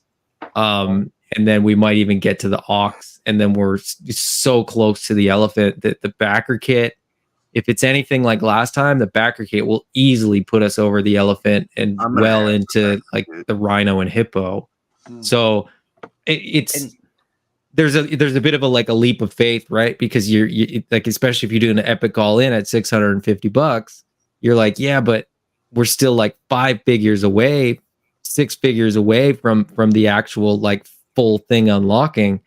But it's like, but it's not really that far away when you consider that people are going to, add more troop builders in the backer kit and sort of be like, you know what? I think I need one more of those chameleons. I might need one more of those females. I need more troop builders. That, the Jadu helmeted head, I'm going to get 2 extra Jadus to make like Jadu's personal like guard, like you'll have Jadu and then two figures with that helmeted head. So I think there's a lot of that kind of thing that happens where people are kind of like, oh, you know what? I need like 1 more of this and like 2 more of these. And like, and so maybe they're not doing epic all in $650 worth, but they're putting another $100 in there. And so every time that $100 gets thrown in there, it adds up, and it adds up quicker than you think, because people are already sort of committed to their figures.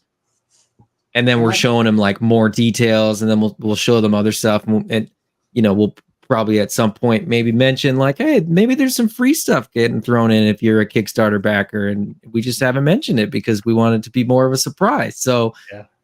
Well, so like you said before, so as long as you put in, say you back the bottom $33, or you do the one small figure. Once you're backing that, once that secondary part comes in where you're picking, you can choose to add more money and more. As long as you have that one in, then you're good to go for. Okay, that's cool. Yeah, you could back for $1, right? And then on Thursday when the Kickstarters, well, no, not on Thursday, but like in a couple weeks when the backer kit opens, you could back 2 epic all-ins. Like you could back for $1 now. This is theoretical. We would much rather you back the Kickstarter, but like you could back for $1 now. Everything could unlock, and then you could do epic all-ins on day 41 of the backer kit. like 6 weeks from It now. is not going to unlock if everybody does that. Absolutely not. Right. And that's what Yeah. I keep trying to stress to people is Yeah. like, if everybody just sort of is waiting for those things to unlock, it They don't doesn't get it. really work. Right. So like waiting doesn't benefit you. It'll benefit, 3 people that sort of hold out that long, but it won't get there if everybody just waits for everything to unlock. It's like, that's like the exact opposite of how this kind of really works. So Is the backer kit immediate charged? no, backer kit's the same thing. We have to hit a button that says charge the cards. Unless it's a discover. Charge when you lock Unless in or it's a charge cover. when it ends? Ends. Okay.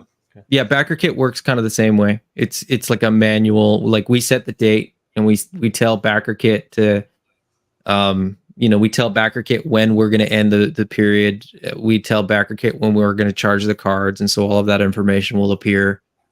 Like it has to. Like that's kind of the agreement that we make with backer kit, so that they're not, it's not they don't want the people using backer kit to be screwing people over either, because it reflects badly on them. So you have to put a lot of information in there. And you know what the crazy thing is, like even the Kickstarters that have like funded but then like not delivered, I genuinely don't think that any of those people involved in those like intended to not deliver. I think they just didn't know what they were getting themselves into, and they end up spending all that money and running out of money before the project is done and before they get something made, which is like kind of sad. But it makes them look like absolute villains, and when in reality they're just kind of dum-dums for not doing the homework beforehand. Well, hearing Jason talk about it though, it's like he wants to do it, like 100%, like even more than 100% probably. He wants to get all this made and keep going and keep going. Yeah. Oh, absolutely. And that's like, the intention is that we're going to make an elephant, right? We hope that, the money's there earlier because it's less anxiety.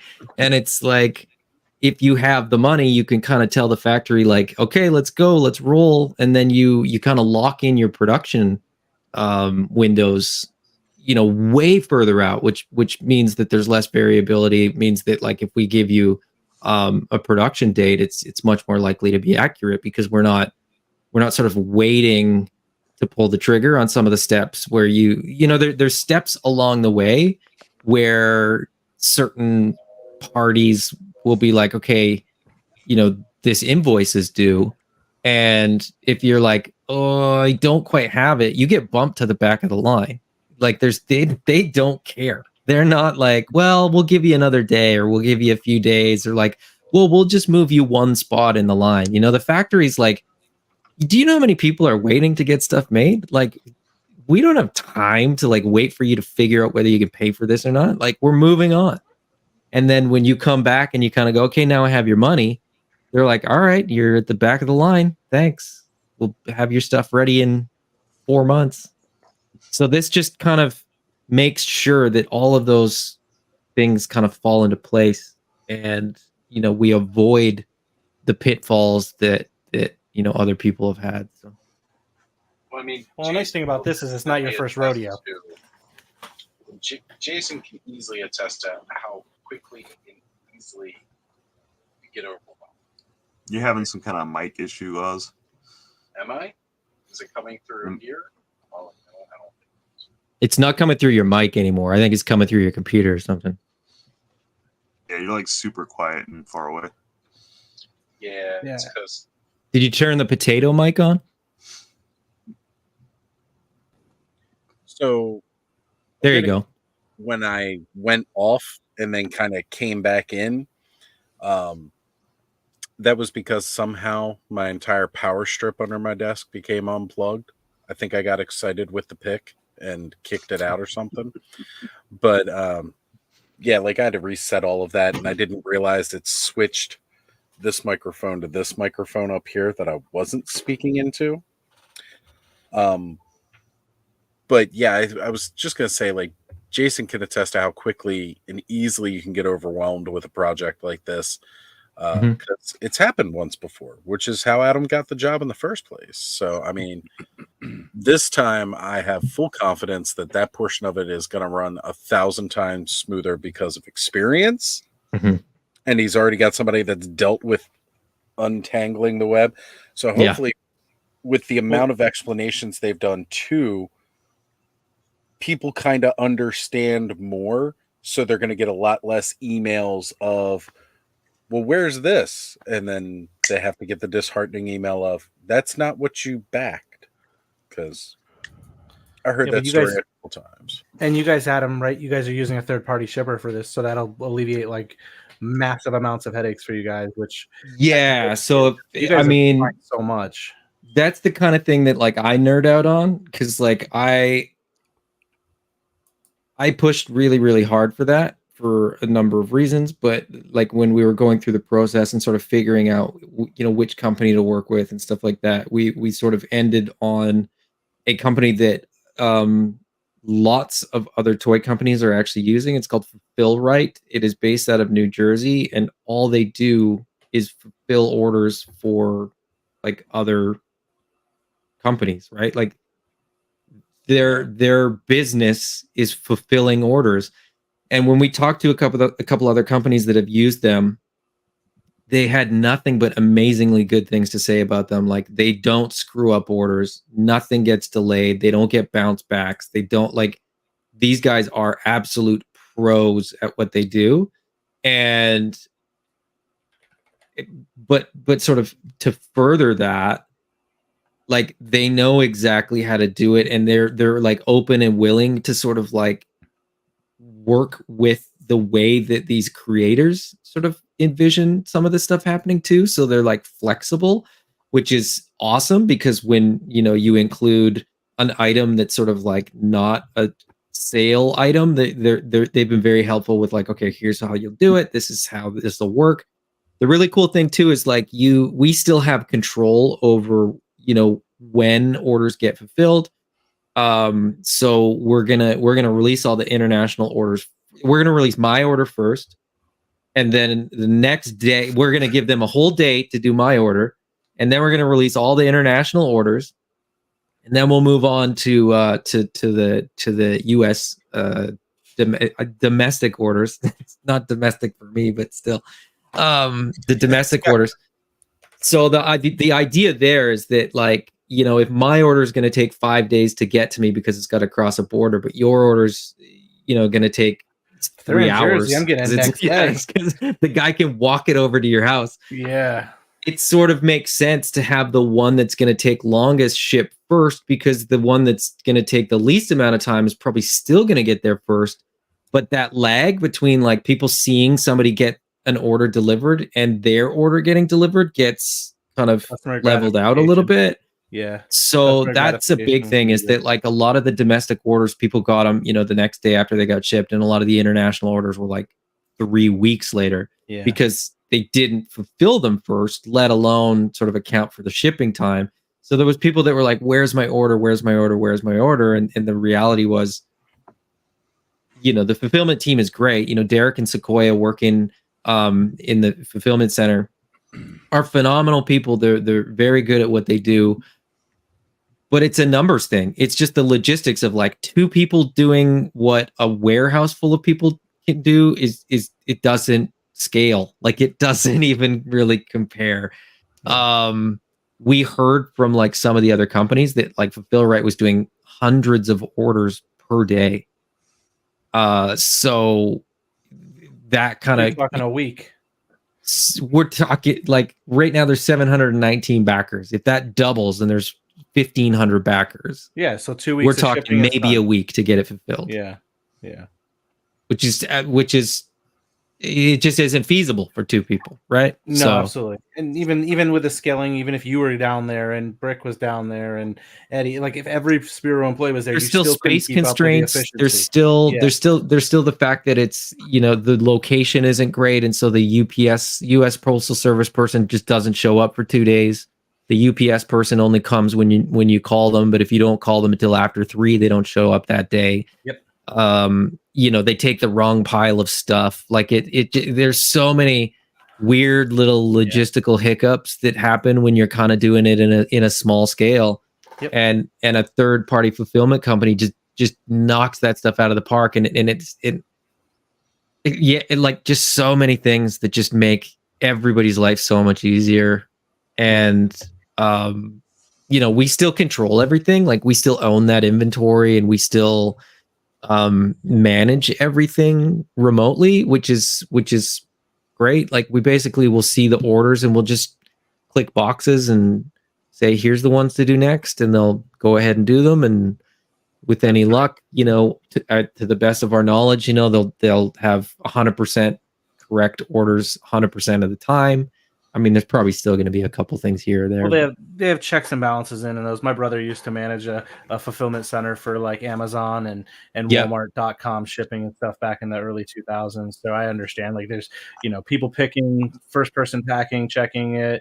When you have a facility where you're managing it that way, it's a lot more effective than, what a handful of folks can do. So absolutely. And when I heard you guys announce that, like, that was tremendous for me. Not because I had any issues with that I ordered, but because I was on all of the AWOC boards and stuff, and I saw you and people, Adam, what are you doing? Like, and I just felt so bad for doing everything we can, but yeah, that are doing amazing work and really trying their hardest, and mistakes were happening because we're human and in that capacity with so much. So knowing you guys are using that third party, like for me, that was huge, just because it's going to help you guys, keep from souring a few people, right? And that's going to make the brand and the product go bigger and faster. So yeah, that was cool. Yeah, they got cool stuff too. Like for international backers, like you can prepay your taxes, you can prepay your duties, so that like there's no surprise fees. Like you don't get UPS or FedEx or DHL or whoever knocking at your door and asking for more money. Like you'll prepay it and it'll just show up. So that alleviates some of the weird things too. Like if you're not home, right? And if you're not home and you owe money, it goes back to a depot. And if you don't, if you're out of town for a day or two or whatever, I don't know. I mean, there's a million things that could go wrong. Your package could just get sent back. Oh man. And then it's sort of like, then we're sort of like, well, it's not really on us. Like, how do we work this out? Like, yeah, we were kind of trying to meet people halfway and like, okay, we'll send it again, but you got to pay the shipping again. And like, please just understand that like it's on its way. And if it gets sent back again, like we can't do anything. And Kickstarter already takes money and like we can't really refund because there's like all these people that take money along the way. We can't get the shipping charge back. We can't get the Kickstarter percentage back, the backer kit percentage back, like the credit card fees back. Like by the time that margins. Yeah. Yeah. I mean, like people don't quite realize like, everybody thinks that like they see AWOC out there and, the figures are awesome and everybody's raving about them. And they think we're like Hasbro and we're just like this mega corporation that can just like get over all these weird little incidental costs. And it's like, this stuff costs money. And so it's just, it's nice. It's cool because it kind of feels like we're moving towards that Hasbro type of thing. We're like, we're streamlining a lot of processes and learning from the mistakes, and it's not as sort of mom and pop this time around, and not that it was before. Like I don't, no slight against anybody who's been involved before, but it's just the scale of it is just not. It's not a sort of 1 or 2 person operation anymore. At least certainly not for the fulfillment, but. Yeah, with so many SKUs and things like that, and honestly, like removing so many of the things that are, the busy work, just taking it from someone who is doing the Hexastack stuff all by himself. There's so many little things, and that's a couple little things, and I'm not even dealing with, I've had my obstacles, so I could only imagine. And as the creator of something, and my mind's always wanting to create something else, but now I've got to go do this. Understanding that, I'm like, now we're freeing Jason up with the time to continue to grow and create. So I totally get it, man. I'm psyched for it. It's going to be exciting. Yeah, that's what's like, as somebody who is not creative at all, and some of the drawings that I've sent Jason as suggestions for how to do certain details or whatever will prove, nobody would want me to be in charge of that part of it.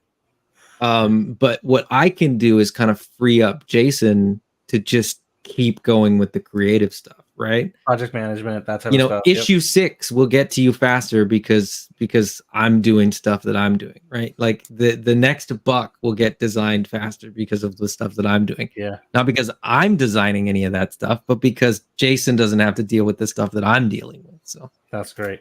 No, I love it.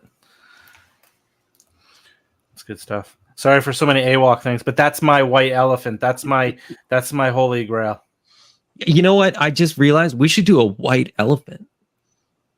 Yeah. Yeah.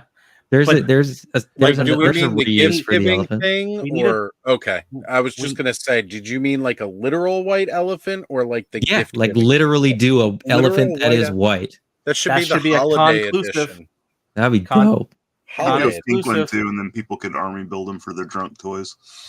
So the other thing, so the hippos, right? We thought like for like a progression of like maybe whether it's Power Con or Legions Con or whatever, like we could do one a year in the 4 colors of Hungry Hippos. And so if you collect all of them, you'd have the set, and then you know maybe we would be in a position where like we could have some sort of You send really them a bag of basic balls. like play. Well, Hey. that we would put 2 or 3 marbles in with each one. So by the time you had the whole set, you'd have like everything, and then it could be like this really, really cool thing. Problem is like how close do you really want to get to an Hasbro IP as a toy company? That's tough, but Yeah, I don't know where you would. I mean, hell, I'm on stands and I got a cease and desist from somebody who doesn't even own a patent on something. So like, I can only imagine what Hasbro's going to do to you.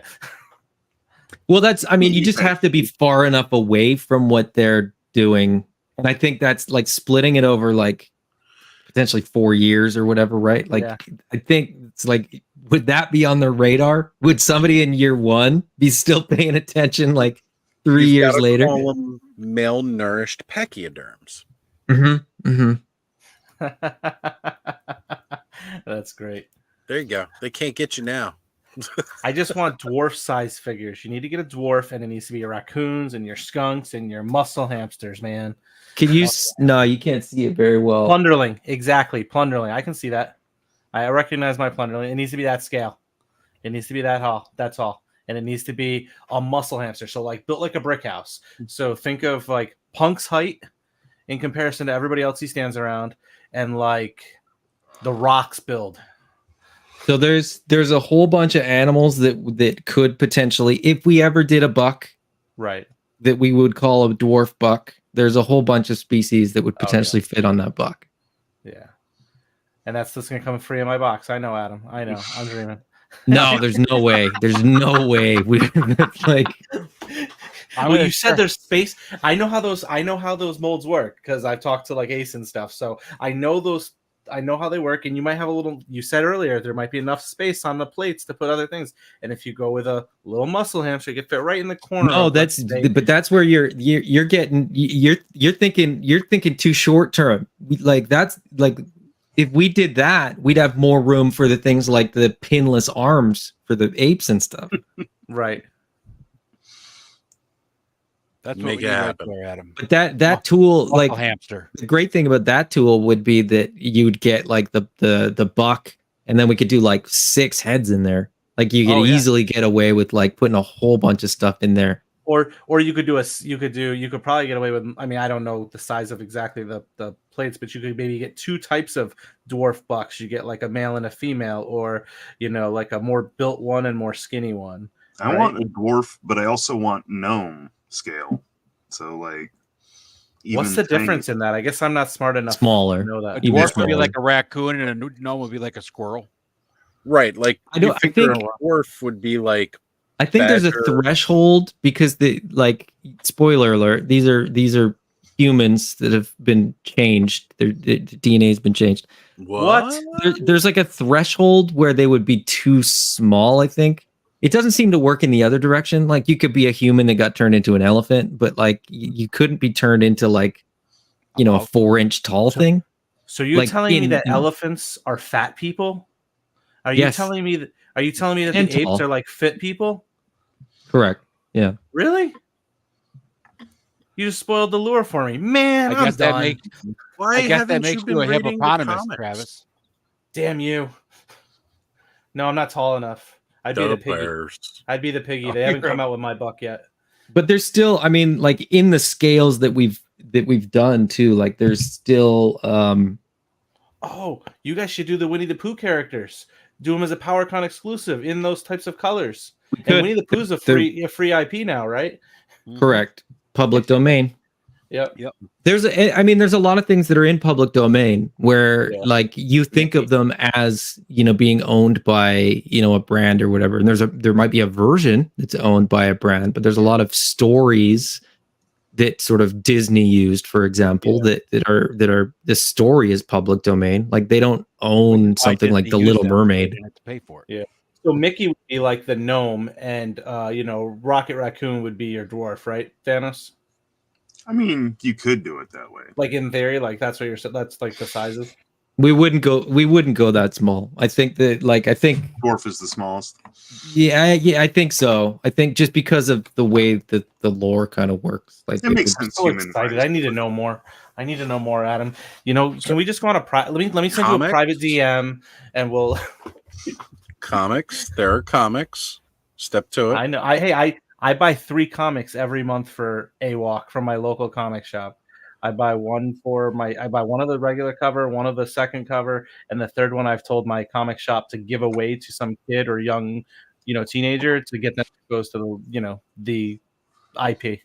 So, 1, I'm helping my local comic book company. 2, I'm trying to help myself to more toys and my, line that I love. Allison, if you are still in the chat, you need to check your DM on Instagram. I don't know if you're still here. I haven't seen you comment in a bit. It's just something I found something that references something her and I were talking about earlier today. So, or was it yesterday? I don't know. The Schwartz? Is it about the Schwartz? It's all about the Schwartz. Yep, it always is. It's going to be my new sitcom, all about the Schwartz. Nice. Oh, you're in it, so. Oh, sweet. you need to, did you say sitcom or did you say comic? Oh, sitcom. I was going to say, because that Quentin, whatever his name is, that does the comic stuff I've been following recently, he was on Helidope a couple weeks ago. He's so talented. Right. Guys, I think we're probably going to call it a wrap here for the night. I know it's a little earlier than usual, but I've just yawned like 6 times, and if I keep staring at Power of the Force eBay stuff, I'm going to buy something.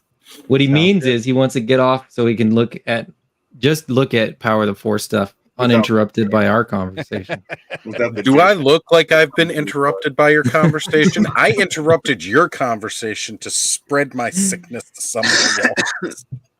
Hey man, the Power of the Force stuff is cool. I don't care what anybody says. Like that's a lot of people were into that. Like I mean, muscly chests and weird stuff aside, like it was. They ironed that out a few waves in, so it's all good. Like I don't know. I just keep looking at all this, and I'm like, I'm gonna send you a picture right now on Instagram, Oz, from one of the toy the toy store that I went to in Virginia with the Power of the Force toys, and that was only like one wall of what they had. I'll send you the video of Attorney of Dreams I was just talking about. Yeah, there's like so much stuff. Almost went in. I was looking, and there was like this. It looked like a 4-pack. I clicked on it, and I went down the 4-pack, and then they had like an additional 3-pack pictured, and it was like a $12 like buy it now cost. And I was like, wait a minute. So it's a 4-pack and then a 3-pack for $12? Buy it now? Something seems weird about this. And I read the name of the auction, and it said Chewbacca Power of the Force, which, mind you, none of the figures that were pictured were a Chewbacca figure. I was like, I don't trust this. No. Like, this is not legit. Whatever. Yeah, it doesn't add up. Yeah. All right, so it's going to make me look at it on my phone. It said it was not supported. Yeah, that's pretty much how that wall looked in Attorney of Dreams, too, except stretches a little bit further. Now, mind you, when I say stretches a little bit further, that's because after a certain section, like you've got the red card section, you've got the green card section. That was Then it only one goes wall. into- So yeah. Well, this is a long wall that stretches almost like so. The size of Eternia Dreams is massive. It's big. And the entire, like, if you were to walk in, go to the right, their entire side wall of the store, which is like another store's length in, because it used to be like two separate stores and they knocked out the middle wall. And that back wall is just Star Wars. But mind you, again, that entire back wall goes vintage, Power of the Force, Power of the Jedi, the Legacy collection, the Vintage collection. Like, it's sectioned out. But yeah, like their green card section's about this big is what you showed me here, which is huge, by the way. Then they've got a red card section because of the red carded ones. Then they've got, like a small section in between them that's like the purple cards from Shadows of the Empire. And then again, after that, it's got like episode 1 and then the episode 2, episode 3, like goes on like that. He's got a really good display layout for everything. Gotcha. But it like really breaks down, kind of makes it easier. Like if you're looking for one style of figure, where to look, because you just look for the card backs that you're, that style, and you go in. The place I went to was called Toy Miser. It's supposed to be like the largest. It's like the largest action figure store on the East Coast, but they're not just Star Wars. They have everything. Well, I was gonna say I can even see from the picture they get a lot of other stuff too. It was actually, I was surprised because like I pulled up and it looked like it was like an auction like house, and I was like, this is probably not going to have great. You walk in the door and I'm looking around. Then I find the stairs to go upstairs, and the entire upstairs is just action figures and toys and collectibles, like so much stuff. I got like 25 minutes of video just walking around looking at everything. Yeah. I found an Aunt Beru Power of the Force figure that comes with like the droid and the blue milk and the container. And that's when I'm like, I'm seriously considering buying the Aunt Beru figure. And not just because it's Aunt Beru, but because of the droid that comes with it. And I'm like, I think it's time to call it quit. Good deal. So, by the way, Brick has his Cabe and Muff Tack came in. See, it's funny. Brick ordered his, I think, the same night that I ordered mine. And his showed up. And yet I'm still waiting on the two other ones that I was waiting for. It's BS.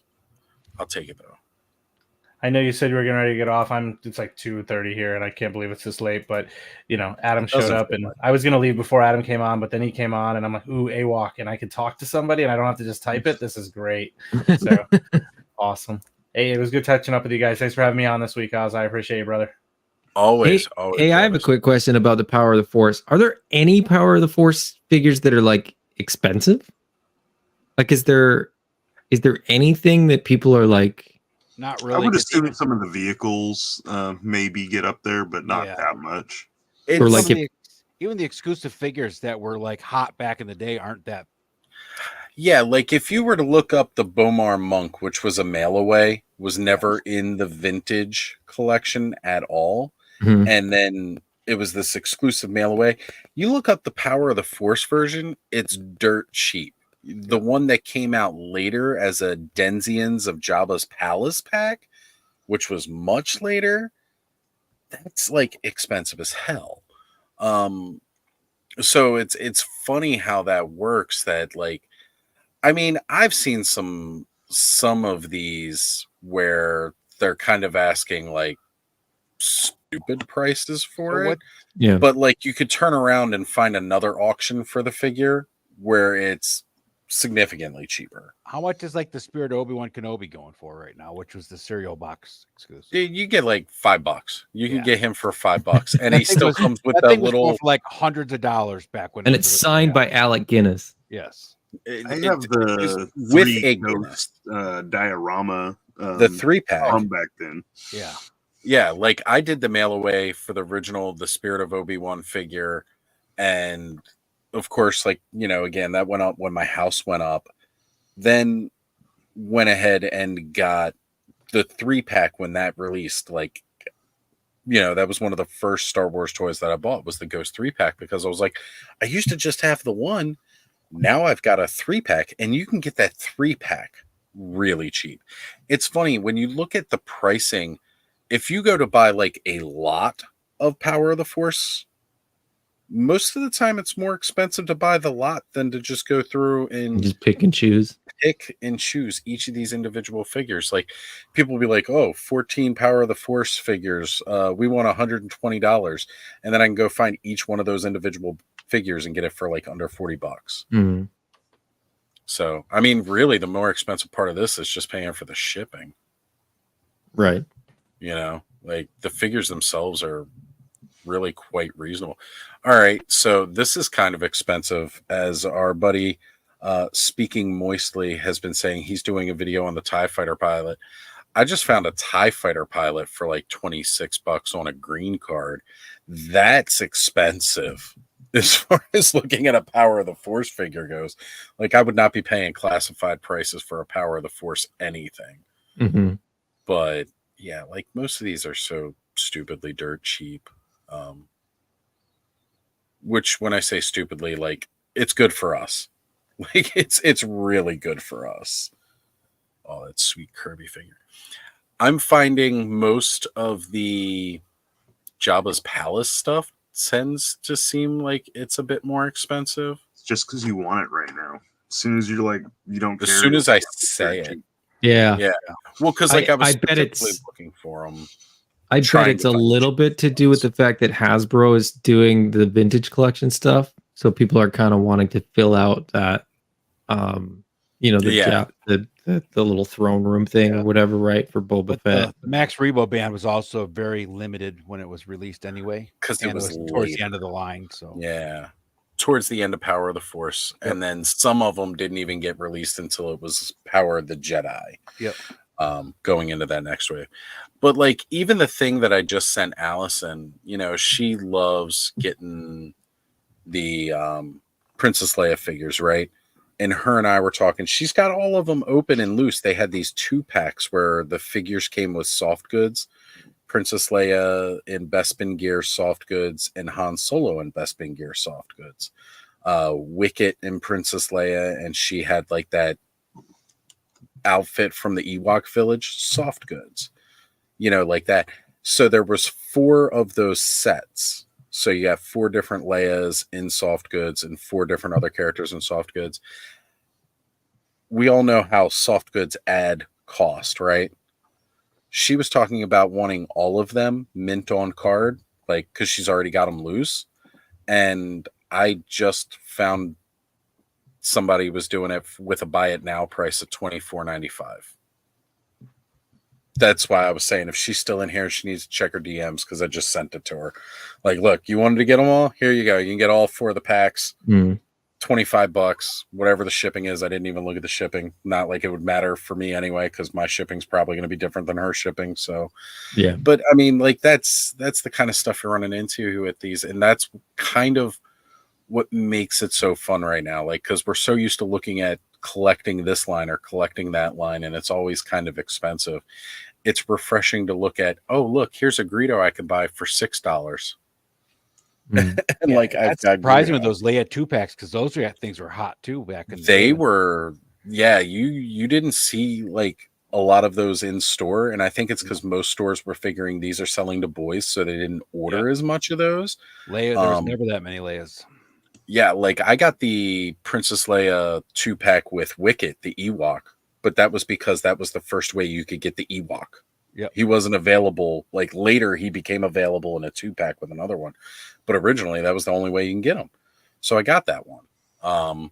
I was trying to get the one with R2 because you had that traditional space bun, version of Princess Leia, and it didn't have that terrible head sculpt that everybody hates so much. It was a better head sculpt. The one looks like Han's cosplaying Leia.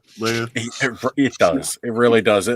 It's like that scene from Spaceballs where they go in and he's like, wait a minute, these are actors. And like, it shows Leia and it's a guy smoking a cigarette with like stubble on his beard. Like, just totally off. Just, like that was one of the reasons I wanted that 2-pack, but I couldn't find it anywhere. And it like buying it on the secondary market was expensive. So it's nice that I can look back at these, have fond memories, and be like, oh man, these aren't bad. But now I'm like, I've been literally like looking back around my room every minute, like, well, that's where I'm planning on putting Mythic Legions. That's where I'm planning on putting this. That's where I'm planning on putting that. Where the hell am I going to put this? And that's small though. You could build like a small dio that wouldn't take up that much space. Yeah. Even like I said, like doing a Jabba the Hutt, like where I've got my comics collection over here right now, I could just take all that out of that space, which I was kind of thinking about doing anyway.